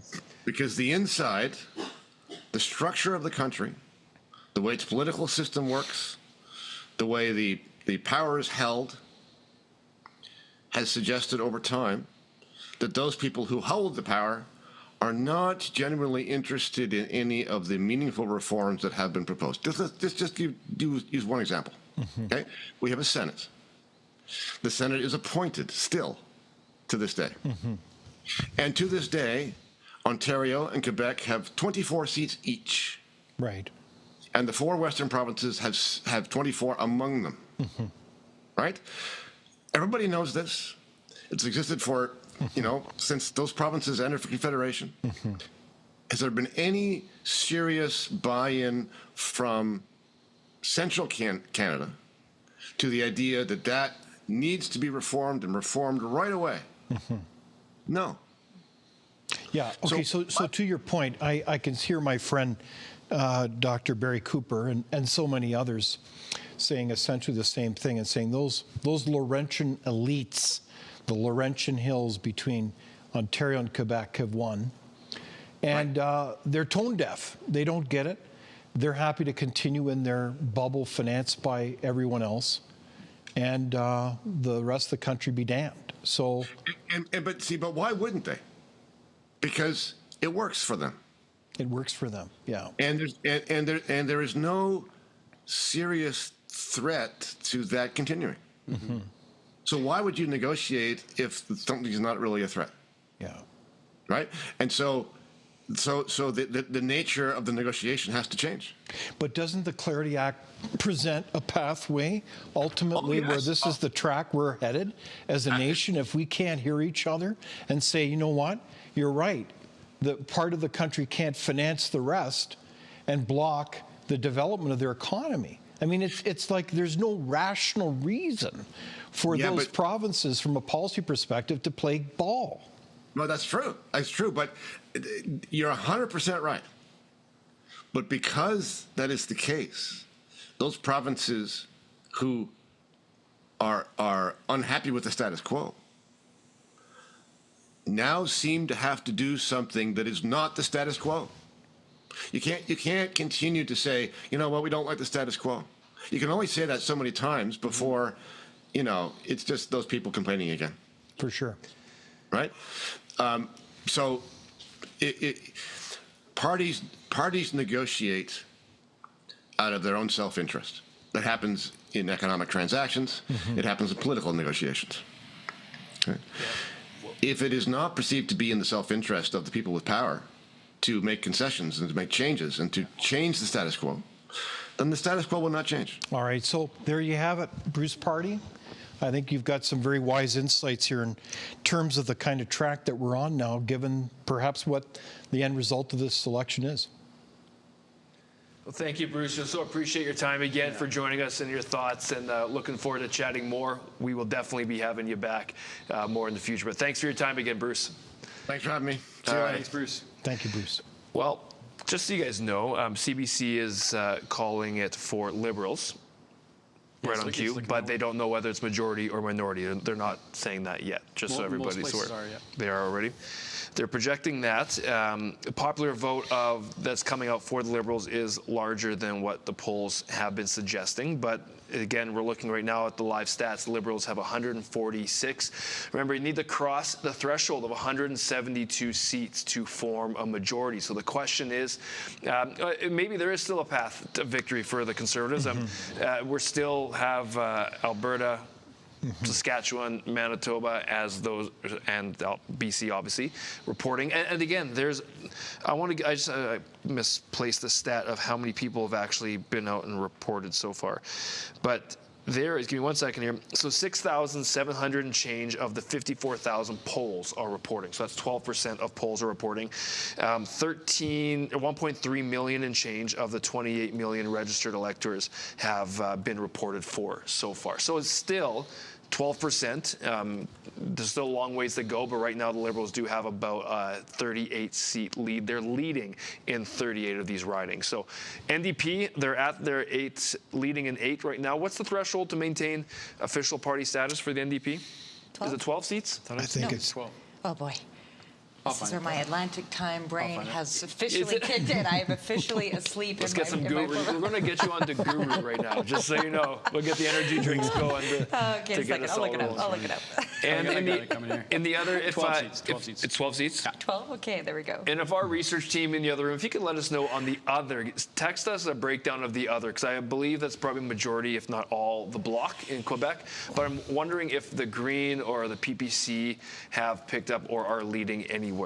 It is all the Bloc from what I'm hearing. The Bloc is the other party there that has it. So interesting. So anyways, where do you guys want to go from here? That's as we'll have these numbers continually updating, but what's on your guys' minds? How are you feeling so far? No, I'm very curious now to see, because it's looking like it's going to be Liberal, but I'm very curious now to see Alberta's response to it. I think that's kind of leading into today. That was the real question for me: is whatever way this goes, Alberta's still going to play a pivotal role in all. And there are still at least half a dozen battlegrounds here in Alberta, and so if those voters get out, it could be consequential as to determine. So you're saying there's still a path for Conservatives? Is that what you're saying? Well, I don't know, it seems a little but I think too tight for me. Is my thoughts, but yeah. I think what's still up for grabs is whether it's majority, minority territory. But the clear thing is ain't over until it's over. So we'll see the nature, the contours of this so-called victory. Yeah. But at the same time, I think Bruce Pardy raises some compelling questions. In my further life, we did scenario planning around how did different parties make decisions. And our model that we examined time after time was a model of the province of Quebec. So how do these actors have power when they are a minority player negotiating with a majority player? Yeah. And so in this case, it's kind of very similar scenarios. But you have a case where you have, I think, two significant provinces, major ones, that have a lot of cards to play here. Yep. And so this is going to be a very interesting time for this country. Potentially, we'll see how things unfold, so we can't presume, what various actors will be as they form a government. But if there's signals that are a problem, they can't meet conditions that a province needs to survive and thrive, then I think our country will be headed down a very, very interesting time. Well, and Danielle Smith gave a clear ultimatum. Yeah. We are in that territory right now. Yeah. You know what? There's an interesting question that came in that I want to highlight. And someone's asking, why are they already calling it when BC and Alberta numbers haven't come in and there's only 13% of the polls represented? Do you guys have any insights why people feel confident to call it already? I want to be careful. I think it's one thing to project a Liberal victory, but the issue is it a minority, majority? Yes. And there's always a risk that even it's a projection, it could be wrong. So we'll see. I mean, you have to look at every one of the ridings and say, are all the votes in, and are they confident that they're accurate? I don't know. Yeah. Well, another question that came up as well is someone from the comments is mentioning, because we have our numbers constantly adjusting on the screen, as you can see. And multiple people, I'm sure, are watching multiple streams, or like I do. I usually have one up on the TV, one on my iPad, one on my laptop, and I'm following multiple coverages. And they're saying they're showing differences in numbers in terms of when they update and when they not. And I think what you just actually gave us the answer by understanding that these numbers are projected. We have our own team that is also following the count as it comes in live. And so if you see different major networks from mainstream media or independents updating their numbers, they're also having their people do their research, and those numbers will vary. So that's why the numbers aren't final until they're final. That's why they're going to move as ridings report, as more and more polls come in. So that's why you'll see an adjustment. If you see others update and maybe there's higher and lower, well, our numbers are constantly shifting as well as we get that information in. So just so you know, it's not over until it's over, and we're going to have these numbers continually being up. Like the NDP just dropped from 8 to 6. Does not mean they have the seats secured. It means they are leading in those ridings, and the lead will change as more polls report. It might be a huge dump of NDP votes all of a sudden in some other ridings that we weren't expecting. So and also let's keep in mind that who wins and where they get their representatives has a bearing on what mandates a government feels like it can, pursue. I mean, that has a bearing. So representation matters, and it's not over yet. Interesting. Yeah, and I think like the thing is too is that this is what when these votes happen, these are what the people want. Like, you know what I mean? And so that's the part I wanna talk to people, find out who. Obviously, we're from the West Coast, so it's a very different perspective of what the people that I talk to, what they want, what they represent, what they talk about, what they value. Right. And I'm very curious to hear from the people. I don't have the popular vote in front of me, so I'm curious what the popular vote is, and maybe I'll pull that up here. I talked about 10 minutes ago. From what had been reported, Liberals were just over 50%, Conservatives were just under 40%. So Liberals on the popular vote are performing stronger thus far than what the polls were suggesting. Conservatives are almost right on par with what the polls were suggesting too. So that was a little different from maybe earlier in the night. But again, there's still a lot of night ahead of us to see where everything lies. And let's be real, the world of democracy and elections is very humbling because we don't totally understand why people voted the way they did. We have indicators and rough estimates that, well, some of the issues here were related to Orange Man bad, the economy, all kinds of myriads of things. But so the issue then is, what mandate does a government really feel it has to pursue, and how do they go about it?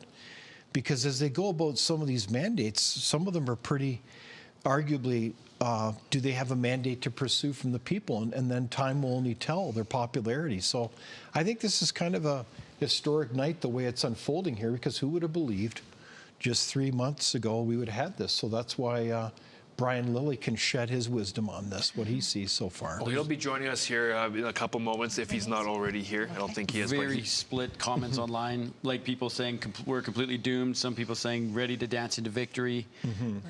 Oh gosh, I'll be voting for separation. Like very radical points of view here on everything going on, which is obviously, I guess, what we're seeing in the actual representation here. Yeah, so this is where, we can't lose the gravity of this situation. But we need to keep cool heads and understand, how do we work the process of being a nation, and hopefully we can keep it together. But there's got to be some real honest talk about what it's going to take to keep this nation together, I think. Yeah.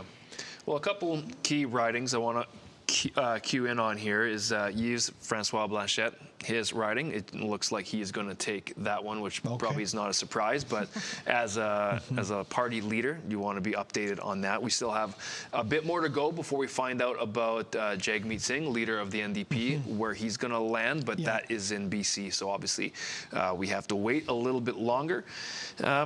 Yeah, it's fun seeing all the comments come through as well. But I do want to, let's make a comment on that for a second, because there's a statement that I think holds true, and you guys let me know what you think of it. It's, we get the government we deserve. And for me, that's been challenging in the sense of, personally, am I doing what I need to do as a citizen of a country to try to help our country put our best foot? And we can only do it collectively as citizens. And that's the beauty of democracy, is that it's not always going to go your way, because we are, as a whole, walking together. But in that sense of, Jeremy, you're talking about the diversity of opinions that's coming through. Some are very optimistic, some might be very pessimistic at this moment. Some might want to become Americans, some might want to become independent, some want Canada to stay as a whole. I think it's really important for all of us to remember that what Canada can be and what it could be. And actually, we have strength. That's what Confederation is. Confederation, at the time when we became Canada, was a radical idea, because it's distinct cultures within all these provinces choosing to work together, even despite our differences, and also sometimes very culturally different. But we chose to make a country that works. And I still think that we can find the beauty and the strength through that. Obviously, you need right government. We need citizens to be active and right ideas to be brought to the top. But that's why nights like this and Canadians having conversations, being courageous about their thoughts, even if it's in the face of other people disagreeing with you, we need people to know what they think, why they think what they think, and be willing to talk about it and have those conversations, and may the best ideas win. And I think that's what helps us get back to a great Canada. I feel like this election's a little bit. Say yes, and what I'm about to say is in addition to. If you disagree, it's okay. I'm not offended. I can handle disagreement. Only one time tonight I can handle a disagreement. So I don't want what I'm saying to sound like a counterpoint. But it feels to me like you use the word gravity. Like with Bruce right there was a gravity.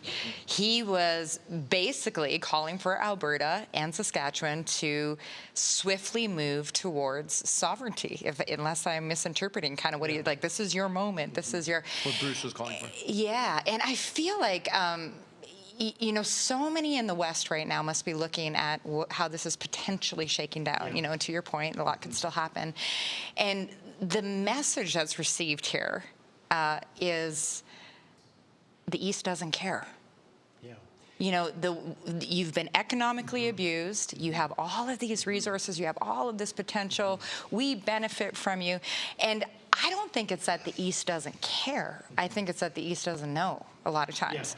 Yeah, there has been so little conversation really in the East about this dynamic, and yet it is the air that Albertans and Saskatchewan breathes, right? And so no matter what happens tonight, there's going to need to be healing. Yeah. A lot of healing. There's going to have to be a lot of discussion and understand what the heck did you mean by this election? What did you mean by this vote? And I would suggest that there's a lot of, as you say, ignorance in terms of unawareness of each other's perspectives. But I really think that this is the question, is they're going to have to move quickly on what it's going to take to make this federation work again. Obviously, it's going to really test the relationships. It's going to test the issues because there's a lot of policy passed.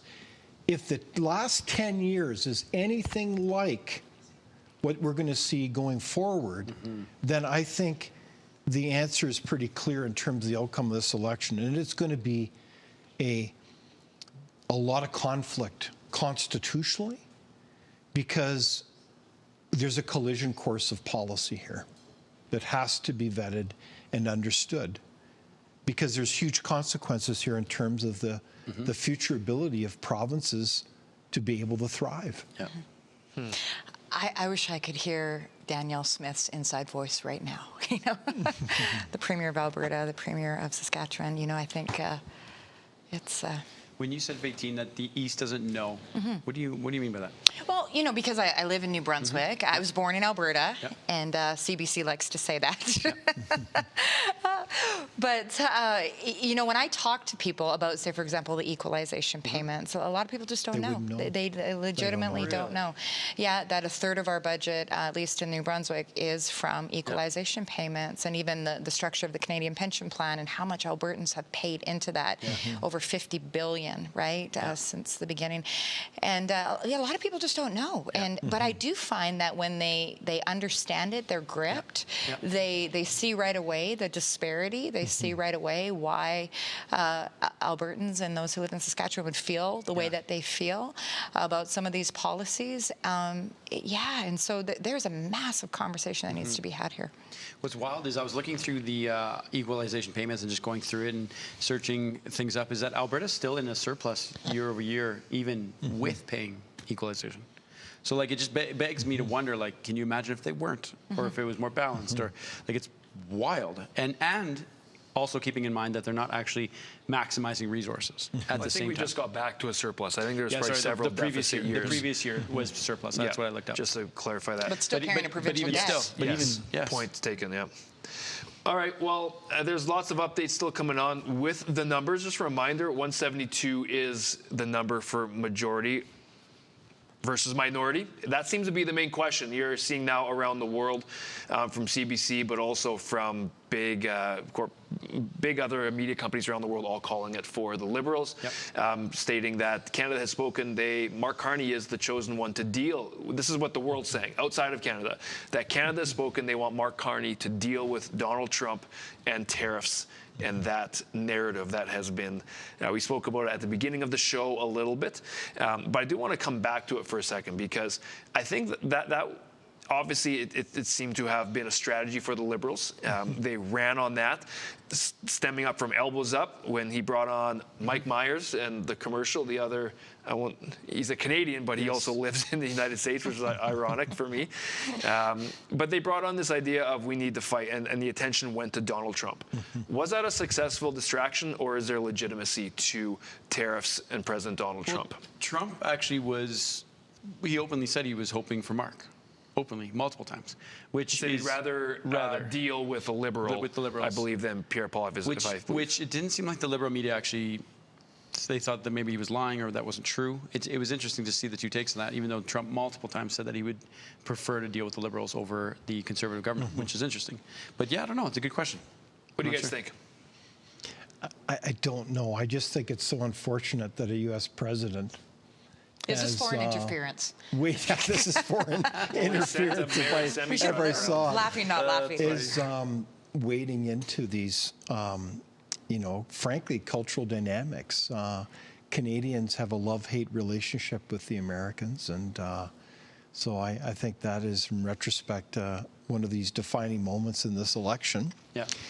And I think that the work will just begun. The easy part was the election. Yeah. The tough part goes forward as we look to, frankly, rebuilding our country.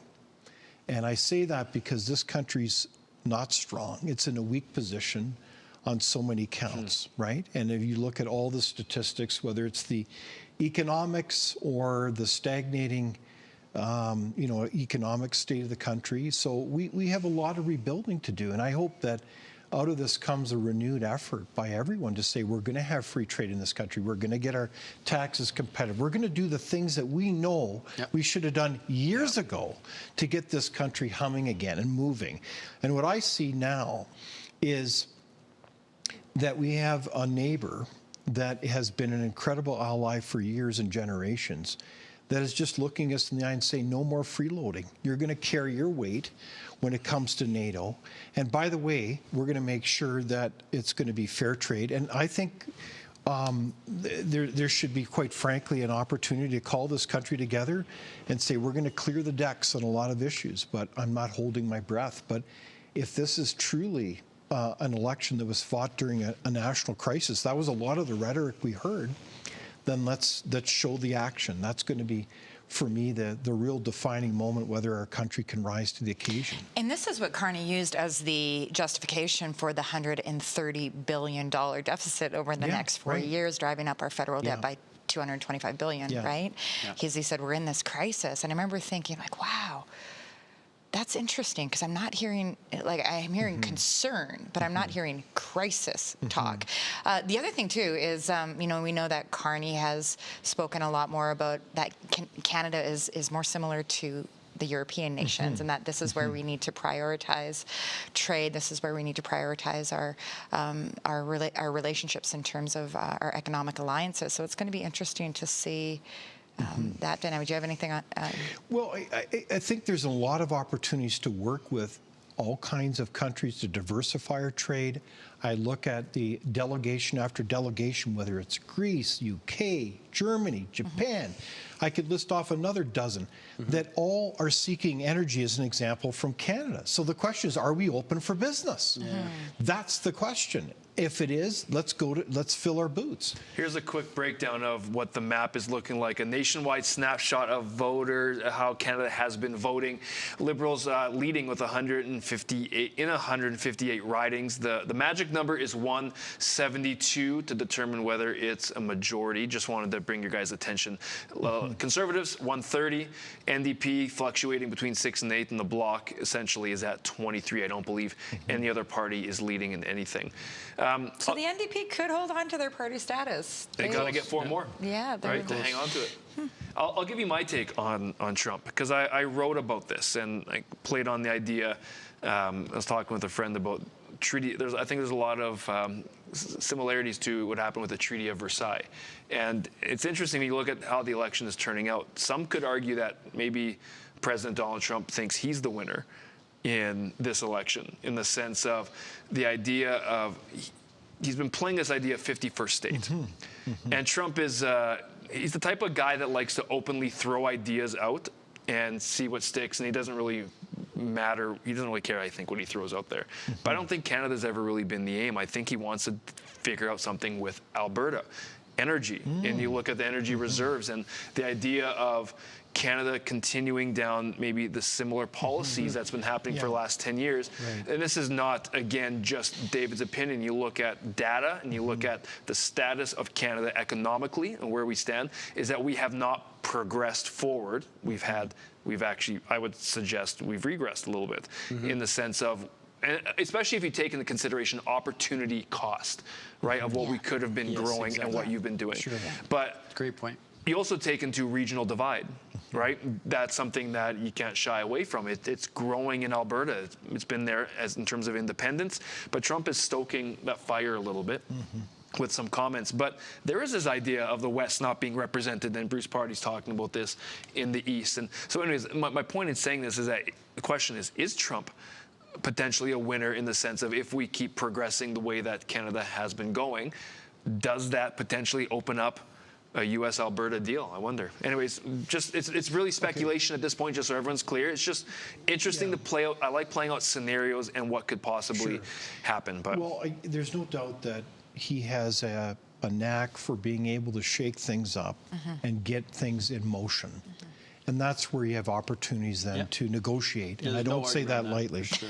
Now, in my conversations with people in that administration, they would say, of course, we want this to be a great land of continental opportunity. They would see, we want to have, call it manifest destiny, but really it's the Monroe Doctrine 2.0, where they said, this is our continent as a power. We're not going to tolerate any other powers mucking around in Greenland with the Chinese and the Soviets, or sorry, Freudian slip, the Russians, to any others, and also in the Panama Canal. So we want this to be first and foremost a security zone, but we also want it to be an economic zone. So that's their game, and they want to reset. And the question is, will Canada rise to the challenge and have its own reset to get our policy act in order, whether it's free trade, taxes, energy, and all the rest? And that's going to be the question for the next federal government. Yes. Are you prepared to play ball with getting Canada on track, whether you like it or not? Because I've always said, it's not just the people who vote in these elections, it's also the bondholders. They're going to be looking at our economy and saying, well, if you want to rack up that debt, then you're going to have to just pay, what is it again? Oh, yeah, more interest rates. So this is where the chickens come home to roost, and I don't think it's this work has just begun. Well, to answer my own question from a couple minutes ago that I proposed to all of you, whether it's distraction or reality, I definitely fall on the camp of it's a distraction, and it was strategically it was I think a smart move with the Liberals, because there's not a lot to go off of in terms of history over the last 10 years of good fruit that's come from policies. And so distracting and moving, saying that Trump is responsible, even just in the last couple of minutes, Dominic LeBlanc, he won his riding, so he's voted back in. But he was asked about the politics and how it's changed, and he is now immediately shifted to the rising threat of Donald Trump and the U.S. creating instability in Canada. And this is part of the issue that I hope as Canadians that we actually have the courage to look within and to realize, let's stop blaming outward forces for the problems that we've actually been creating ourselves within Canada, because we have the ability. If Canada was not economically vulnerable, this whole talk of 51st state and that side, it would not be a conversation. If we actually were in a position where it's like, you know what, we can kind of afford to, from a position of strength, at least go to some sort of tariff for tariff and not really be hurt by it. Like, we're just not in a position to do that. But if we had the right policies, if we had good ideas coming to the top, then Canada, we could be in a much different position. So my point is distraction, and I hope it doesn't distract us from looking within to actually make Canada actually strong, not just in words, but in actual data and measurement, to say we have a wealthy nation that actually can lead the world in lots of areas. But anyways, I digress. Yeah, no, it's let's be hopeful, but clear-minded when it comes to building this country. And you know, we all know we care deeply about it. And I'm just concerned that people think it's all going to be about bigger government. It's almost like a kind of a a vision of socialism rather than a vision of working with the private sector. Well, Brian Lilley, I believe, is waiting in the wings, the proverbial wings, as he's going to be joining us once again. Brian, are you there? Yes. Sad, but here. Welcome back. First off, we saw you at the top of the 5 p.m. Mountain Time several hours ago. We've had a lot of data, a lot of information come through. You're basically looking from mainstream media, also different places around the world are calling it for a liberal win, whether it's undetermined, whether it's a majority or minority. What's your thoughts in terms of what you've seen over the last several hours? I am still just blown away by the fact that the NDP has utterly collapsed. Look, the Elections Canada website is down. I try and use raw data, original source material, and analyze it myself. And last election, the NDP got about 18% of the popular vote. They are looking at 4.5% of the popular vote this election, and less than 10 seats. I think right now they're leading or elected in 9. Earlier tonight, I was doing a broadcast with the Toronto Sun, and Lauren Gunter, who's from Edmonton, he's on with me, and we're talking, and I said, the NDP's at 4.4% popular vote, and they're leading and elected in 1 seat. This is around 10 p.m. Eastern, so 8 p.m. your time.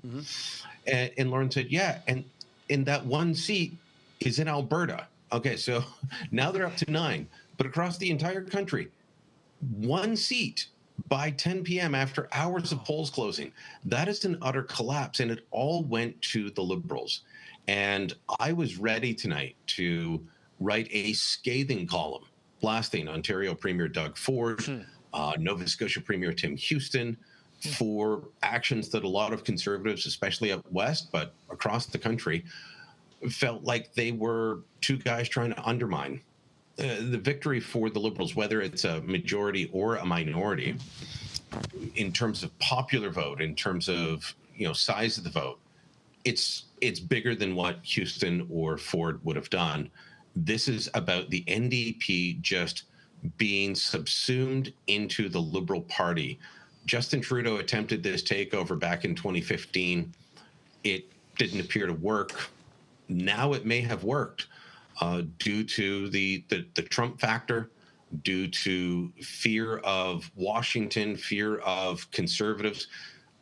Sounds weird, but there are a big group of people in this country who are afraid of Conservatives being in power. And they decided they'd rather go with the Goldman Sachs banker who, just until recently was heavily invested in private hospitals and private health insurance. And these are the folks that normally vote NDP. They voted for that guy, Mark Carney. So we've got a Liberal win, and quite concerned about national unity, especially out your way.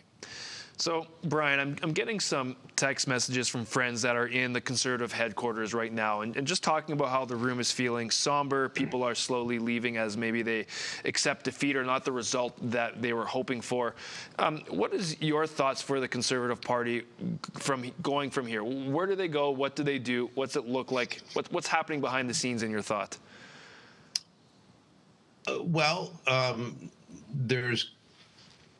They've increased their seat count by the looks of it.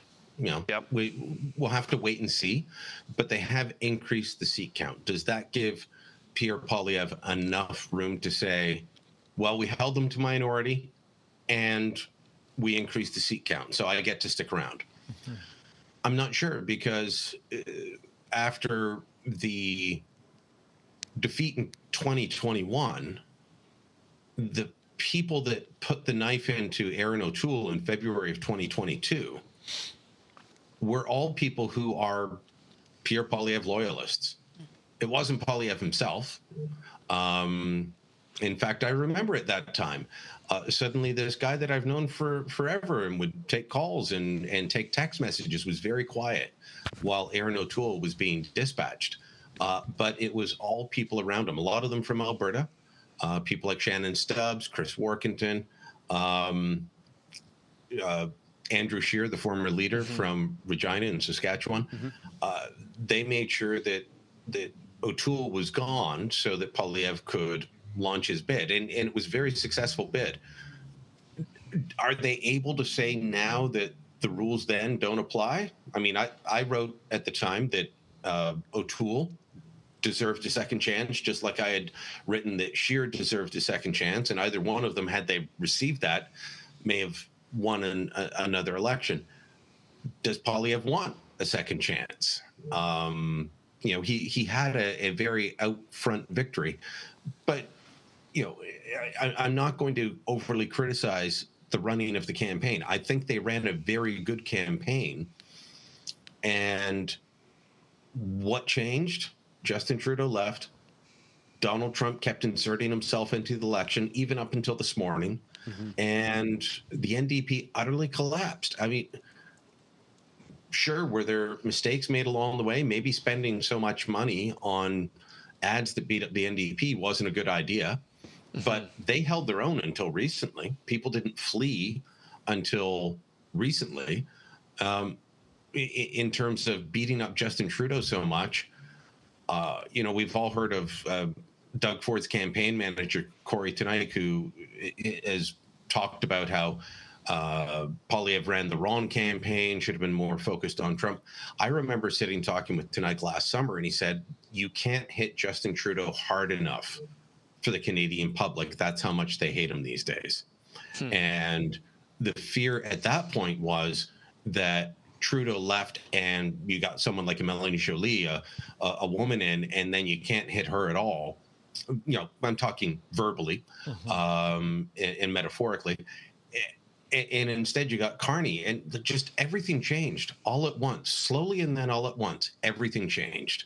And you couldn't run the same campaign that you did. So I don't know what the pivot they needed to do earlier to battle back against that was. Maybe there was no pivot. They still get about 39% of the vote. That was good enough for Justin Trudeau to get his big 2015 majority. It was good enough for Stephen Harper to get his big 2011 majority. And now it gets you a, you know, far back second place. Yeah, that is the real story. You're looking at the percentage that Conservatives do have in the polls and currently have, and what majorities were formed in the past. Guys, Brian, just so you know, we only got about a minute 45 left until we're going to a hard break. But open the floor to any questions you guys might have. Well, Brian, are you anticipating a minority government? Any guesstimate on that? At this point, I think so, but you know, it's really hard not being able to look at the Elections Canada raw numbers. That is incredibly frustrating right now. Right now, we're still in a minority territory, but knowing exactly which ridings have yet to report, which ones are really low in the numbers. Though, you know, I hate to get too geeky, but that's the type of thing I normally do, and I can't right now. So I'm still going with minority, hoping that they hold them to a minority, but we just won't know for some time. Were you surprised by the results with the Bloc? Yeah, they're right around where the polling said they would be at the end. They came up. I was hoping that the NDP was going to outperform. In fact, I know people in all the parties, and you Democrats were telling me that, oh no, we're going to outperform the polls, and they did in Ontario. Yeah. In the Ontario election, they were supposed to be written off for dead as well. They outperformed their polls, and they won more seats than the Ontario Liberals. That didn't happen here. They underperformed by half what the polls thought they would do. The Conservatives overperformed in Atlantic Canada. It's just the rest of the country, that didn't happen, and the NDP disappeared. Yeah. Well, Brian, again, thank you for joining us, giving your thoughts. We're going to be jumping to a break right away. But Brian Lilley of the Toronto Sun, always appreciate your comments, your thoughts. You can follow him on X and see what he's doing. We'll be back right after this break with Merit TV's Election Watch.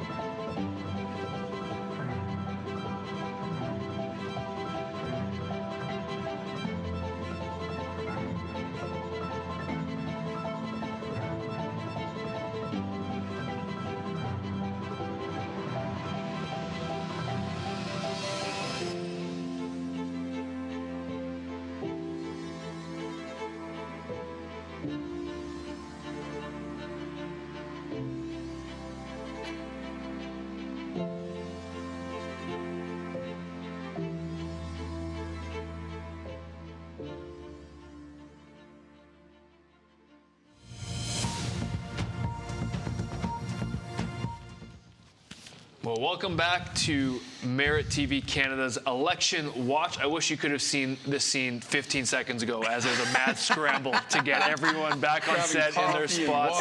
And just if I could get a black coffee, that would be wonderful. Anyone else want coffees? We got people pouring. I'm trying to manage my sleep tonight. You're gonna. Oh, you're already thinking about your sleep. Yeah, 100%. He's already prepping. Sleep will be sweet. All right, what's your sleep ring telling you about it? He's learned from that. Anyways, lots of stuff going on this evening as Canada goes to vote. You know, polls are obviously there, closed across the nation. We are still waiting on a lot of polls to be coming in. Numbers are continually being updated. Elections Canada website is down. That is making it a little bit difficult to continue updating the numbers. But we got our team, which is just an amazing team, by the way, pulling all of their connections, all of this information that they have to update the numbers on the bottom of the screen. Right now, it looks like the Liberals, they are leading in 158 ridings. Essentially, it's been called by everybody that the Liberals are going to form government. It is unsure whether it's a majority or a minority. Majority government, we know they will at 172 seats. So right now, they're looking like they are, if my brain is still working, 14 seats shy. Is that math check out? I think we're good. It does. NDP are getting closer to the special magic number of 12. Right now, they are leading in 10. I'm interested, if someone can send me information on Jagmeet Singh, I want to know what's happening in his riding to see. It looks like Mark Carney has won his riding of Nepean. What about Pierre? Pierre, there's only one poll reporting, so you can't even say anything about that yet. I'm very curious to the online audience. What do you guys think? Like we're going to be covering the next coming days as well, and we're very curious. What are your guys' thoughts on maybe Danielle Smith's what's her approach going to be? How is this going to be handled?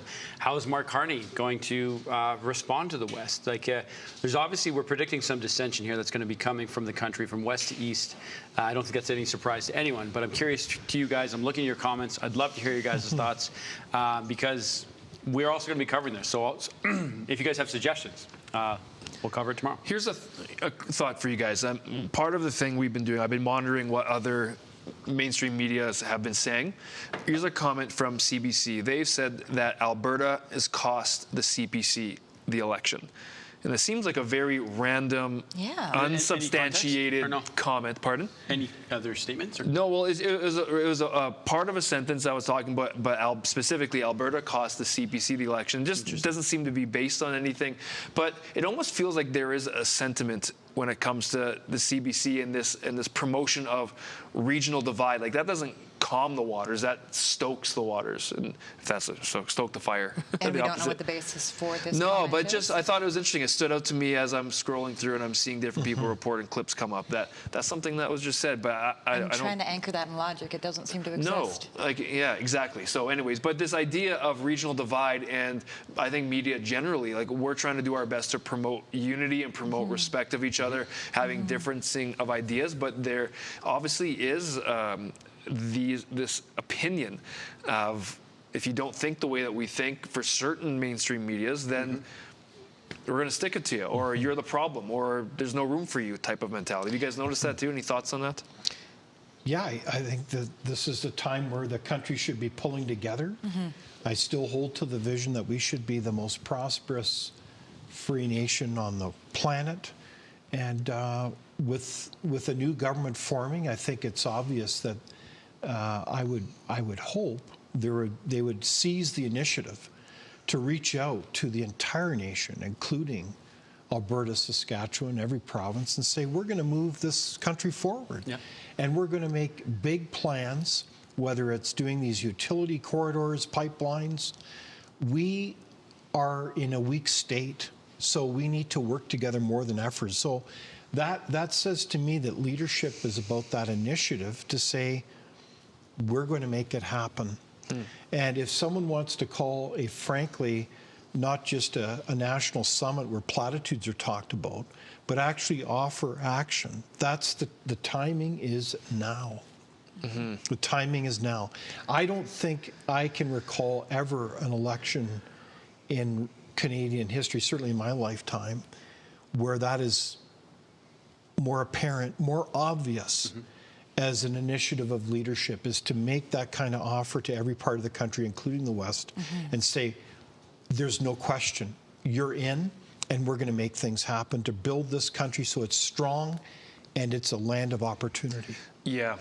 I 100% agree, and if we can all grab a hold of that as citizens, and I would even think that as it looks like Mark Carney, and he's been looks like he's going to win his riding and officially have a seat in the House, and no matter where people stand on the political spectrum in Canada, if we fall under the same umbrella of we want the best for Canada, the best foot forward for Canada is unity and working together and taking away barriers that separated us, proverbially and literally, even when it comes to trade and utilizing our resources. And we can talk about this later about Canadian energy and how we actually can raise the world standards when it comes to protecting our world and our climate, so to speak, in the sense of we've got high standards compared to other countries in the world that are major producers. And my point in saying that is that I think all of us can go to work into finding ways. How do we speak to our MPs? How do we speak to Prime Minister Mark Carney and help bridge a divide that there is? I'd love to see him reach out even more so to the West and say, how can we work together to make a stronger Canada and all that? But let's camp on those thoughts for a second. I'm going to throw to Paul, who is in our research room with our team. He's got some updates. So, Paul, what's going on? Over to you. Yeah, well, like you say, it's looking like a minority government, but you know, there are some bright spots here for the Conservatives as well, and still some ridings that have not been decided. Now, if we go over to Central Nova, Sean Fraser, you might remember, he's a former Liberal cabinet minister, wasn't going to seek re-election, but then got a call from Mark Carney, said, hey, I'm in. And very contested here. He was trailing Sean Fraser by about 275 votes to the Conservative Bryson Jenkins, and now that has switched over about 300 votes ahead for Sean Fraser. So there's about 3/4 of the way through the polls on that one. That's the riding of former Conservative cabinet minister Peter MacKay. So certainly that riding, no stranger to a lot of Conservative victories over the years. So it'll be interesting to see how that turns out there. And in Calgary, it looks like they might get some Liberal seats, possibly. Again, it's a tight one here. Calgary Confederation, Jeremy Nixon. Okay, he is actually trailing. Again, this was a Conservative riding, trailing Corey Hogan by about 120 votes, but it's still fairly early on. And also Calgary Centre, it was Conservative, but again, the Liberals leading at this point by about 200 votes there. And really interesting one in Montreal, Mount Royal. Again, no seats there for the Conservatives at this point. Now, Mount Royal, Liberal Anthony Housefather versus the Conservative Neil Oberman. They're both Jewish candidates. About 25% of that riding is Jewish.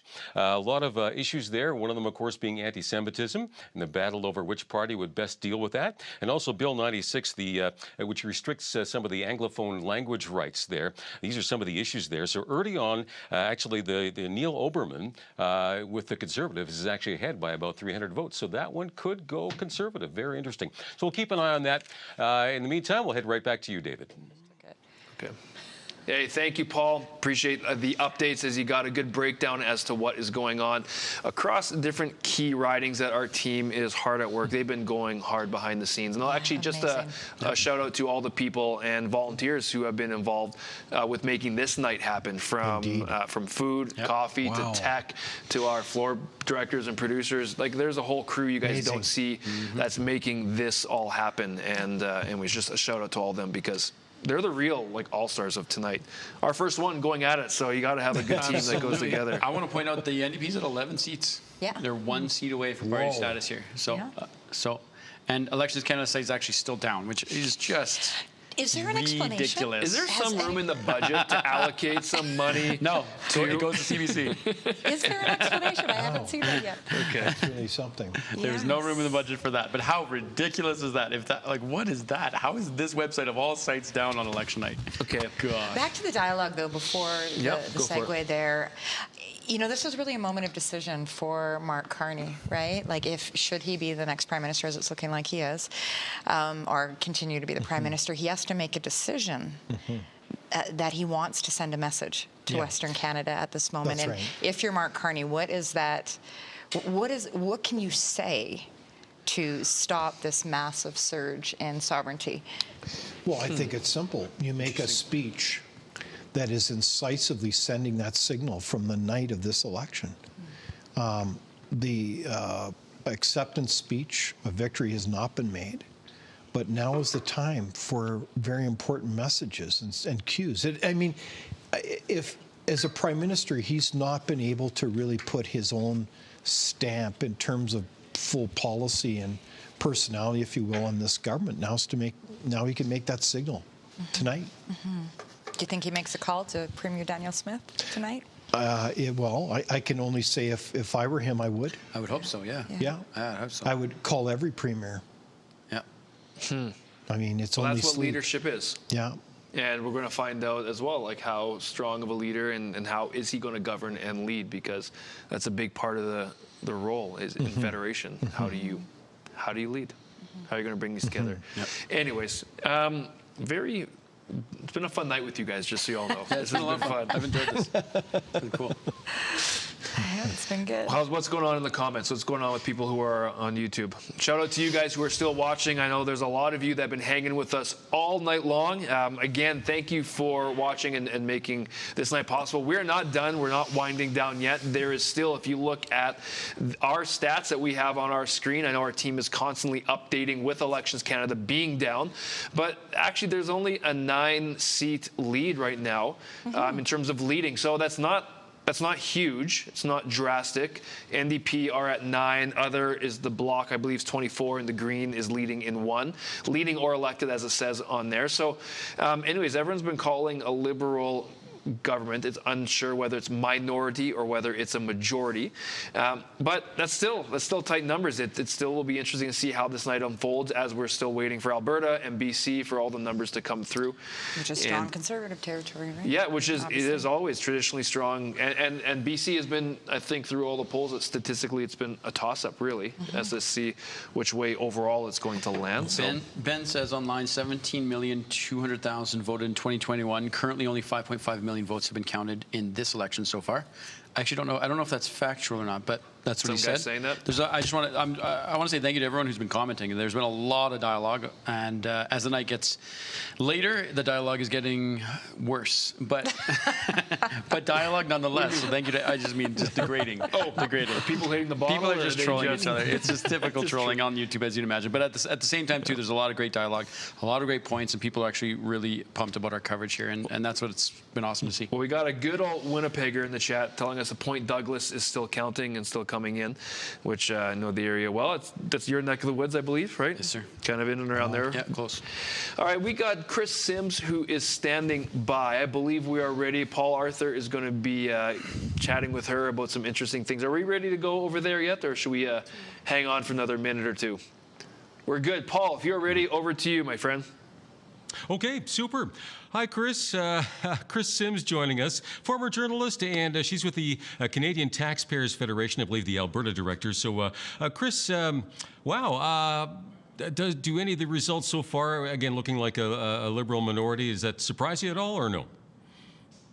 Considering that the factor of U.S. President Donald Trump was kind of like a hailstorm in the middle of what looked to be a bumper crop for people for months and months leading up to this, no, because this was really unpredictable going into this. I don't know if a lot of people saw the whole 51st state rhetoric coming. Yep. I know I didn't. We were really focused on lower taxes, less waste, more accountable government. And it's one of the reasons why Pierre Poilievre and the Conservatives were so high in the polls. However, the country kind of swerved and ran around a little bit, I would argue, with a bit of a fear reaction to what U.S. President Trump was saying. And so now we've got a really interesting makeup showing up in the House of Commons. It's different than the minority that Trudeau had, because it looks like the NDP are close to being obliterated. And the next best party for them to team up with will be the Bloc. So picture this. How does Mark Carney, Captain Canada, elbows up, strong, national, blah, blah, blah, team up with the Separatist Party in order to form government? So if I were the Conservatives, I wouldn't leave your desk. I would not shut down the war room. I don't know how long this is going to last. If all the seats stay the way they are right now, and that's a big if, the way that the makeup is showing in the House, this is looking really volatile, like super unstable. So there could be buyer's regret, perhaps, in this case, where okay, I mean, we've got, like you say, the Bloc on the one hand, and undoubtedly there's going to be a knee-jerk reaction in Alberta and Saskatchewan as far as Western independence and separation, perhaps, and so forth. Yeah. So you're saying perhaps at some point there becomes a confidence vote, something like that, and we could be back to an election maybe a year from now? No, less than a year. Oh, wow. Like soon. Yeah, because look at it this way. We're in the middle of a crisis where there's this big country that in some people's minds is threatening to, take us over or bully us into a trade deal that we don't want, depending on where your views are in U.S. President Donald Trump. So the main party that looks like it doesn't have the majority of seats, it has a minority of seats, has got to dance with some partner in the House in order to form government. So Mark Carney will have to sit down with the Governor General, who represents His Majesty the King Charles III, and say, this is my dance partner. And if his dance partner is a separatist party in the middle of a national unity crisis, I don't see how he's able to keep confidence in the House. That's problematic. So this is really up in the air, like not lasting a year. So this could change after tonight. A lot of seats are still being decided. But if the seats stay the way they are right now, and I am a little bit surprised in the sense that people are broke. Like 50% of Canadians are within $200 of not being able to make the minimum payments on their bills. This Liberal government jacked up the carbon tax on them year after year. Since 2019, I did the math. Since 2019, this Liberal government took more than $40 billion from people just in that one carbon tax. Including on our home heating. The carbon tax was, again, people hated it, and now we're getting the message that, well, it's just the industrial tax. But as you point out at the Canadian Taxpayers Federation, I mean, ultimately that comes back down to the consumers, just like any other business that gets a huge carbon tax or any other kind of tax. You don't pay that yourself. You pass it down to the people buying your products. So, people will, I think, recognize that fairly quickly. So, basically, I guess if we keep on remaining broke, if you will, and nothing changes, and especially if Trump actually kind of tones down some of the tariff threats, et cetera, if that evens out after a time, that's when maybe stuff starts to hit the fan and maybe we get back to an election again. Very, very interesting. We like the spending promises, right? I think, Canadians like free stuff, right? But, free, it's not free, right? I mean, someone's paying, and unfortunately, that's going to be, your kids and your grandkids. Yeah, for sure. I thought that Mark Carney lost a lot of credibility, frankly, when he tabled his costed platform. Because I think the average person, people who aren't, right into politics like we are, somebody who's a casual observer, probably thought of Mark Carney as, he's a banker, so he's a money guy. He's going to be good with money. Then he tables a costed platform where he is borrowing more money than the drama teacher. Like, he was seriously worse with money than Justin Trudeau. Like, I did not see that coming. You crunch the numbers don't lie. They are what they are. I mean, what are we, $1.2 trillion in debt currently? That's correct, yeah. And to give people an idea of how big that number is, for $1 trillion, it would take you, if you started counting loonies, so picture yourself like Scrooge McDuck, okay? You're in the big vault, and you're counting out loonies. It would take you 30,000 years to count to $1 trillion. That's how much debt we're in. That's a perspective. Okay. Let me ask you this. What will it take for Canadians to, I mean, and I'm going across, all parties in this case, what will it take for us to be okay with some cutbacks? Instead of, no, really, vote for us. We'll spend more money. We'll buy you the things you want, with somebody else's money, okay? What will it take for us to be like my parents were, and maybe your parents, grandparents, whatever the case is, and if they couldn't pay the bills, you know what? They didn't borrow money. They just did with less. Can we suck it up at some point and say, I'm willing to go with less to help my kids, grandkids, great-grandkids not carry the debt that we've put on them so far? That's a great question. And I like how you're framing it in good faith. The problem, though, is that the government is not dealing in good faith. So the idea that we would need to make some sacrifice to let the government spend less, that isn't how this is working. The government is spending a ton of money, and they're wasting it. They're wasting it to an astonishing degree. Like, for just one example, the ArriveCan app, which never worked and nobody liked using it, that should have cost around $250,000.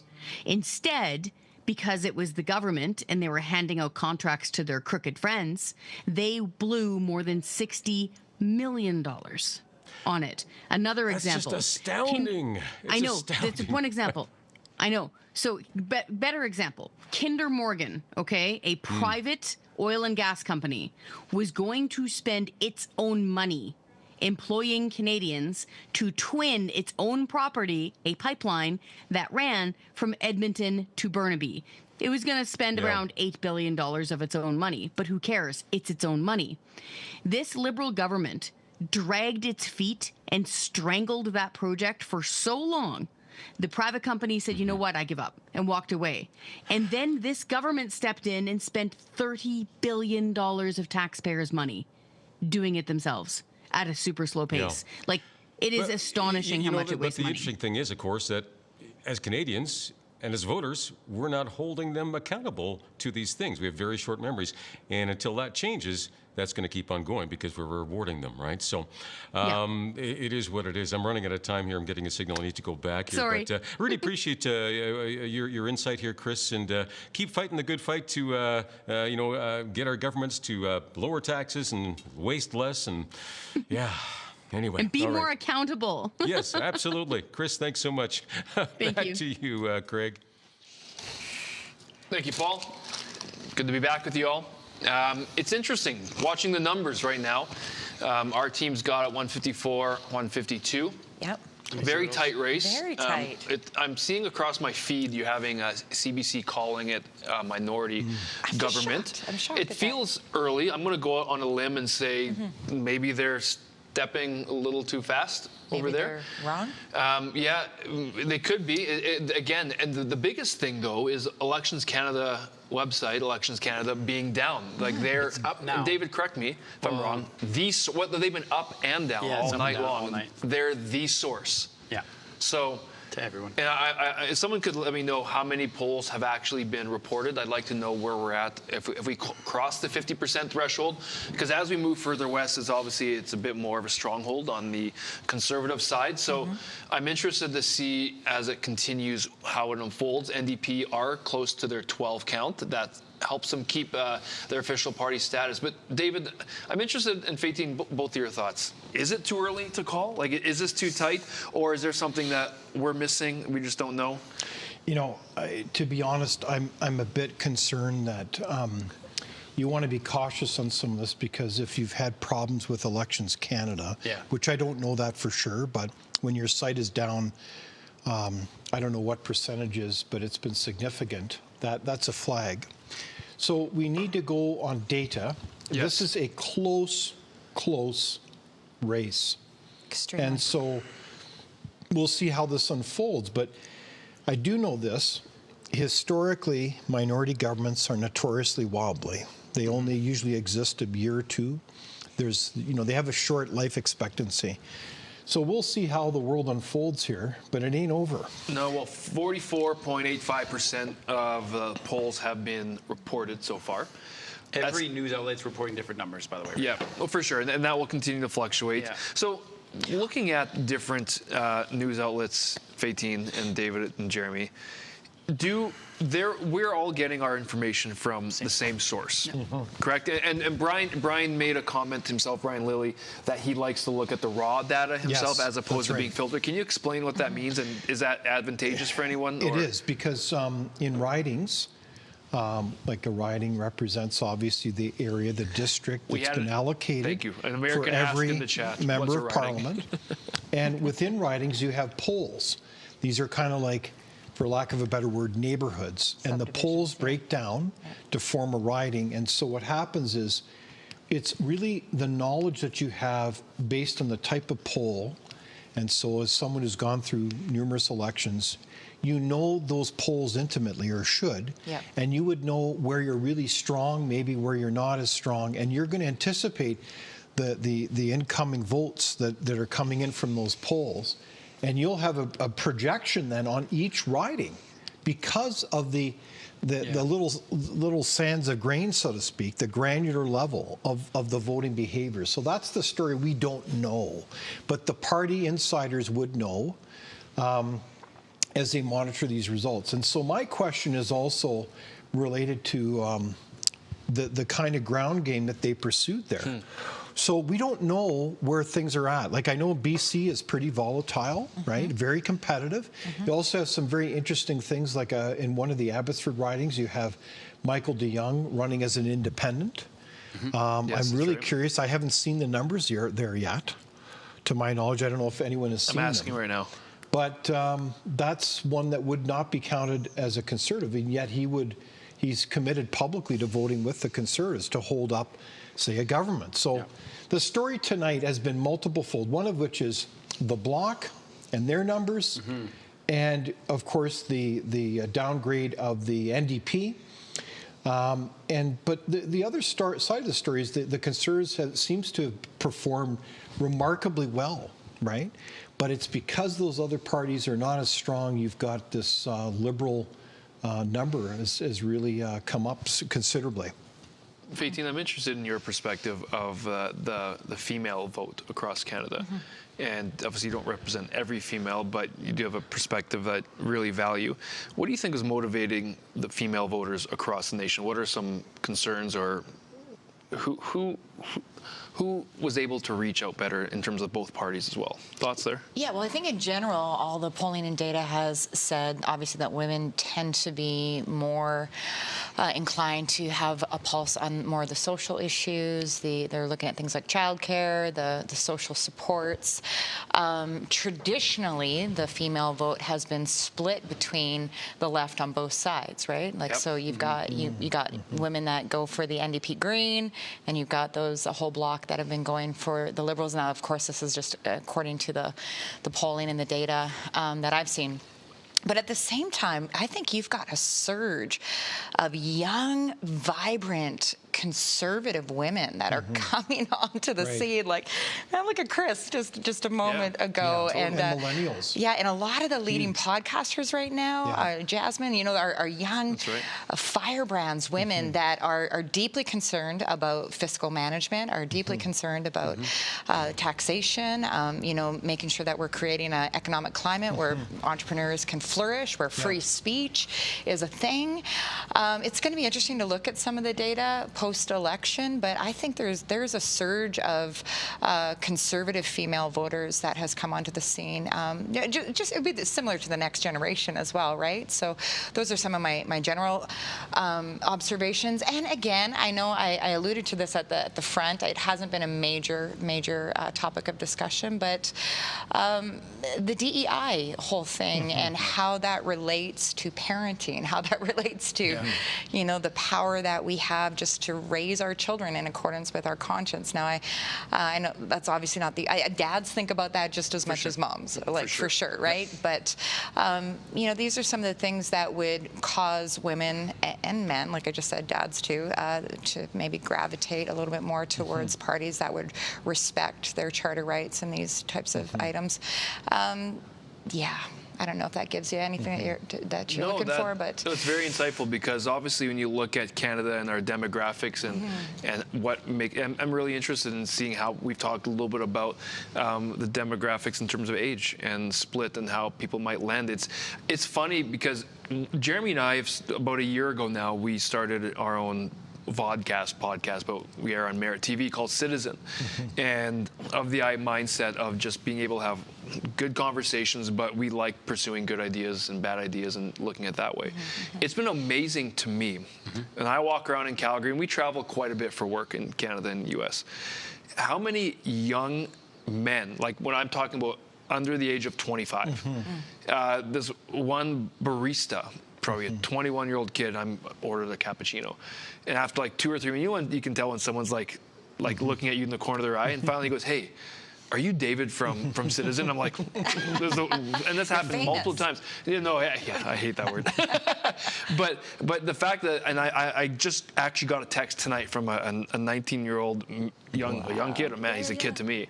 These young men that are seem to be leaning this way up, because whether they feel like they've been demonized or this, as we continue to evolve and look through this evening. But BC is only about 15% accounted for. Alberta, definitely not all in. We're still under 50% of the polls reporting. So it's still got a little bit of a night ahead of us to find out what's going on. So looks like our YouTube link is down, but obviously we're still broadcasting on Merit TV. So make sure to stay with us. We'll get the link back up shortly. But keep looking and jump on our comments, because we're still looking to them. Did you say something wrong? Did we? I don't know. Maybe YouTube's mad at us. Actually, no. Yeah, it is back up. Is it back We're up? Back. We're All back. right. We lost a bunch of our here. viewers, so hopefully they'll come back. But it's okay. Yeah. Keep following us. That's why you subscribe. Yeah, exactly. Okay, there we are back. All right. What are some other major themes that we haven't maybe touched on that's worth talking about One or of the looking things we forward? have not talked about is the expansion of medical assistance in dying. Okay.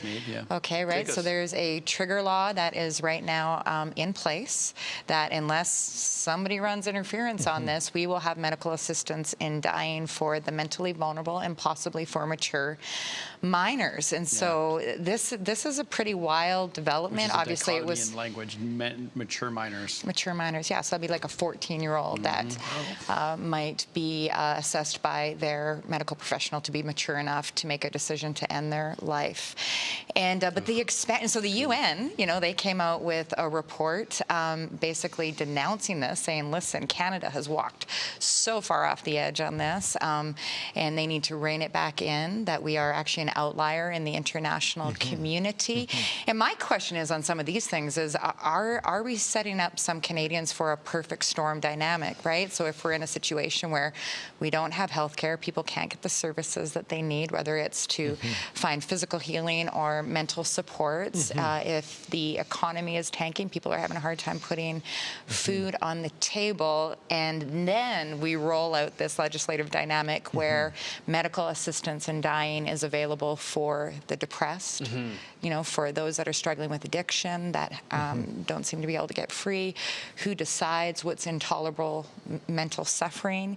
This is a real conversation. So again, we talked earlier on in the night about some of the stark contrast between the platforms on either side, and the Conservatives have said we will not support the expansion of medical assistance in dying for the mentally vulnerable. And the Liberals have kind of been crickets. Carney's kind of been crickets on this one, though we do know that, obviously this was their legislation to begin with. So I'm curious as to see, I'd love to hear what our viewers think about this. Should medical assistance in dying be expanded for the mentally vulnerable? And if we do come out of this tonight with a Liberal government, that's probably something Canadians should be talking to our members of Parliament about, because we do know that they've put a pause on it twice, right? It was supposed to be implemented in 2023, got paused again. So is this something as citizens we should be speaking to our leaders about? It's an incredibly important topic. We've tackled it maybe once or twice over the last year, and just one of the biggest things I've noticed is the incredibly wide goalposts that allow a lot of people through with, as you mentioned, very little, it seems like checks and balances to go through it. But it's something that needs to continue to be talked about and not avoided, because, again, we're talking about the life of humans and whether people are in a position where they actually can decide or not. And Canada, we are extremely progressive on this front. In fact, I'd say we're currently leading. I was going to say a world leader in the wrong sense, I would suggest, in this topic. But just a quick divergence. Welcome back to all of those people who are on YouTube. I know we dropped off there for a second, but we are back. We're so back, which is good to see all you guys. Let us know what's going on with you guys, if there's things you want to hear over the next little bit. Liberals have jumped to 157 on our stats here. The Conservatives leading in 147. NDP seems like they're just staying at 10. Hovering at 10, So if our team could let us know, I'm interested in Jagmeet Singh's riding. I want to know what's happening there. I know it's still early for all the polls. The website's down, though. Like I keep trying to go straight to it, and it's just down. And there's an apology at the top of the page. Our website is having technical difficulties. As a result, some of our online services and tools are currently unavailable. We apologize, and we're working hard to fix it. Okay, good. Wow. That's great. Silly, though. It seems silly. Well, lots of... Okay, we're going to be... sorry, if you could say that again. Sorry, I got... Great, thank you. We're going to be going to Paul. We got updates, but we're going to go through to our research team and Paul. Paul, take it away. Let us know what's going on.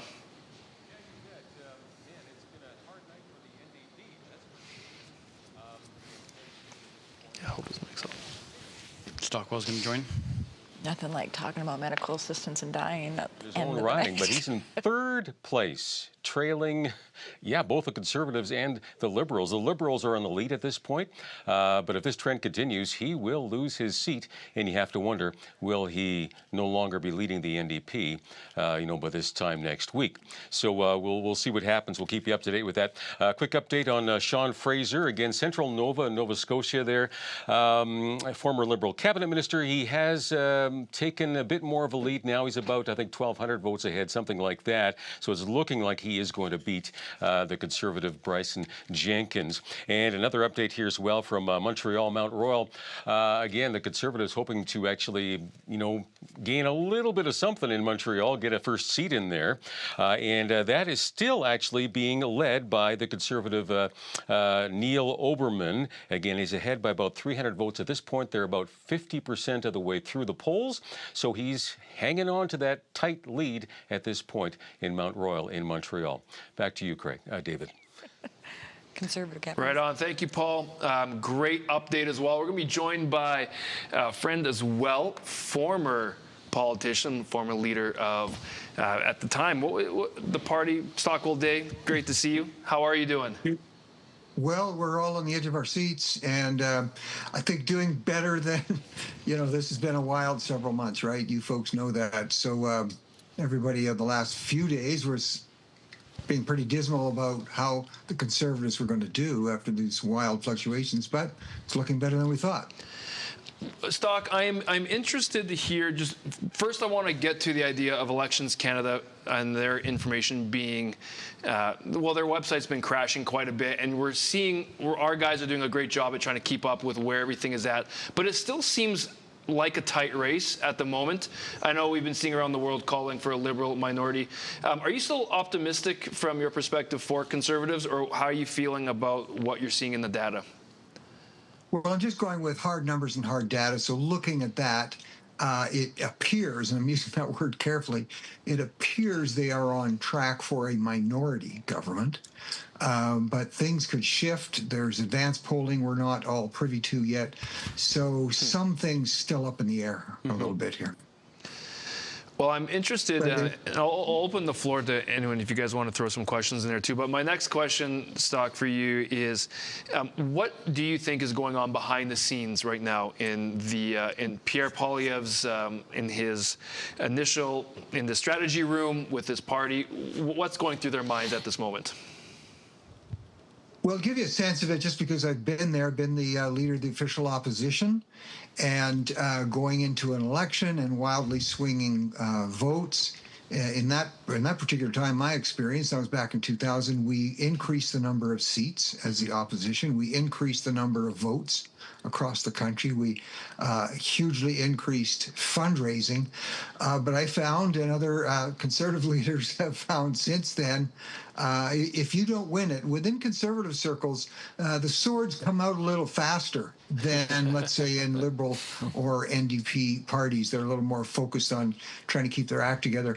But I think even the disgruntled among the Conservatives are going to have to say, look, we went into this with, 119 seats at the last election, and up over 150. That is remarkable by any standards. I don't think there's been another Conservative leader who's seen that kind of a jump under these circumstances. So I would say if there were those who were starting to, let's say, slide the swords out of the scabbard, I think they're quietly putting them back and saying, hey, let's see, maybe we've got something here. So would it be accurate to say, Stockwell, that this isn't necessarily a Liberal win if they get a minority, but an NDP collapse? That's what we're seeing. NDP collapse is the story, and largely, as you know, based on the whole situation with Donald Trump, what he was saying about taking over Canada. And I think to be fair, if I can be that, mainstream media, which generally tacks left on issues and reporting, certainly the tariff situation is real, very concerning. The fact that mainstream media seem to project that Mr. Carney would be the best one to handle that, of course, I believe is misguided, and I think more and more Canadians are now seeing that that was misguided because a lot more support going to Pierre Poilievre than was expected over the last couple of weeks. Stockwell, you've been vocal over the last while about Liberal government and what they tabled before Parliament was prorogued regarding charitable status across Canada. Can you talk to us a little bit about, is that something that is legitimate, that people who support charities are a part of charities? Obviously, they are a massive piece of Canada in terms of what they bring to so many areas. Is that something that Canadians for sure need to be aware of, but should they be, what can they do about it, or what do they need to know about that? Well, it's a great question. And when you say Canadians, I'm just going to narrow that down a bit. I would say Canadians who are involved with and part of faith communities, because those who are not don't have a true appreciation for all the work, billions and billions of dollars worth of work that is done free in communities by churches. And when you look, you can poll on this or even look at the comment section as we were pushing this information out over the last few months. There's outside of faith circles and let's say church-based and maybe even synagogue and temple-based facilities, there's not an understanding, and let's be fair, not a real lot of support for it. There's a lot of misunderstanding about charitable status. So that was why we were saying for the last couple months to churches, please raise the issue, please sound the alarm, please be calling your MPs, because the recommendations were very clear.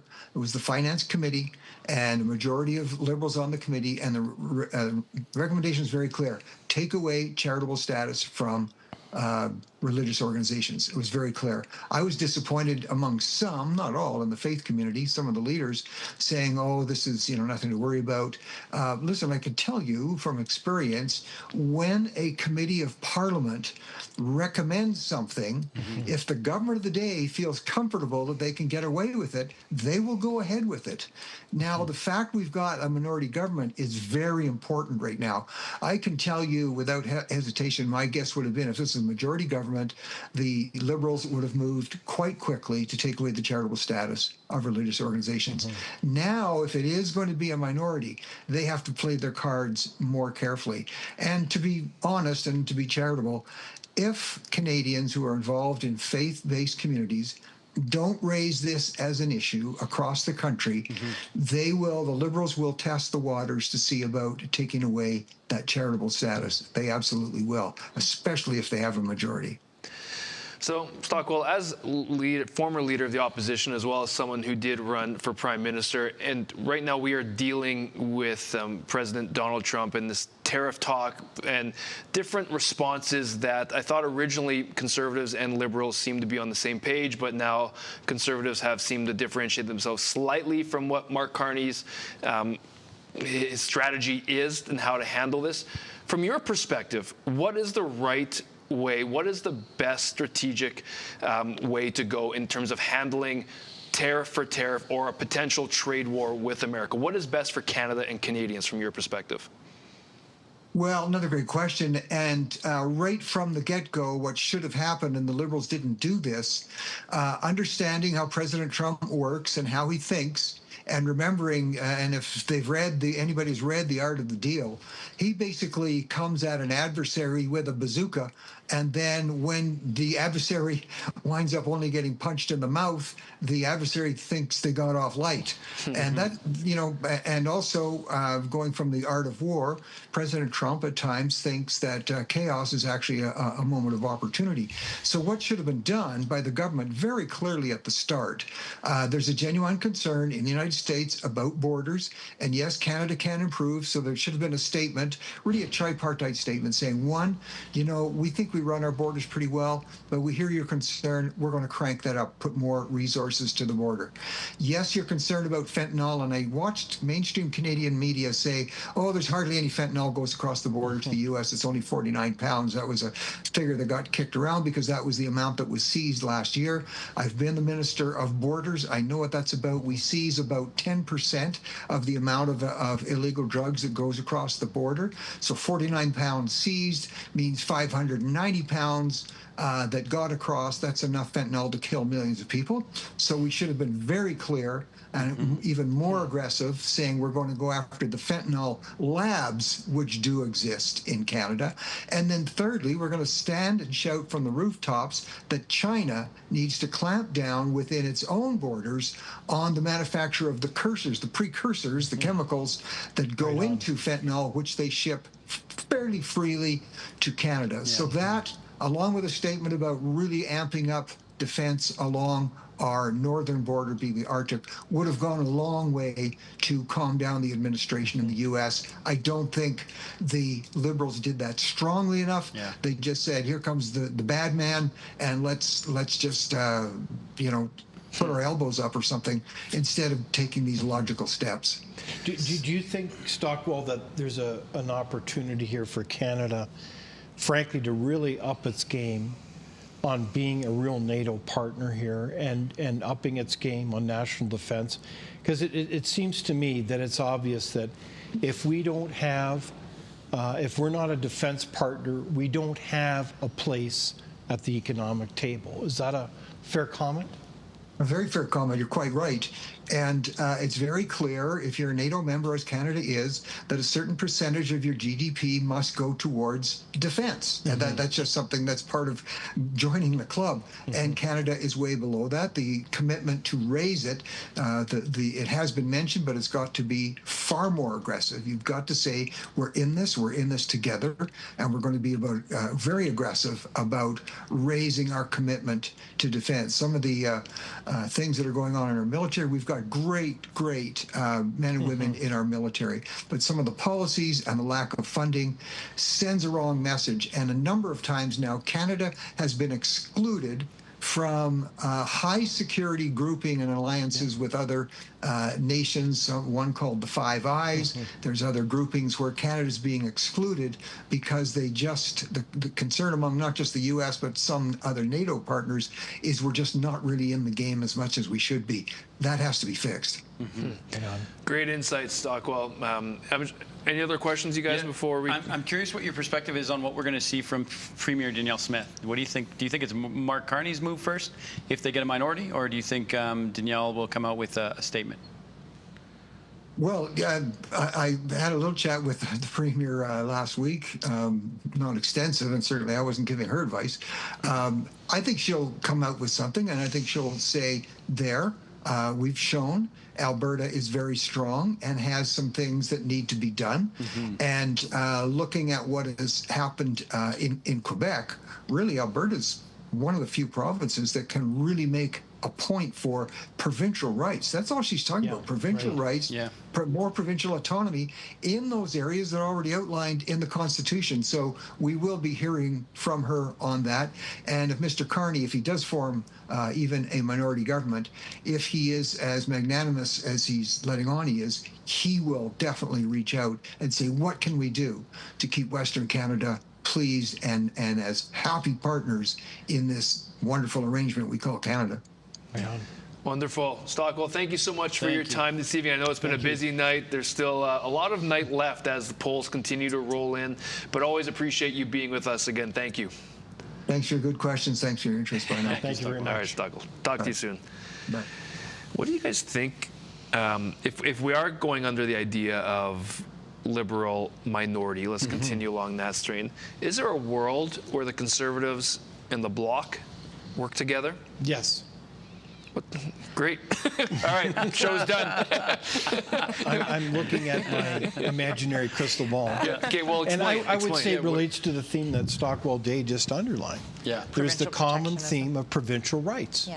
And if there's a party that's about provincial rights, it's, what is it again? Oh, yeah, the Bloc Quebecois. Yeah. So this is where there is opportunities for common ground. And, you know, allies have found stranger partners. So I think that's always been, to put it bluntly, can Alberta, Saskatchewan, and any other province, quite frankly, pull a Quebec? I mean, they've been master negotiators. They've been able to, frankly, plow constitutional ground that no other province has dared to achieve. And if they're doing this in Quebec, why can't they do it over here? So it's a very logical strategy to bring opportunity for everybody. And fair is fair, is it not? Well, go ahead, Faytene. Fact check me on this. So I've heard that the Alberta Prosperity Movement has 60,000 members, and that this is and counting. Yeah, and greater than the UCP. Yes. Is that correct? Yes. Okay, so unpack that. Wow. Well, they're primed for this kind of issue. Yes. If you talk with Dr. Dennis Mildray and the team and all the rest, this is the day that they anticipated. And maybe for years people ago. who don't know what the Alberta Prosperity Project is, could you unpack that, define it? It's basically the separatist movement in Alberta, well, right? Kind of, in the sense that they're about trying to build up Alberta rights and freedoms to build the country's prosperity. And they would say, as you know, I've certainly talked with Dennis many times, they want to pursue policies that are frankly commonsensical and that build Alberta. They see one of the biggest strategic issues in this country has been the consistent intrusion of the federal government poking its business and provincial affairs, and that's been to the detriment of those provinces. And I think we can give numerous examples, whether it's the Bill C-69, the you know, Forever No Pipelines Bill, to, I mean, I could just, you know, there's a huge laundry list. So ultimately, what are you going to do? Either it's going to change and you have an adult kind of conversation and deal with those concerns, or you start kind of backing away and separating, much as Quebec has been able to do in some measure. But it's a process, and that's really, you know, it's a process where you have conversations and say, well, how far do you want to take this negotiation? But whatever is done from a governance point of view, you can't ignore where the federal government has been doing the last 10 years. And the question then is this government going forward going to be a continuation of that kind of policy?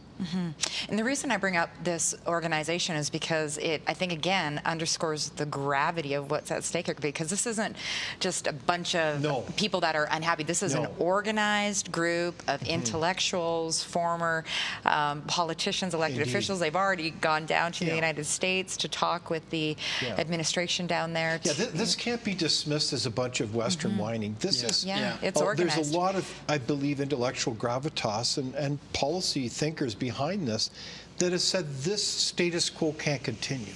This is unacceptable. And they're all waiting for what's going to happen tonight. Correct. Yeah, that's a good, you don't underestimate it, because there is legitimacy behind how a significant amount of people are feeling.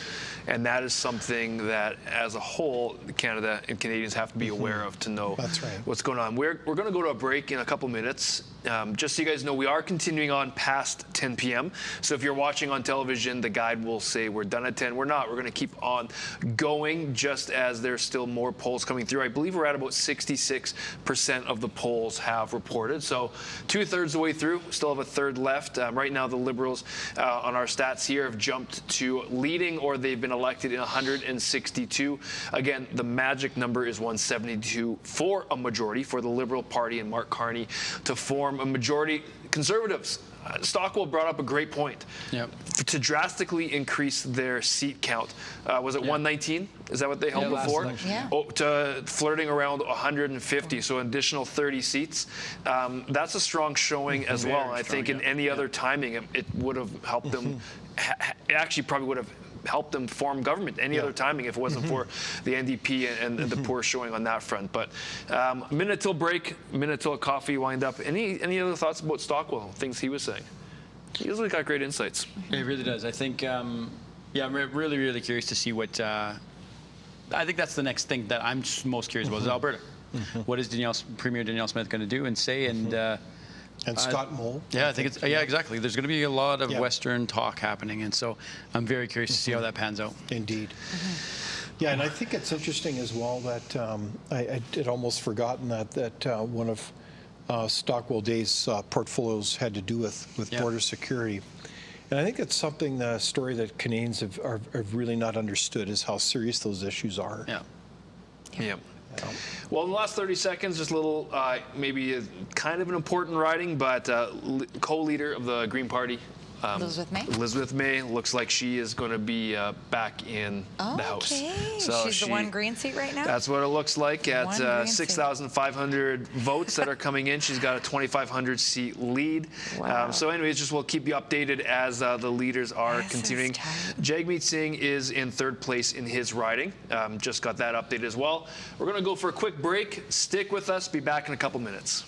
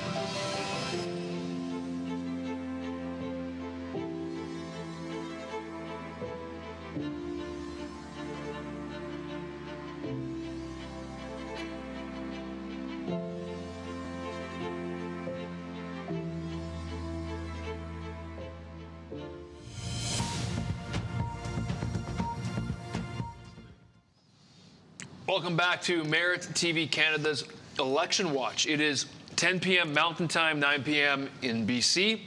What time is that, Atlantic Canada? What time are you on? Like 1 a.m. Okay. How you doing? Hey, I am here. Because you came in this morning. I am here. It's a brand new day. You're here? Thank you for your mercy and compassion, guys. I appreciate it. You're here, but are you here? I'm just thinking, I just might have to go straight to the airport from this whole thing tonight. You're definitely here. So for those of you who are still watching, if you are watching from the Atlantic Canada region, let us know on YouTube. Like, kudos to you for sticking around. I saw a couple people on the comments state, it's past my bedtime, I'm going to bed. And they're from Alberta. Yeah. So I would probably be in bed by now, too. A little quick update on one of the leaders as well. The NDP leader, Jagmeet Singh, is trailing in his party. So far, he's got just under 2,000 votes. You have the Liberal, Wade Chang, at over 4,000 votes. So more than double what Jagmeet has. And James Yan, the Conservative, is at 3,600. So that seems to be going the direction that was predicted, that he would not win back his seat. So again, we're focusing a little bit on the different leaders of the parties. Yeah. I'm still waiting on some more information on Pierre Poilievre, but there's we'll find out what's going on as soon as the team keeps updating us. Let's talk about immigration. Because that's one topic we have not touched on yet, and it is definitely top three, I think, of topics that should be talked about. Faytene, maybe you want to lead us off on the idea of immigration. What does it look like, or David, if you want to as well, what does it look like over the last number of years, and how has that contributed to maybe some of the issues that, whether it's infrastructure, whether it's housing, whether it's how has it contributed to maybe some issues that Canada is facing? I would love to hear you guys' thoughts. Well, I think immigration has played a significant role. within this election. We all know it's a truism to say that Canada is a country built on immigration. The issue is, how do you manage this important policy area? Yeah. And for years, Canada had a fairly respected immigration system that was based on points, but also a kind of a sensible number to allow people to integrate into the country. And what we've had the last several years is really an astounding story of really record amounts. And it's not just the immigration numbers of 1 million or so, approximately, but also it's temporary visa holders. And this has really created a lot of problems. And I feel badly for all sides, because if you invite people into a country, you better make sure they got enough housing. They've got also have the opportunities that you expect that you'd have to pursue a better life. And so, you know, as these high numbers of people receive health cards and all the like, they just compound the existing weaknesses within the systems that many Canadians expect to be there.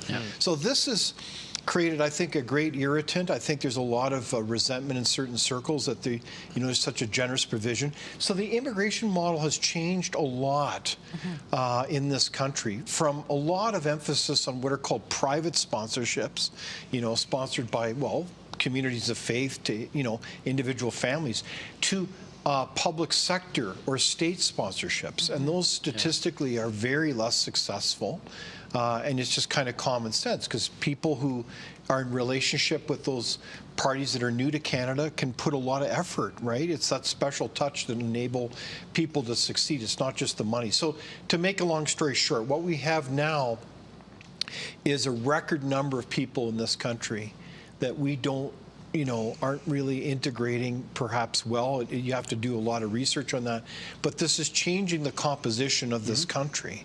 And I think there's a high time for a debate about, is this policy serving Canadians, or who does it serve? And I think it's not enough to say, well, we just need to have more people. I mean, that's a pretty weak argument. So I think this has played a significant irritant. And I think I hear from recent immigrants who are very resentful of the situation, and now they're heading back. I know. I talked to a man in the airport a couple of weeks ago. All of his family came from India, and then they're all going back. Yeah, all of them. Wow. All of them. Yeah, and the numbers prove that. The stats show this. This is not something that's just anecdotal. The stats show you have a record number of people going back as a percentage. It's not an absolute number, because you have record numbers. So this is a policy that's been pursued. I don't think there's been a real national debate about it. At least I must have been blind or asleep, or some combination thereof, and have missed this debate. And I think that's not fair to do that to a country, quite frankly. I think it's unconscionable. In this kind of country, you want to have people's not just consent, but kind of enthusiastic endorsement, saying, yeah, we're for that. When did the shift start happening? Is it 5, 10, 15? What was it like in the Chrétien days, at the Liberal government, the Harper days? Yeah. What's the timing? Historically, immigration, I mean, there's a long history through this, has traditionally been, the last 20 years, around the 150,000 mark or so, plus temporary visa holders. And now, the last 5 years in particular, it's like the floodgates have opened.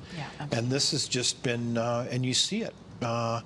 And you see it in terms of the kind of challenges even within classrooms. Can you imagine being a teacher trying to do your level best to deal with kids that may not even have any language proficiency whatsoever?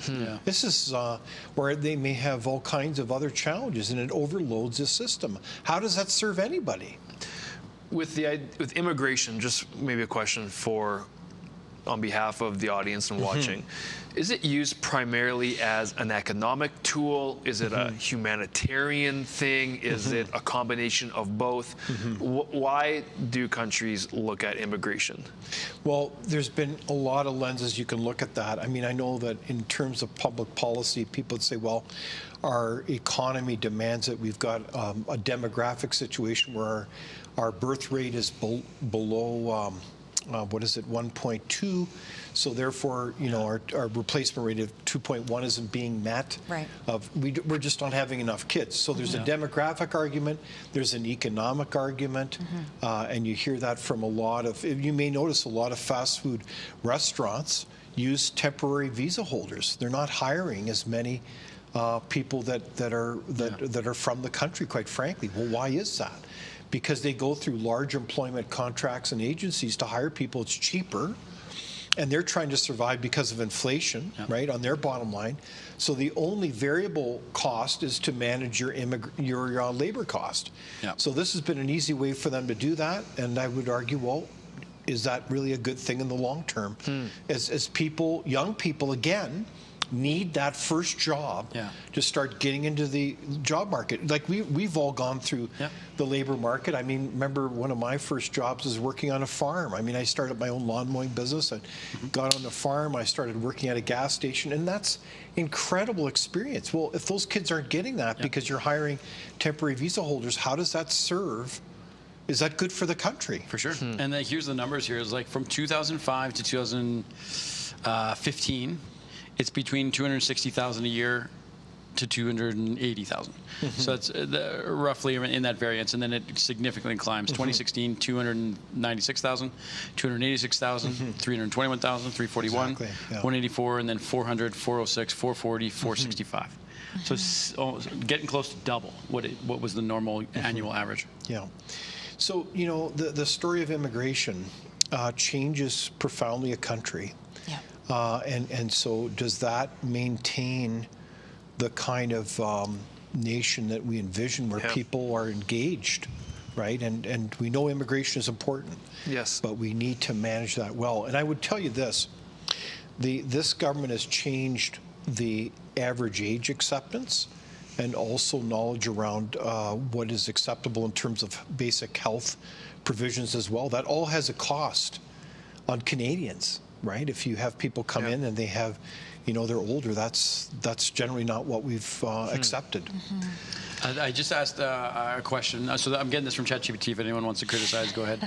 I just asked if those numbers include visa holders, and it says no, not one of those numbers include visa holders. Exactly. Yeah, that's above and beyond. If you factor that in, it would be between 2 to 3 times higher than those numbers in the last decade. What was the number? You know, I forget. You have to help me with the details.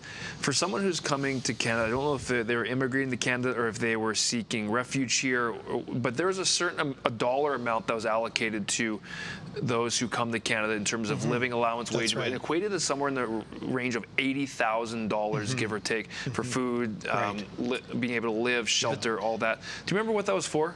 Is that under immigration, or was that asylum seekers, or? Yeah. It was asylum, I think. Yeah, so there's different classes, but certainly when it comes to asylum seekers, there's all these basic allocations made. So those numbers are public, but there's significant costs. Yes, that's the point. And, you know, and so part of that also relates to another category, which has kind of become another stream of immigration, which is international students, which have been a critical part of enabling a lot of public sector-based universities and colleges to be able to balance their budgets. Well, and the loopholes around that, especially when it comes to real estate, too. There's some interesting real estate that you've seen drive up prices to really being the world leader prices for homes in the Vancouver area. So you even have some post-secondaries that are laying off staff now because some of those numbers have been reduced. Then it's not as easy to bring those international students in. So this is a complex policy file, but it's changed dramatically the last 10 years. And it's interesting. This was one of the things that was flagged, once again, to go back to this report by the Privy Council, was that as society implodes economically and upward social mobility is no longer a thing, this is their prediction, this is the Government of Canada, that people will look for a scapegoat. And they predict that the 2 scapegoats will be the Laurentian elites, you know, those that carry the positions of power, and the immigrant community, that'll be the other scapegoat. And so for me, a lot of these files, policy files I call them, are really kind of pillars or answers to the question, what is going to be the picture that we're going to paint of the Canadian dream? right? And what is the Canadian dream? That we live in a peaceful society, that we are relatively safe from crime, that we have a sense that you can move forward regardless of your race, your background, whatever country you were, and you have an opportunity to move forward if you work hard and you keep the social pact, right?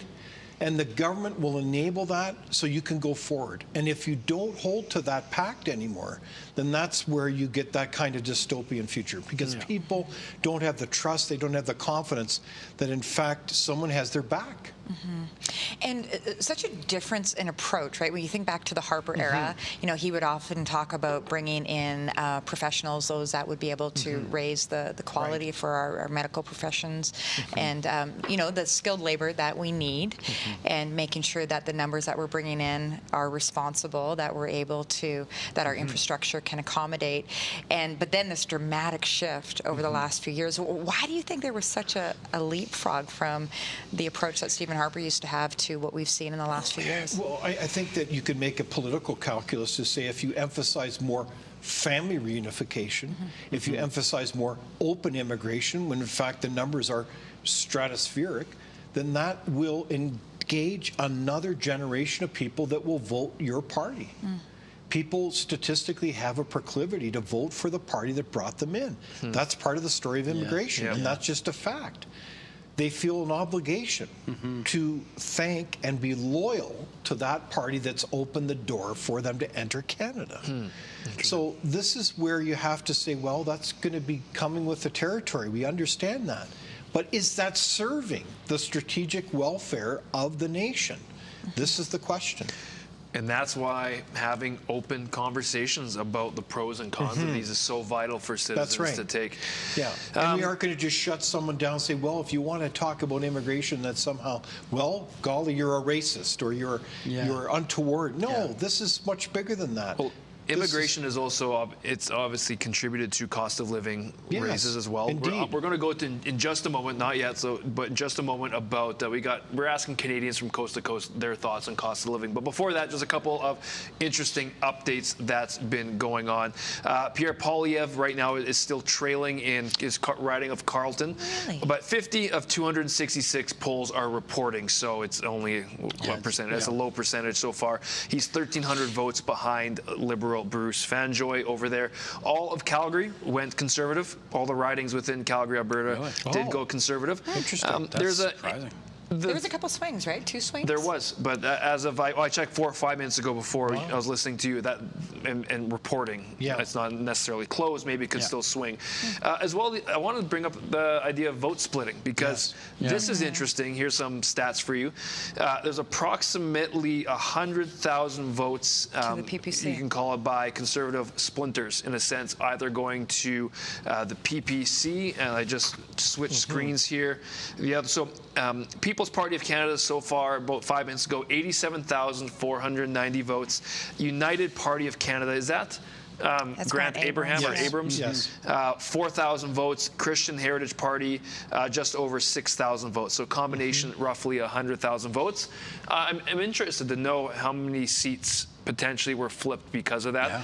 Again, I'm supportive of our country having the opportunity to start parties, and there's been great parties that have been started that way and all that. But at the same time, you got to look at also I'll put it this way, for everyone to think of, and I'm not suggesting one way or the other, but if you feel like you aren't happy with the current party and you want to splinter off for another party, I think you also have to assess strategically, what is my vote going to do? Because am I going to make a difference?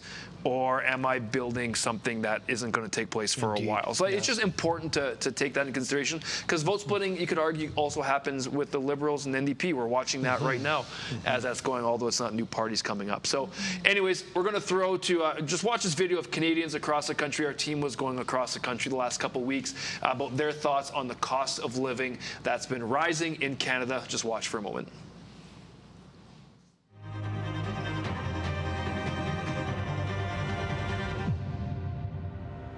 cost of living? Is that a big issue right now in Canada? It's a big issue. Cost of living is a big issue. Especially since COVID, everything has just skyrocketed. The price has like doubled in price in the last 6 years, so yeah, I found a big difference anyway. I've got, young adult kids that, one is in the housing market, the other is trying to get in, and, at this point, you can't even sort of see when that's going to happen. Even our produce, it's expensive. Our meats are expensive. We're kind of afraid to move house now because we don't think we can afford the rent for the next house that we're going to live in. I feel like buying a house here, that's not really doable. Yeah, I'm pretty sure the prices are way higher up. Like right now, the food prices and everything, gas prices, it's very expensive right now to buy grocery and stuff. Well, especially after the pandemic, the prices like groceries went up so much, it makes life much difficult now. Every time when I go to a grocery, I find that the stuff become more and more expensive. Like for example, during the previous year, when you have $50 on your pocket, you can get a branch of groceries, but now it's just little bags. Since the day we moved to Canada, the prices almost doubled. And we are actually looking to get a place this year. The price is just outrageous. It makes it so difficult for us. The single greatest concern is probably just the housing situation. I think the biggest thing where I keep hearing over and over is food prices and housing. Yeah, cost of living. The economic uncertainty, too, that we have right now with the tariffs and inflation and everything like that, interest rates. Welcome back to Merit TV Canada's Election Watch. We got about another, hour to go, so let's get the energy up. I would. How are we feeling across the board? Excellent. I need to it's been what? Pass How the many chocolate hours? almonds. Let's We're go. going on. I do want to talk about affordability. Okay. Because I think this has been part of the basis of. Have we talked about the income tax? Is this drop an yet? energy up topic? There is so many. Is this an energy up topic? So many things we got to talk about here. Okay. One of which is, if you listen to those incredible clips. Yeah, for sure. There is a real chord that strikes people in the eye when they go in a grocery store. And they look at how expensive things have become, right? And they're trying to balance where they're going to live. And they're looking at maybe some job, instability as well.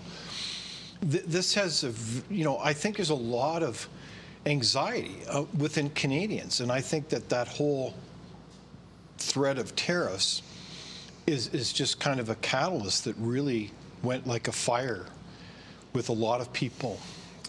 And I think in that context, we've really got to confront, this nation has to have a full policy plan to confront the issue of affordability. And there's solutions. And I think the housing crisis is really the hallmark signs of bad government policy that has, market to market. And we do all this kind of research that shows that the governments have been so tight on the use and availability of land. They've created this mess. The majority part of the housing cost price isn't the cost of the house, it's the cost of the land. So anyways, I guess what I'm saying is that this is an issue that is complex, but there are solutions. But Canada's really got to get its act together when it comes to this issue. Let's talk about solutions regarding housing specifically, because both parties have proposed, I think they're quite aggressive goals. Extremely aggressive. Canada would have to perform at an absolute best to build at the rate that both parties are proposing. But I want to start off with the Liberals and Mark Carney, because he's proposed a new Crown Corporation. I think it's called Canada Builds or Canada Builds Homes or something like that, which maybe we can dive into the specifics of what that means, because they're running on the idea of we're going to reduce the cost of homes. It's economics 101, supply and demand. Build more homes, it will cost less for the average Canadian. But I want to talk about what is it behind the curtain, so to speak, of what does that mean? What does that look like? Also, first off, do we like the idea of the government getting into the home build business, which is particularly, it's a private sector, you want free enterprise. It's a terrible idea. It's never worked. It has never been a good idea. And it's 500,000 homes is their goal. It's target goal. Sorry, keep going, David. So this is fantasy policy, in my humble opinion. The reality is we need to be striking the opportunity is to open up land for the private sector to be able to build these houses. We know the private sector does a terrific job building houses. They build them by the millions. What's missing is the opportunity. If you talk to any developer, they say they can't find the land. It's like government is in the way in terms of that issue, and usually it's red tape. And so you've got to look at these files and say, how are we going to streamline it to make these breakthroughs? We've done it in the past. We can do it again. Look at these numbers, though. So the Liberals have projected that they're going to do 4 million homes in 10 years, which is just under 500,000 per year, which works out to 7,692 homes a week. Same with the Conservatives. It's just as far as out to lunch. 8,846 homes a week. Completion. What are we talking about? It's outrageous. Well, they got to perform pretty well, and then typically when you have bureaucracy and government, that's typically not their MO to be efficient and that route. But both parties have proposed similar ideas in the sense of converting government properties and existing government land, converting it for private use, I believe. So the Conservatives said 15%, right? Okay, so 15% of underused federal buildings. I don't know what the definition of underused is. I know he's made jokes about CBC. I haven't heard anything specific from the Liberals a lot of on the this. conversion of public buildings, I mean, you have to look at the specifics, but a lot of it is wishful thinking. A lot of older public buildings, and I've been able to see, been involved in a number of those projects, are difficult to do. They're difficult to convert. There's a reason why people don't suddenly buy up these older buildings and convert them, because the building code is so demanding now. To meet those codes, it would cost a fortune. It's not economical. So you've got to open up the markets and flexibility. You've got to pre-approve lands so people don't have the uncertainty. If you're a developer, you hate uncertainty. So this is where the government isn't really rising to the challenge, because they've been the problem. That's been the primary problem, and everybody knows it. We're going to go to Paul in just a minute in the research room, but any insight on the Crown Corporation Canada builds with Mark Carney? Do they even propose home ownership, or is it rentals? Is it government owning and maintaining while people, it's places they can live, but it's going to be long-term rentals? Like, that was never clarified for me, and that for me is a really important point as well. You guys have any insights or thoughts on that? Hear anything? I do not know. Okay, because I would love clarity on that, because it's concerning if the government owns it, in my opinion. Very concerning. At those numbers, they're going to be the largest landowner in a couple of years.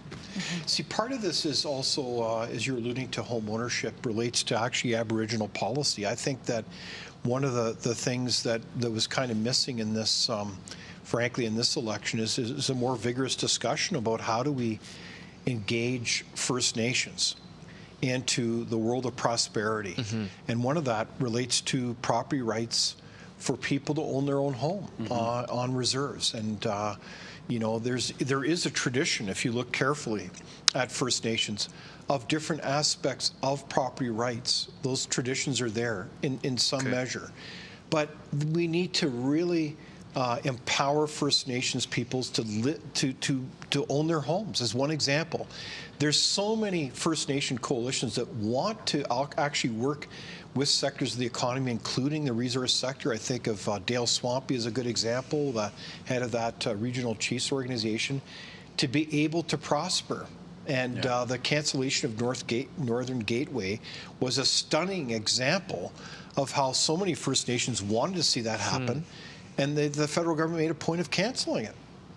Taking the rug from underneath them, and that's shameful. We need to get rid of, frankly, the Indian Act and move beyond it so that people can prosper, including Aboriginal people. Great point. We're going to throw Paul right away. Paul, I know you're standing by. Tell us what's the latest, what's going on in the data world, and as Canada goes to the polls, what's been happening? Thanks, David. Well, the Liberals would love to gain some seats in Alberta, but there's a couple of tight ridings up for grabs here. However, the one in Edmonton Griesbach, was actually flipped by the Conservatives. This was an NDP, Blake Desjardins, lost to Carrie Diot. All right, so that went to the Conservatives. Edmonton Centre, it was Conservative, and this was flipped by the Liberals. Eleanor Olszewski, at least she's leading, and it looks like she's going to win this one, flip it by about 1,600 votes over Saeed Ahmed. In Calgary, a couple of tight ones here as well. Calgary Centre, Greg McLean, the Conservative, is holding on at this point with about 700 votes ahead of Lindsay Lunau from the Liberals. And Calgary Confederation, man, this one has been really tight. It's been, like 50 votes apart. It was 225. Now it looks like it's about 300 votes. So Jeremy Nixon of the Conservatives still hanging on and maybe pulling ahead a little bit over Corey Hogan from the Liberals. And that's with about half of the votes, the polls reporting at this point. So, yeah, that one is still up for grabs. I mean, no two ways about it. And also, quick update on Montreal, Mount Royal. I mentioned earlier again, Anthony Housefather and the Conservative challenger here, Neil Oberman. Both of them Jewish, again, predominantly, well, about 25% of the riding is Jewish. They've got issues there, about anti-Semitism, as well as some debate over Bill 96, which is a bill that kind of hits a bit of the Anglophone population there, restricts some of their language rights. And Anthony Housefather has pulled ahead somewhat at this point. He's got about 1,000-vote lead again, probably about 55-60% through the polls at this point. Back to you, David. Thank you, Paul. Great work over there, you guys, keeping us up to date on all of those ridings and seeing some of these races are tight. It's, again, we still feel on our end, we haven't made an official call because with a couple key things that have been going on with Elections Canada data and website being down, it's just, and it's still, obviously, Conservatives are leading right now. I think they're at 160 from what I last saw. 162. 162, thank you for the Liberals. Yeah, Liberals. That just changed, and Conservatives 150 is what they're sitting at? 149 is what Elections Canada is saying. Okay, right so now. it's still moving in the direction of a potential Liberal minority, but we'll let you know when our team feels ready and confident to actually make a call. NDP are sitting at 8. Meanwhile, the Bloc, I think, is at 23 or 24. Is that correct? What are you seeing there, Faytene? As well, similar? NDP is at 8. Bloc is at 23. Okay. Well, it's interesting. I'm seeing more and more in my feed as the world, and call it Canada, and mainstream media have been calling Liberals. You're seeing a lot more pop up about Albertans saying they're serious about separation. National Post has put out an article about that. And do you guys, what's your gut say? Not in terms of will it happen, do you see this sentiment continuing to progress forward if there's a Liberal minority? And is there anything Mark Carney can do to quell that, do you think? Yes, I think that a new government has a lot of opportunity, again, to signal to every part of the country, including particularly Alberta and Saskatchewan, that they care and that they're valued to and have the freedom to not be intruded on in terms of their constitutional rights and freedoms as provincial governments to develop everything, including their resource sector. I mean, I think that if you don't have the ability to pursue that aspect of provincial autonomy and the Canadian dream, if you will, why would you be part of Confederation? That was the whole point of developing the 1867 project, was to enable these colonies, e.g. provinces, to be able to succeed. And there's all kinds of, I mean, it sounds like, well, like Festivus, like from Jerry Seinfeld. But this is the story of where we're at as a nation, is there's grievance after grievance where these things need to be addressed and not ignored. And I think that any sensible new government will look at the math and say, golly, there's a lot at stake here when it comes to the economy that we need to pay attention to. And if we don't, we do so at our peril, not just as a government, but as a nation. That's where we're at. And if people don't understand that, I think they're tone deaf to the policy reality that we're in 2025 of this month. Thank you for bringing up Seinfeld. Okay. Just so you know, I really appreciate that. Festivus for the rest of us, one of my all-time favorites. I don't want to camp on this too long, but I just got a message from a friend who's in CPC headquarters, and MP Jamil Javani, who got re-elected, is up there actually slightly slamming Premier Doug Ford. calling him unprincipled at the party, and also opportunistic, and accusing him, so these are quite strong words, accusing him of meddling in the federal election, and he's getting quite a lot of applause at the CPC headquarters. Thoughts on the whole Doug Ford thing? Obviously did not endorse Conservative leader Pierre Poilievre. He definitely bounced around when it came to Trump and tariff talks. Seemed to throw Pierre Poilievre maybe a couple times under the bus in some of maybe undermining comments in a way. What are your thoughts on that? Was he unprincipled? Is he within his rights to act that way? Is he being opportunistic? General thoughts. What's going on there? Province versus the federal, in a sense. I think everybody was just kind of gunned about that. You know, there's still a segment of the population that believes that if you're conservative, you're conservative. You know, and that there is a loyalty there to your federal counterparts. But yeah, I think people were a little bit shocked by that. You know, and some people are wondering, okay, is he posturing? Is he posturing He was flippant with his words, and even Danielle Smith called him out a number of times on a few things he said. Yeah. Yeah, for sure. You're right. Posturing. It almost felt like posturing. I think you're right. Well, yeah, and that's why I think Giovanni was using the term opportunistic as well. So we'll see how that plays out. But that's just, I probably had a little bit of effect, I would suggest, going forward, because obviously he has a voice, and especially when he talked about how to handle. I'm just wondering how much. Anyway, I'm not going to go there. But I would say, if I was to give a comment as a political scientist, I'd say that there is the theory of the balance theory of political science relative to Ontario specifically wanting a different government in Ottawa than themselves. And there's a lot of interesting theories about why that is. But part of it has been, if you notice the policies pursued by the Ford government, I would be hard-pressed to describe them as being fiscally prudent. Yeah.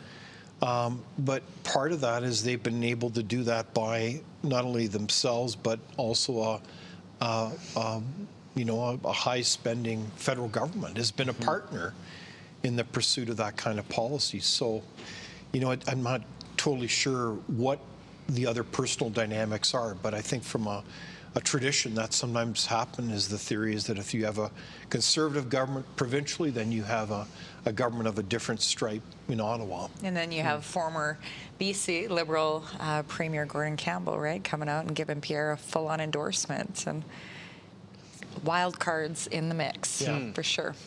Well, I just inquired. I know it seems like NDP leader Jagmeet Singh is getting ready to address his party over there. So I'm not sure if we're going to go there or not, but our team will find out. But anyways, that's going to be coming up soon. It'll be interesting to see his comments and his remarks, whether he is officially going to. Well, I guess if he doesn't have his seat and he's going to lose, he's not going to be in the House. But we'll see what his tone is. As well, right now, just a quick update, as you can see on the screen, still staying very similar to what it was over the last 15, 20 minutes, with Liberals leading or elected in 162 ridings, 149 for the Conservatives. NDP, they've just been at that number 8 for the last while. So not moving at all. So it looks like they won't have their official party status unless I think there's a miracle that happens for them to get 4 more over the next little bit. So anyways, it's been there's a bunch of people asking if Pierre is going to resign. Any thoughts? A lot of people are asking that. Yeah, I don't know his own will for it. I don't think there's a reason in terms of a party to want him to, because Stockwell made a great point of the party has progressed. It is their best result since 2011 with Harper's government, and picking up, what is it, almost 30 seats or 30 seats. That's still moving forward in the right way. And also keep in mind is that depending how this shakes out, if it's a minority government, it's realistic. We could be back at the polls 3 months, 6 months. Like, there is a scenario where there is another election called if you can't form government, or if there's a Conservative bloc coalition. That I'm just saying it's not necessarily over in that sense. Be that soon? For sure. Well, historically, minority governments have notoriously a short lifespan. Yeah. Usually about 18 months. Short as being, or usually that's an average. But, you know, so this recent round where the Liberal government was a minority and had that, quote, supply agreement with the NDP was was unusual. But it's not unusual to have all kinds of alliances or agreements. I think of, well, in 1985 with the Conservatives lost kind of the election in Ontario, the Liberals at that time provincially made an agreement with the NDP then. But so yeah, it's not over. I mean, do we know what's happening in Carleton? Like, what happens if he picks up 30 seats but loses his own? Yeah, that looks like it's a possibility. He's still trailing by, I think what I'm seeing here is about 6 points with over 40% counted. So nobody would have called that. But it depends about a week where ago. those polls are in that riding. Okay. That poll is kind of a split riding. The real issue, as I recall, is a number of those polls are as you go to more of those smaller towns and rural areas, the Conservative vote is very strong. Okay. So the question is which polls have been counted. Right. So it's far from over there. Well, that's a question for our research team, and Paul and Jeff and all those guys over there, and Rod. If you guys could look into that, maybe give us a bit more insight so David can look through it to see if we know what polls have been or what percentage and where we're sitting. I'm looking at his writing right now. Liberal Bruce Fanjoy has 14,529 votes, and Pierre has 12,817 at this point. So what's I missed the first number. What's the difference? About roughly 2,000. Okay. Well, so that's still within the realm of possibility, right, David? So nothing. Anyways, I just got also a note from our team is that the team is saying they can safely say a Liberal minority, meaning that ballots are, yes, still being counted as it comes through, and it's not going to flip too much according to our team, but we'll be interested to see what happens with the NDP. And also, obviously, Pierre Poilievre's seat is up for watch. I'm not saying it's, who knows, we'll see how that falls. Yeah, a lot of interesting things going on. There is like 60 people on the ballot for Carleton. It's wild. Is that the most in the country? I don't know. earlier. Sorry, I'm guessing it's that big. Okay. No, I think it was 91. It's huge. Yeah, it was bizarre. Somebody, yeah. Very strange. But again, those ridings really reflect the dynamic of the collapse of the NDP. But, you know, there's been a long history of Poilievre being in that riding, as you know. But if you have the NDP coming in, I'm curious what the vote would be there in that riding. That tells the story. It would be that tight. So I know this is probably unnatural, but Mark Carney was leading the Liberals without a seat in the House of Commons due to the nature of how those events unfolded. It's most likely if let's just say if Pierre Poilievre does lose his seat, knowing who he is, he'd probably, I would assume, would resign. But is there a technicality where he could hang on as the Conservative leader without a seat? I believe he could. He would just make arrangements with a member who may want to leave. Okay. You know, there is that scenario where a leader does, you know, there's a convention. They don't have to have a seat immediately, but it gets to be tenuous if they can't find a seat over a time. Yeah. Interesting. Well, I'm hearing as well Jagmeet is doing his speech right now. So we're not throwing it. Our team is looking for it right now, trying to find it. So if we can throw it, we will throw that soon. But I'll be interested to find out what is going on and what his tone is and what his thoughts are and how he is going to frame this with the NDP. Obviously underperforming compared to where they have been, especially if you look in November, December, and how they were in a position where the NDP could have formed the official opposition. I think if they timed it right, if they would have supported the Conservatives at the right moment, obviously would have led to a Conservative victory. But there's a potential they could have been the opposition, and to see how far that has fallen just a mere 3-4 months later, that's a really big change on that front. So, yeah. What else is on your guys' minds? What are you guys seeing coming up? How's everyone doing on YouTube, by the way? I saw a number of people saying we're still here, sticking with you guys. I know we're at 10:40. We probably are going to wind down over the next 20 minutes, but we do have Jagmeet's feed here. We're going to go there, so stay tuned. Watch with us for a little bit as we watch Jagmeet Singh, leader of the NDP, speak for a little bit here.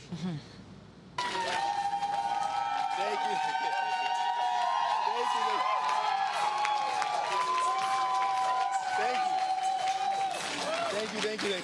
We're good. Thank you. Thank you. That was very nice of you, very sweet of you all. Thank you so much.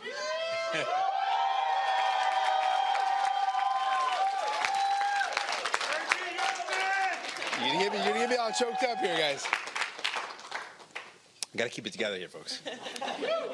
Thank you very much. The love is amazing. I appreciate y'all. Big thank you to Suzanne. She's been with us from the beginning. Huge thank you. Appreciate her so much. Thank you, thank you.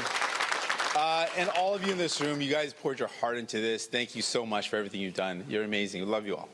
Thank you.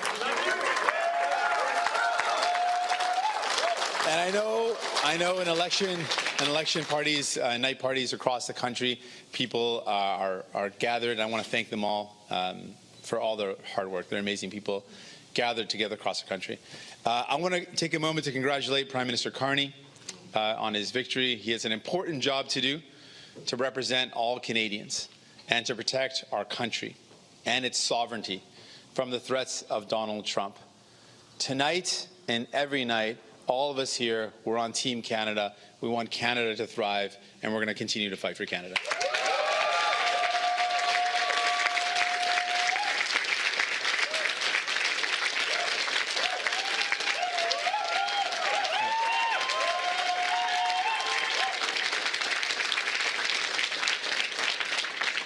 I want to congratulate all the other leaders on a hard-fought campaign. It's been the honor of my life to represent the people of Burnaby Central.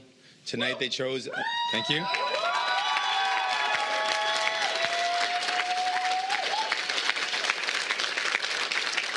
Tonight they chose a new member of Parliament, and I wish them well as they continue to work hard for this community. Obviously, I know this night is a disappointing night for New Democrats. We had really good candidates that lost tonight. I know how hard you worked. I spent time with you. You're amazing. I'm so sorry you're not going to be able to represent your communities. I know you're going to continue to fight for them. I know on how many doors you knocked, how many family dinners you missed, how many nights your kids went to bed without you there to tuck them in. I know it was a tough sacrifice, and I just want to thank, and we can get a round of applause to every single candidate that ran for us. Thank you. Yeah.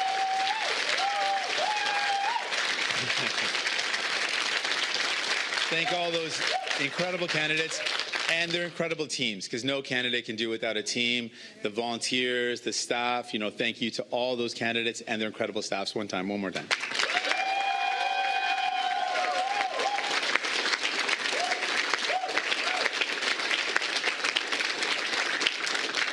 Choosing to commit your life to politics obviously comes with some sacrifice, but we choose this life because of the chance to change the country we love for the better.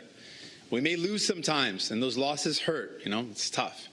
But we are only defeated if we stop fighting. We're only defeated when we believe that those that tell us that we can never dream of a better Canada, a fairer Canada, a more compassionate Canada.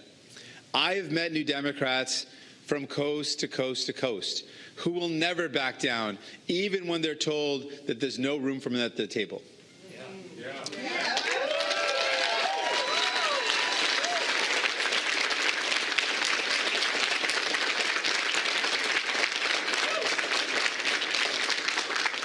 We make room for everyone because we believe that there is enough wealth in Canada for all of us to live the life that we deserve.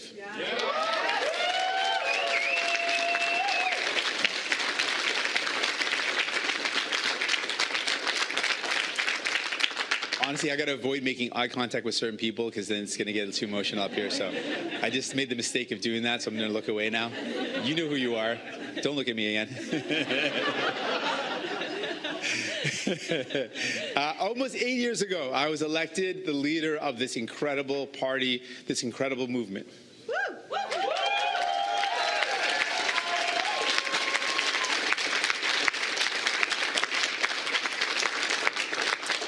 I've worked really hard to be worthy of this trust, to live up to the legacy. All right, well, there you go. You've seen now former NDP leader Jagmeet Singh. He has officially stepped down as party leader of the NDP after losing his seat in the House of Commons. And right now the NDP are around that 7-8 count for the potential seats that they will hold in the House of Commons. And if they maintain that number, it will no longer be the NDP. They will be a bunch of independents within the House of Commons. So that is a very, again, another major storyline is the collapse of the NDP. This has happened maybe a couple times. I know earlier we were talking with Peter Stoffer. He referenced it was the early 2000s where the NDP had a drastic fallout from one election to the next. But anyways, that is something that's interesting. A couple other ones I want to highlight. I noticed just because we've interviewed him on our show and we've seen some of his documentaries, like Vancouver is Dying on the opioid crisis. Aaron Gunn, who ran, I think it's his first time running for federal office. He's been elected in North Island, Powell River, and that's officially being called there. So, and Andrew Lawton, another media personality. That's right, former media. He was. Who was he with again when he was? True North. That's right. He was with True North. That's right. Oh yes, yes. Yeah. So he will be. He's elected as well. So interesting to see that. Yeah. We'll be going for another 10 minutes, everybody, as we continue to watch what's happening. I know we're still waiting for some more information on Pierre Poilievre's seat with Carleton. It's kind of shocking to be saying we're still waiting to see what happens there, but not all the polls. But David, like you said a little bit earlier, it really depends on which polls have been reporting as. That's a very important area. So I think it's just around 40 to 50% have actually come in as well. So what's going on there on YouTube, Jeremy? Seeing anything? Just kind of Liberal win is unfortunate for Canada, one person says. Another person says Liberal victory means a great day for Canada. Yay, Aaron Gunn. The good guys won. All over the place. So we have viewers from all over both sides of the aisle. But yeah. Well, I'm starting to see people now project and calling it a Liberal minority government. You're starting to see that from CTV. They've said that as well. So, anyways, numbers are off right now, but they haven't changed much in the last 20 minutes, and I believe we're at probably 70% of the polls reporting. So I think we got 163 for the Liberals, 149 for the Conservatives, still at 23 for the Bloc, obviously. 7 for the NDP. They dropped down one. Yeah. Oh yeah, you're right. Yeah. 1 for the Green. Yep. I'm also getting Blanchette has made a speech. I don't know what he's been saying yet, or if he's doing a speech right now. I'm not sure if we do have it, but I think we're okay to, unless it's something that we really want to go to. Okay, great. Sounds good. I was just talking to TV when I was talking to my producer in my head. They don't know who you just talked to. You guys aren't hearing that. David's got voices. I got voices in my head. Election Watch 2025. I got a cup of coffee. I got 3 cups. I got a guru. I got water. I think you stole one of my mugs by accident. I knew who you were talking to. Yeah. Nobody else did. I am artificially being run right now, just so we all know, as we draw near this. I will say though, I'm going to 2 a.m. here. I know you're doing well. Yep. How fast this night has actually gone for me. Like it hasn't felt 7 hours. long. Yeah, 7. We're going on 7 hours in just a moment. So we still got Election a hardcore. Canada poll says that 86.6% reporting right now. Okay, yeah, that's quite a bit. And interesting. You know, I think. As I'm assuming we're going to start winding into sort of final thoughts and remarks here, but I think as Canadians, we all have a decision to make tonight, and that's, are we going to keep our hope on? Are we going to keep engaged? I remember even at one point, Pierre Poilievre was talking about no matter what happens, Canadians need to continue to be engaged. Now, this is when they were projecting a supermajority, because he was talking about the Senate and the fact that the Senate's kind of been loaded up with Liberals and how important it is that no matter what happens, that Canadians, continue to stay engaged. And I think that's the word. I think we got to keep our hope on. You know, a lot of folks went into this with elbows up, but I think we need to come out of it with chin up, right? And say we have so much potential. We have so much equity on all levels in this nation, and we have to band together. And also, I want to say this. This is a thought I was having when Trish Wood was sharing about how we need to decide whether we're going to be leaders or followers in terms of shifting the culture of political toxicity, right? I was thinking about an example in our own riding where, graffiti was happening on all the signs, and one of the candidates just got on blast, went on Facebook, just went on blast, accusing the other side, just all the labels flying, and it was just like really vitriolic, right?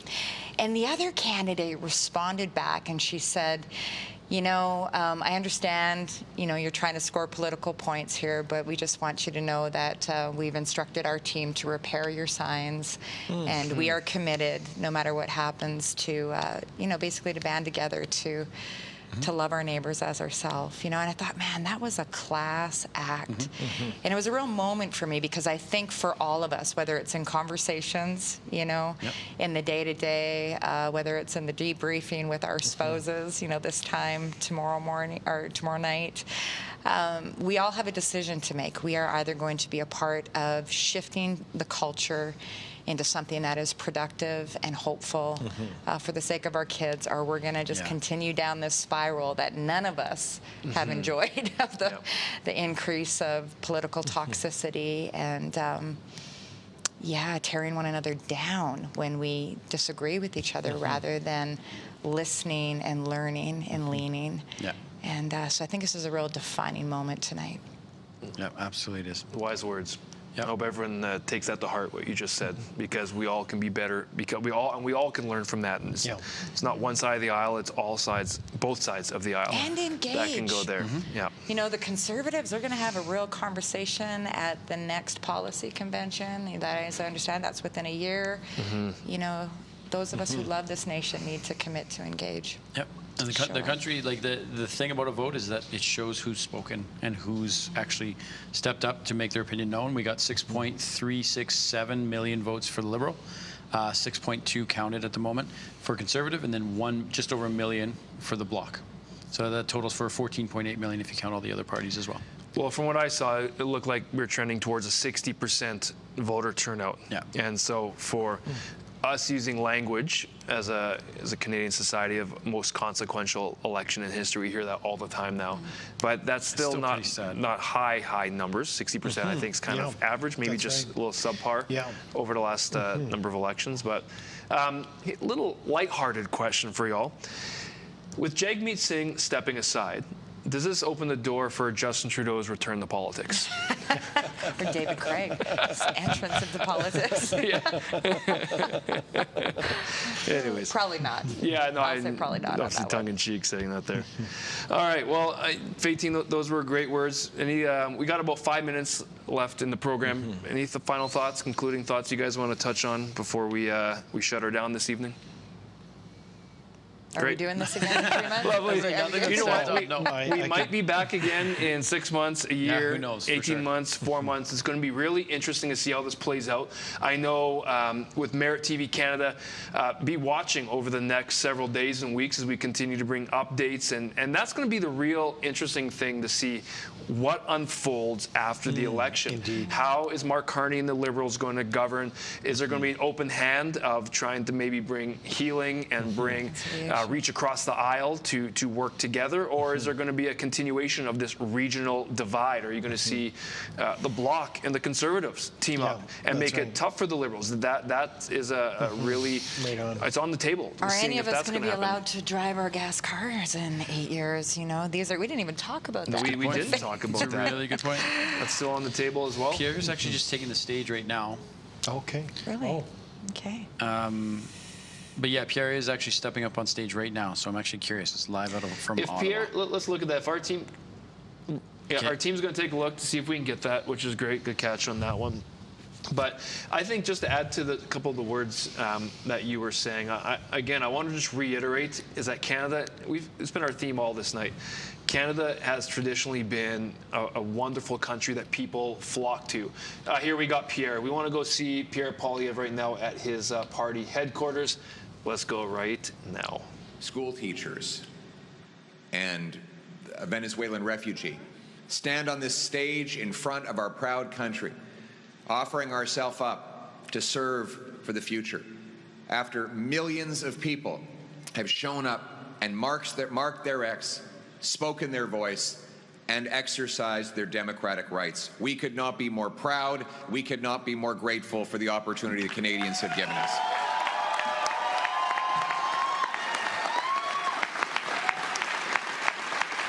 And speaking now of Anna, I want to take a moment to thank my incredible wife. She's been by my side. She's my rock. I love and cherish you and our little ones more than you'll ever know. And I could not have done any of this without you. Thank you so much. I love you.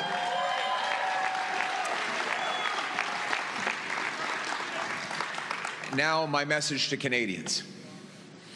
The promise that was made to me and to all of you is that anybody from anywhere could achieve anything, that through hard work, you could get a great life. You could have a nice, affordable home on a safe street. My purpose in politics is and will continue to be to restore that promise.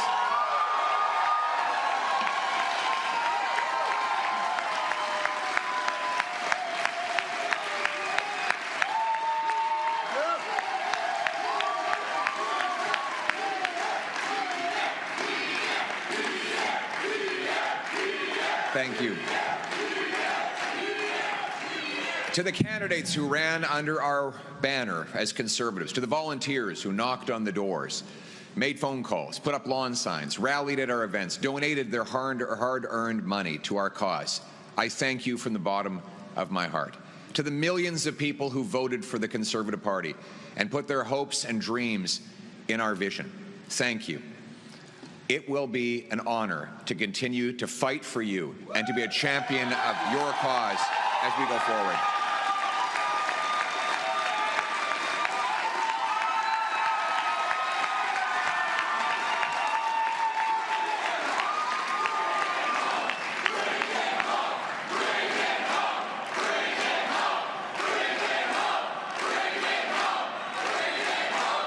Ça serait un grand honneur de continuer de me battre pour vous, parce que c'est un honneur d'être votre voix, c'est un honneur de me battre pour les valeurs conservatrices pour lesquelles vous avez voté, et surtout, ça va être un honneur de continuer d'avancer la promesse du Canada, que chacun ici au Canada qui travaille fort pour avoir une belle vie et une belle maison abordable dans une communauté sécuritaire. C'est ça notre vision et on va le ramener chez nous. Merci beaucoup.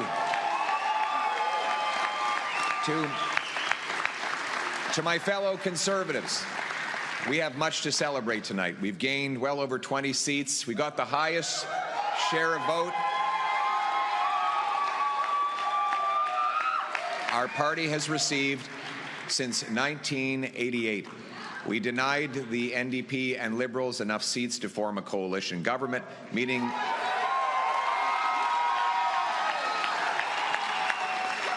and we did all of this in a very difficult environment. That said, we are cognizant of the fact that we didn't quite get over the finish line yet. We know that change is needed, but change is hard to come by.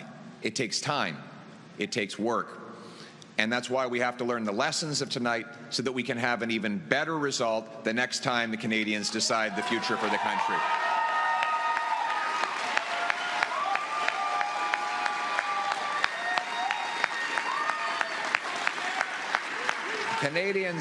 Canadians have opted for a razor-thin minority government, a virtual tie in the vote count.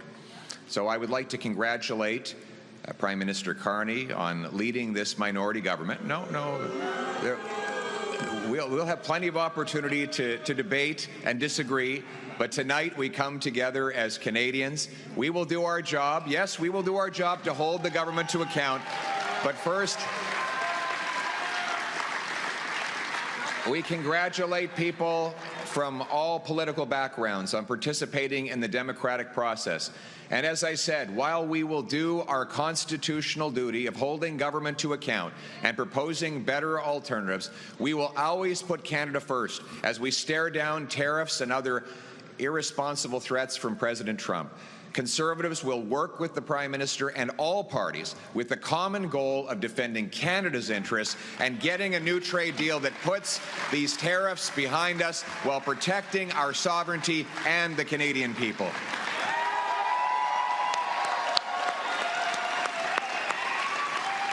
I want to thank my Conservative team, my caucus, my members of the Conservative staff and others who've helped reshape the entire political landscape in this country. Conservatives have achieved major breakthroughs tonight. We brought in record support from blue-collar and unionized workers, youth, new Canadians. We gave voices to countless people across this country who've been left out and left behind for far too long. We won the big debates of our time on the carbon tax, on inflation, on housing, on the drug crisis, on crime. Conservatives have been leading the debate, and we will continue to put forward the best arguments to improve the lives of our people right across this country. But we will not stop there. Every single day, our Conservative caucus and I will be holding the government to account on behalf of the millions of Canadians who believed in the message of change. En tant que parti, on a grandement élargi notre soutien.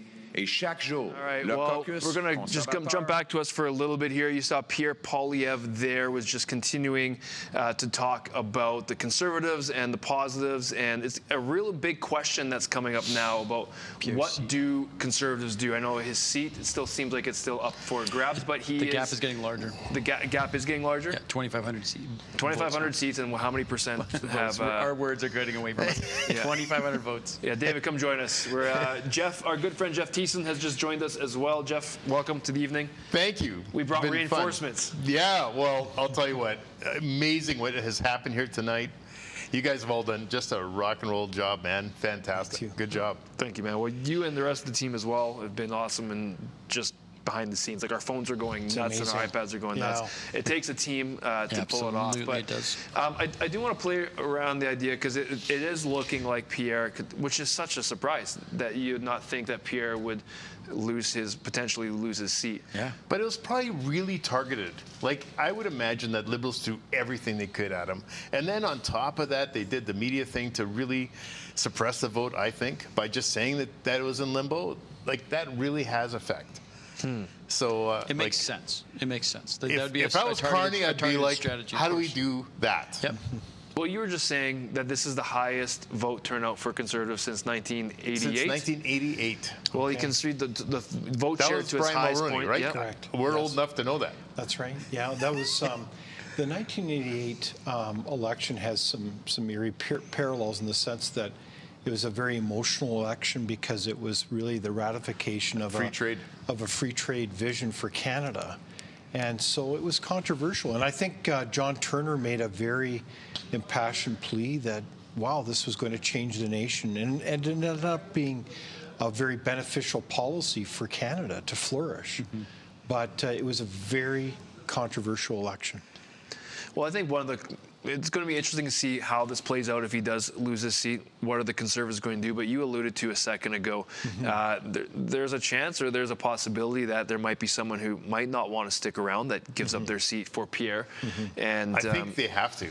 Like, literally, they have to fall on their sword. Who do they have waiting in the wings that's going to be as impactful as he has been? Well, because it's a minority, you never know when that's going to flip. There's just no time to replace a leader. He has to get in there quick. He has to make a difference.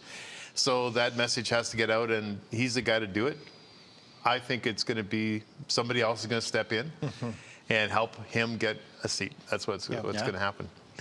Well, Pierre was congratulating Mark Carney, and I know we're going to stick around here for a couple of minutes to see when Prime Minister Mark Carney does a speech. We'll be interested to hear his tone about that, so they're still searching for that, or I'm not sure if we know when that's going to happen.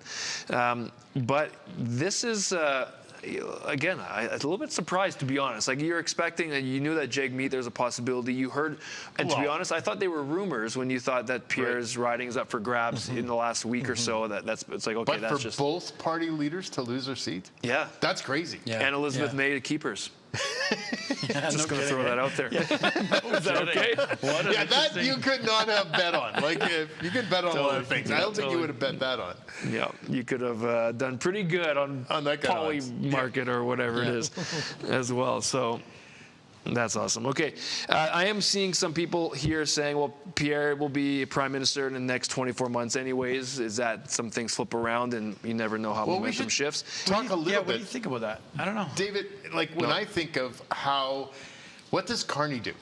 Because he's got to make really strategic steps here, really and smart steps. Be successful at them, especially when it comes to Trump and tariffs. He's got to deal with Trump. He's got to figure out navigating that whole thing, and that's his main platform, right? Right now, it's just how do I deal with Trump? Yeah. So navigating, that's going to be fun to watch. It's going to be fun for us to watch for the next couple of years, probably, as that plays out. And like, I wonder he's going to be actually having to govern. Yeah. The people are going to be frustrated with the prices, the home things, everything that Pierre has been pushing over the last 2 years, 3 years, 4 years. Carney's going to have to live with, how do I fix that? And that's not going to be easy with the agenda they have. Why do you think Trump said that he wanted Carney? What's your thoughts on that? Well, do you think he's telling the truth? Do you think he's being tongue-in-cheek? I think he figured out I screwed up, and he's been trying to figure out how to fix it, and he just doesn't know how to fix it. Like, he doesn't know whether he should say, "Oh, I like Carney, I hate Carney." Like, what are you going to do? Do you think it's neither here nor there? It doesn't matter to him? No, I think it matters a lot. Okay. I think he really wanted a conservative to win. Like, personally, like, unless the Treaty of Versailles actually is true, I think he wanted to have a partner that he could have actually dealt with effectively to work things out. Yeah. And I think Carney's, now that he's positioned himself to be as the anti-Trump vote, that's not going to be easy on an economical perspective at all. It's going to be very difficult for the two of them to put a deal together. So, I think that was, I think it's a mistake that he made, but he can never say, "Hey, I'm sorry." So he'll stick to it. He's just going to keep doubling down. Yeah. The numbers were just on screen, showing 164 for Liberals, NDP at 8. You combine those together, that's 172. But 8 turns into 8 independents, not 8 NDP. Yep. Now it's 7. Do the NDP as independents, David, still act as a unified NDP, or are they all, "Hey, I'm on my own, no repercussions"? Meaning, my question is, could the Liberals form some sort of coalition with what's left of the NDP? No, well, they might. They could be close to 172. Oh, yeah. If they get 172, they could. They could actually vote as a shadow cabinet of the Liberals. Yeah, my question is the independent issue for the NDP, if they lose their party status, is that... If NDP and Green go with them, they're at 172. Yeah, if they want to work together, they will. I counted 171. So something flipped over there? So sorry, I'm looking at this here, and it says 7 NDP and a Green, so it's 8. That brings them 172. Yeah. Comments are saying here, CPC gained 30 seats more with Pierre as a leader. That is incredible. Yeah, Again, it is important to look at the timing that we are in. We've talked about outside forces that have definitely helped the Liberal. Like, talk about a comeback from where they were polling and what their popularity was in November, December. Like, that is an absolute incredible turnaround. But you look at the timing of tariff talk and Trump coming into presidency. You look at Jagmeet Singh and the NDP's strategic decisions and how they've been handling. Obviously, there is a giant reflection there. So you could argue that some of those are outside of the Conservatives' control. But just very, very... I've been talking a long time, so I'm short on words now.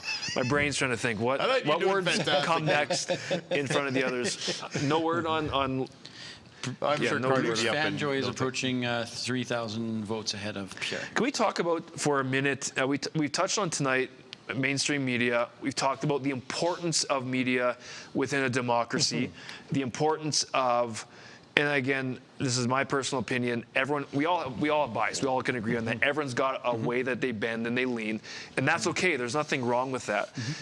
But you want to be able to represent all voices in Canada. Not saying each individual media group has to, but at least you can be open and honest and like say, "Hey, here's kind of where we're coming from. Here's my opinion," as opposed to trying to mask it. So maybe Jeff and Jeremy, talk to us, and everyone will jump in. What are we trying to do here with Merit TV Canada? Because we've got some interesting goals ahead that we want to achieve. We want to be the best. Well, we are there the best. Go. All right, straight to the point. No, we want to be. I think one of the things that we've seen all too often is that, just as you said, everyone has a bias, but no one making a voice for balance on anything, and not necessarily balance, but like presenting balance, presenting both sides. Opinions are fine, even if it's not a balanced opinion. I think that, in fact, I always look for that. I'll look for the opposite opinion of what I want. And I try to find the opposite of my opinion. But to have both is so valuable. And so we want to essentially create a place where you can hear both sides. You can get the facts, get the truth. Most people, when you saw the polls that we did where they said, what's your truth, or sorry, what's your scale of where you trust legacy, mainstream media, I don't think we heard anyone say above 8. I think there might have been one person, and that was just a small sample. But 4, 5, 6 is like the average of where people are at. And so there's a reason why we don't trust, is because we know it's being skewed. And we want to kind of break that and change that. And I'm excited because when you take a look at the guests that we had today, the variety, we had amazing people, whether they're NDP, whether they're Liberal, but Conservative, but they were great communicators. And Merit TV is here for Canada to bring you the best people who can really speak to the issues. And like I subscribe to various different perspectives. I, like you, Jeremy, I'm looking for left and right, because one way is not the right way. You got to get everything coming into your mind so you can really make informed decisions. There was a really interesting thing I saw on social media, which was critical thinking, on steps on testing whether or not you have critical thinking skills. And part of that is just, it's going through the process. Does this make sense? Who's benefiting? There's all kinds of different things you can look at. And most of the time, especially this election, when media was on the line, well, the CBC thing, it's hard for me to not think that CBC had some level of bias. And I was over in the research area talking to the guys there. Several times he was like, well, they sure were dancing in the streets when the results were coming up. Why? Because Pierre literally wanted to take them down. So they can't help it. It's their friends that are going to be affected. They're taken down and/or more funding. Or more funding. So there's going to be absolute bias that's going to happen with the CBC, and that's fair. They should probably say, you know what, it's real.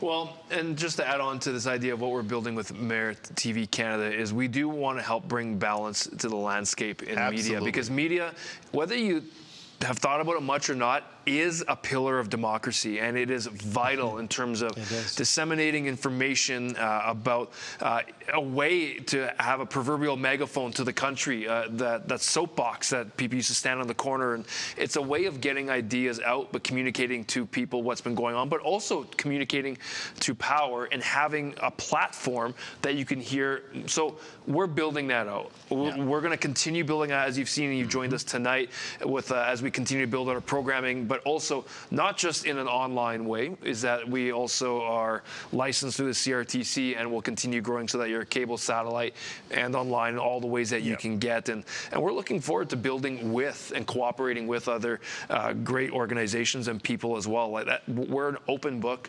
And anyways, I just think that we can add, and I think we will be adding a lot to the Canadian media infrastructure going forward and all that. So anyways, just want to add on to that. So, and TV really is just an amplifier. Exactly. We're going to be inviting people from all kinds of different perspectives, giving them the opportunity to speak to this country, and it's just amplifying their voice, and that's what it's all about. Is a lot of great people. That's one great thing about podcasts. You see the incredible ideas that people have, but they don't have the TV opportunity, and we can provide that to them. So lots of ways to work together. I'm glad you said that. We're still waiting for the speech from Prime Minister Mark Carney. We haven't heard an update as of yet, but in the meantime, lots of exciting developments happening here at Merit TV Canada. I want to introduce you to Rod Kurtz, who is our news director. So Rod, I'll throw it to you. Hi, I'm Rod Kurtz, News Director for Bridge City News.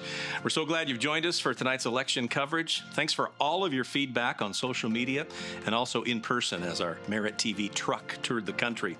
Our crew had a chance to talk to so many Canadians and get their thoughts about this election, this great country of ours, and the future. Which brings me to this next chapter of my career. After a more than 40-year career in broadcasting and journalism, I joined Bridge City News and MCA Media Group because I believe stories are more important than ever. And while our partnership with Dr. Phil's Merit TV is exciting, we're even more excited about Canada and the stories we'll be able to tell on this side of the border. Yes, we'll still cover Southern Alberta with Bridge City News as we've done for so many years, and I couldn't be happier to join and guide that team of people. But now Merit TV Canada opens us up to the entire country. So we'll be telling stories about people with a heart for change, people who maybe run a business, serve people in their community, People maybe are doing something kind to help a neighbor, and of course the faith communities that are the lifeblood of this nation. I believe our role as media is not to tell Canadians what to think or how to think, but rather ask them what they think and then listen. You know, there used to be a thing called the public square where people would meet and discuss ideas. The goal wasn't to necessarily change anyone's mind, but rather to learn. And I believe that's our role, to welcome voices into the square, to create an opportunity for dialogue, and to learn about those differences. And despite the differences, without yelling or screaming, work together to make Canada what we want it to be. There are so many voices today, so who do you trust? Well, I believe trust is earned. And we hope that we can earn your trust in the coming months and years. And the word merit maybe explains it best. One of the definitions of merit is character or conduct deserving reward, honor, or esteem. I hope that we, through our actions, will be worthy of your esteem. And for those who might be new to the channel, we hope you'll watch and over time earn your trust and respect. Thanks again for being here, and have a great night. Man, he's just summed that up so well. Beautifully said. Well said. That's why he's our news director. Yeah, I was like, wow, Jeremy, good hire. Yeah, nice work, team. Hey, there's a couple of questions coming up. I do want to bring clarity. People are asking in the comments, is this owned by Dr. Phil? And I want to bring a little clarity to that. That's a great idea. And the short answer is no, it's not. We are Canadian, born and bred, Winnipeggers. Where are you born, David, by the way? Do you want to get Kitchener? You had to think for a second. It's been a long night. Somewhere in Canada. We are Canadian, born and bred. I don't know is the answer. We live in Canada. We file taxes in Canada. Yes, we do. Let's make a point of that. That's a new one. Hey, we got to now say that. We file taxes. We love Canada, but we came into an interesting relationship with the Merit team in the U.S., who is, again, no ownership, anything like that, but fully supportive, and there's licensing agreements involved with programming to help us build what we want to build here. But we're just really excited to be able to learn from what they've done in the States. But we are Canadian, filtering and going through what we believe and how we want to help Canada. So it's important to make that distinction, because when you come down to branding and licensing agreements and all that, sometimes you have names and it can be associated. But man, our conversations, Jeremy, Jeff, and I, we were down in Dallas a couple weeks ago, or a month ago or so, meeting with the team that's in the U.S., and guess what? They're entirely and exclusively focused on the U.S. That's important to say. They're exclusively focused on the U.S., where we're exclusively focused on Canada. And he said to our faces, any way that I can help and support you guys to do your thing, we're here to help. But David, the open hand they have, as they said, basically, here's everything we have for programming. We're going to be building all kinds of more programming. Like, they're going to continue to build more and more and more. Whatever you want to use. Whatever you don't want to use, don't worry about it. Like, it is open hands. They have completely open hands to help us, whatever. And what is great is there's no obligation to do anything. They're just here to help us. And they have great programs, and we want to touch this nation. And fortunately, we got a great partner who can help us do that. So we're going to keep. Looks like Mark is headed to the stage. Oh yes, okay. Yeah. So let's see if our team will grab that. There's Mark Carney. You guys, we're going to throw to Prime Minister. I don't know if we have it ready though. Oh, we have it ready. We do have it ready. It's there, but he's not up yet. So I don't want to throw just yet. This is his wife speaking. Do we want to throw there? Okay, I'm going to keep going just for a little bit, but just so everybody knows and sees, we've been talking a couple scenarios as the Liberal government is forming a minority government. They needed 172 seats to be able to form a majority, and they are shy of that at 165. There's a lot of polls. I know 338 Canada polls were projecting the Liberals at 185 seats and the Conservatives in the 120s. Obviously, they were quite a bit off. Conservatives are just shy of 150. NDP looks like they're going to be losing their official party status, so they'll become a bunch of independents. And then you have Jagmeet Singh that also stepped down just moments ago as we saw his speech. But Mark Carney was the Prime Minister and now is a Prime Minister with a seat in the House of Commons. One of his biggest tasks that he's going to have to answer and handle, and I know the whole nation's eyes will be on him, is how is he going to handle tariffs? Is he going to continue doubling down with the tariff for tariff, reciprocal strength, elbows up approach? Because that's from Donald Trump's perspective. I know he dropped tariffs worldwide on all nations for those who are willing to come to the table down to 10% and put a 90-day pause on all of them. But Canada was not included in that because of our response to them. So I'm interested to see any predictions or thoughts and what's the right approach as we move that direction. I think it's a lose-lose if we go down that road. But So I'm very curious to see what's going to happen there. And Trump is just such a wild card. You just don't know what you're going to get. And there's a part of me that wonders, if he kind of double faked us out here and maybe did actually want Carney, because if things have been trending this way, maybe he wants that. You know, maybe he wants the country to be trending in a debt position, over leveraged, underutilized, and maybe that's his tactic. Who knows? So I'm very curious to see that. So, but again, to speak to the tariffs question, I don't think we can go face to face like that. Well, some people think he plays chess. Some people say checkers, and then some 3D chess. Like, it's just amazing how different people read it. Some say go fish. Well, right now we know that we know there's well over 90 countries that are have reached out in negotiations. But do we though? Yes, we do. We do. Why are you skeptical on that? Well, because they've been identified. Have they, or have they just been thrown out and said, has he really talked to China? And we know that China's denying that this last week, saying they China haven't. said, but who can you believe? Putting China aside, which is a clear point where obviously they're working to isolate them, and it's arguably a different case. We do know that there's serious negotiations with a select group, right, between Japan, the European Union, and of course India. So I can't pretend to know the complexities of those deals, but they're setting up the frameworks to set those precedents. And so I think there's going to be great pressure if one of those deals is David, I'm going to cut you announced. off. I'm sorry. Yes. Mark Carney is just jumping on stage, and he's just starting here. So I think we're ready with the feed. Sorry for interrupting you, but we're going to be jumping here right away. Here we go.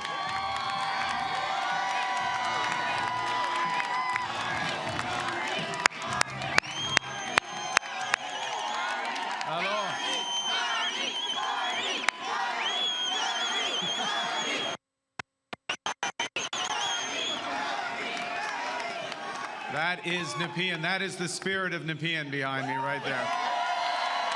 Thank you. Bonsoir tout le monde. Bonsoir.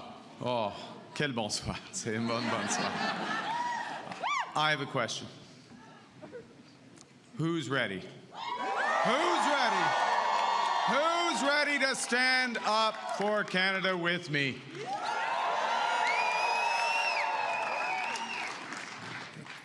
And who's ready? Who's ready to build Canada strong? Okay, we got that settled. That's good. Avant de commencer, je voudrais féliciter les autres chefs de parti, de leur campagne et de tout le travail qu'ils ont fait. Je les remercie pour leur service envers le Canada, maintenant et dans le futur. I want to thank the leaders of the other parties. I want to salute the contribution of Jagmeet Singh. I noticed his remarks. Leading on progressive values. Elizabeth May, who will be returning. Francois Blanchet. And I want to congratulate Ev on a hard-fought, fair, good campaign, his commitment to the country that we both love.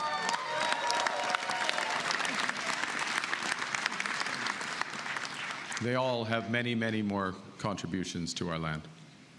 Thank you, Diana. Thank you, Diana, for your work on this campaign. Thank you, Diana, for the commitment and compassion you bring to everything that you do. Tonight simply would not have been possible without you and without the support of our 4 children who inspire me to service every single day.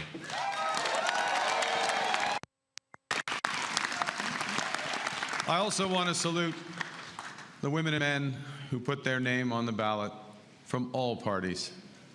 Thank you for standing up to serve our country at this critical time. And for those who were elected, particularly those Liberals who were elected, I am looking forward to working together to deliver for Canadians. This says, Bruce. And Bruce, yes, Bruce Vanjoy. I'm looking forward to working with Bruce Vanjoy.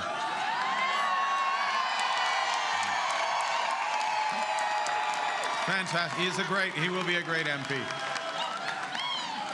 We're going to have fun tonight. Yes, we're going to have fun. Bien sûr, je tiens à remercier les milliers de bénévoles ici ce soir et à travers le pays qui ont donné de leur temps pour cogner au port, pour faire des appels, pour échanger avec leurs voisins et les membres de leur communauté, pour nous donner un gouvernement fort. Ouais, c'est ça. You know, I chose to enter politics because I felt we needed big changes in this country. But big changes guided by strong Canadian values. Values that I learned at the dinner table from my parents, Bob and Verley, and from my siblings. I appreciate this more in retrospect from my siblings. My siblings, Brenda, Sean, and Brian. Values that I learned on the ice from my coaches. Values that have been reinforced as I've met with Canadians across this great country. And those include three values that I want to highlight this evening. Humility. It's Canada after all. Ambition. It's Canada after all. And unity. It's Canada.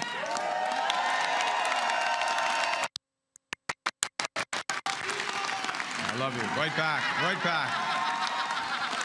These are good values. These are Canadian values.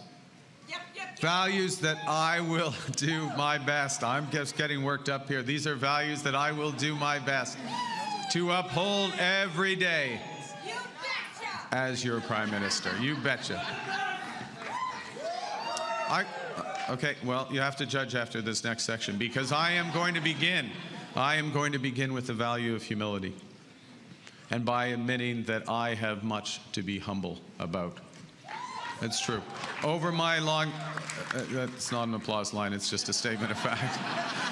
Over my long career, I have made many mistakes, and I will make more.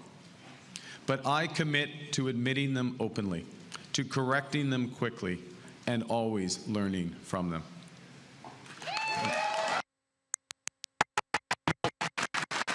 Humility underscores the importance of governing as a team in cabinet and in caucus, and working constructively with all parties across Parliament, of working in partnership with the provinces and the territories, and with Indigenous peoples.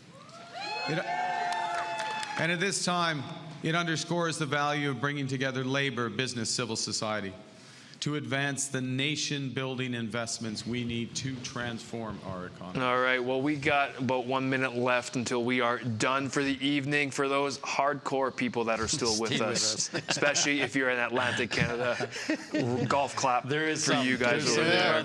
You guys did very well. Congratulations. 1 minute, guys. We take 15 seconds each. Any thoughts, closing? Mr. Leis, do you want to lead us off with your infinite wisdom? I wanted to tell you how much I've appreciated being able to participate in this conversation, because we've not just talked about people per se, we've talked about the issues, the policies that matter to Canadians. And I think that that's a great service. So I really applaud the vision of you guys to be able to nurture with the whole team this vision of merit. And that's very exciting. And in that context, I think tonight we've seen a glimpse during a really, in many ways, a historic election that will determine the kind of trajectory for our nation, especially after a very difficult decade. And it hasn't been, in all fairness, just one decade. It's been a number of years. We just have, 20 seconds left, David. So let's review. Wonderful words. 5 seconds, 5 seconds. We're nothing without the viewers, so keep watching, stay plugged in. We cannot be doing this without you. Thank you guys for sticking with us. Jeff, you got 1 second. Well, no, that's it. Okay, good. Thank you guys for sticking with Merit TV Canada's Election Watch. Appreciate you all. We'll see you next time. Good night. Merit TV Canada is your destination for trustworthy and relevant programs. Stay tuned and download our app to watch on demand or on the go.